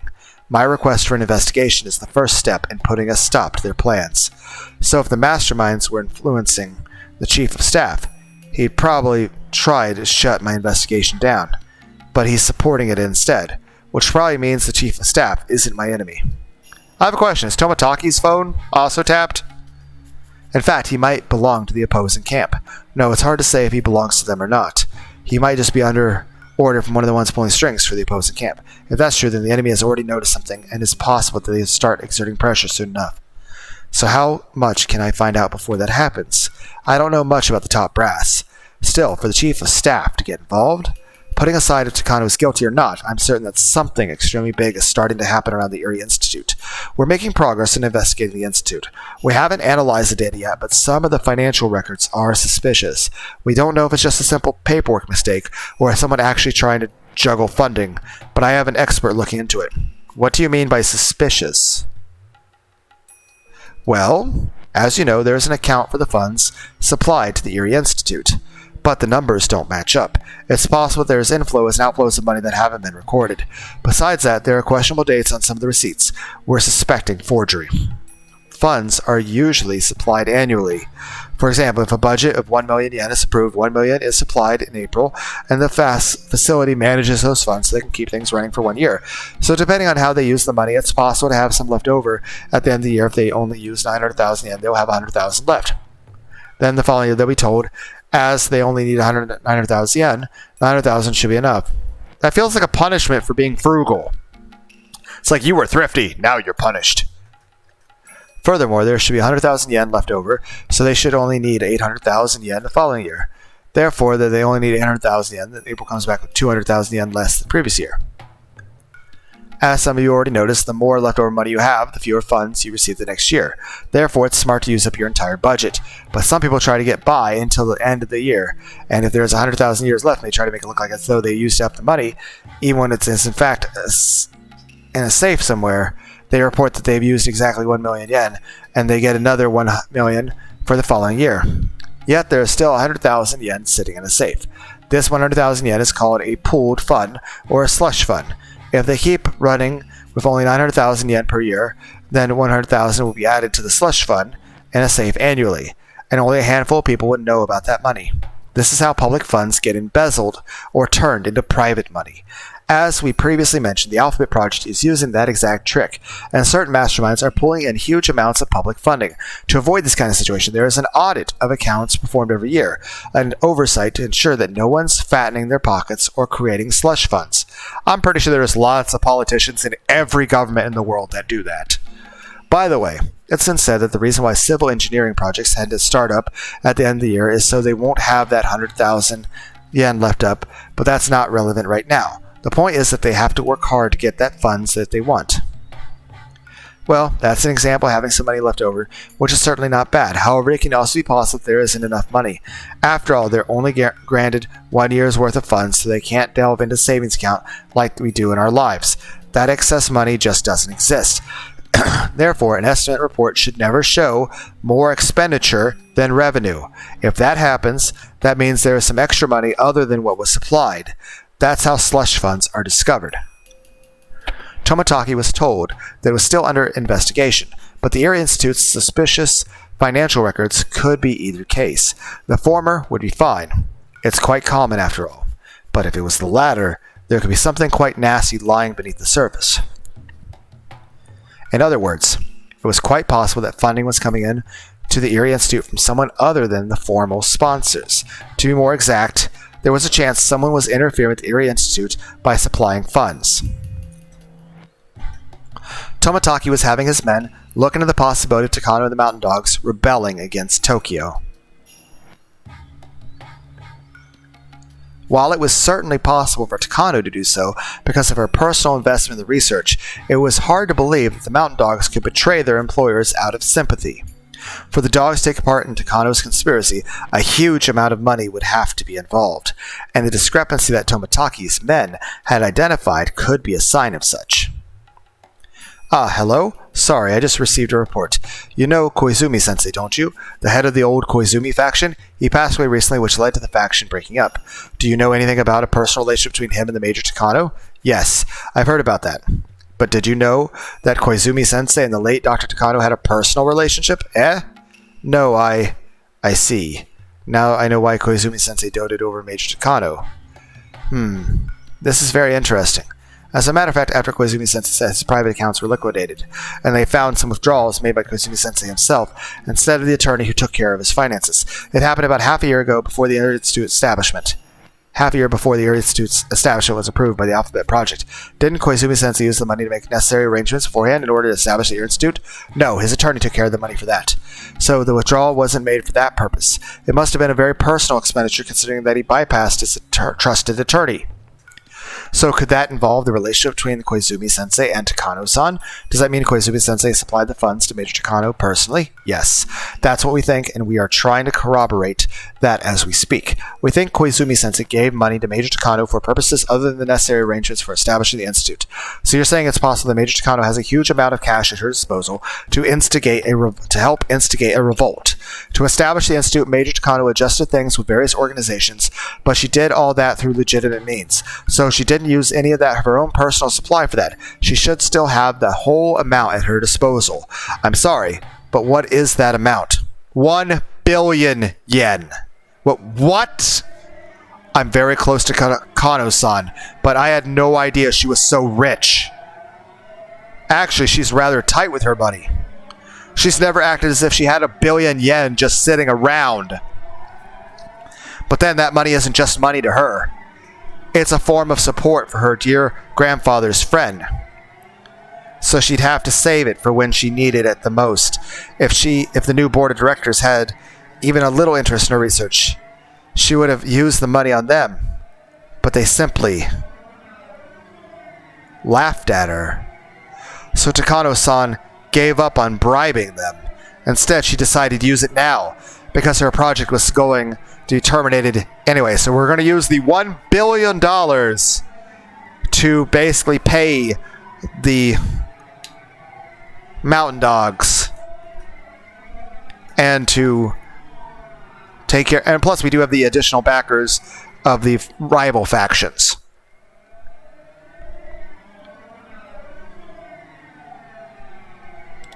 Instead, she decided to use it now because her research project was going to be terminated anyway. With 1 billion yen, it might be possible to bribe the Mountain Dogs. If she has sponsors, it'll be even easier. Her grandfather couldn't complete his life's work, but she's planning a magnificent conclusion for it. Shit! Those can't be her true intentions. Someone has to be deceiving her. Takano-san, I'm sorry. I'm sorry I didn't notice your sorrow, even though I've been right there beside you. Didn't Guts say something similar about Griffith? You know, right before the whole, eclipse thing happened.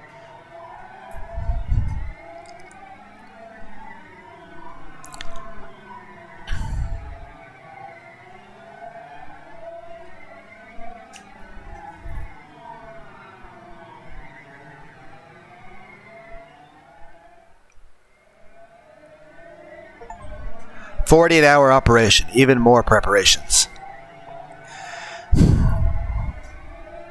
Well, we should call the video there.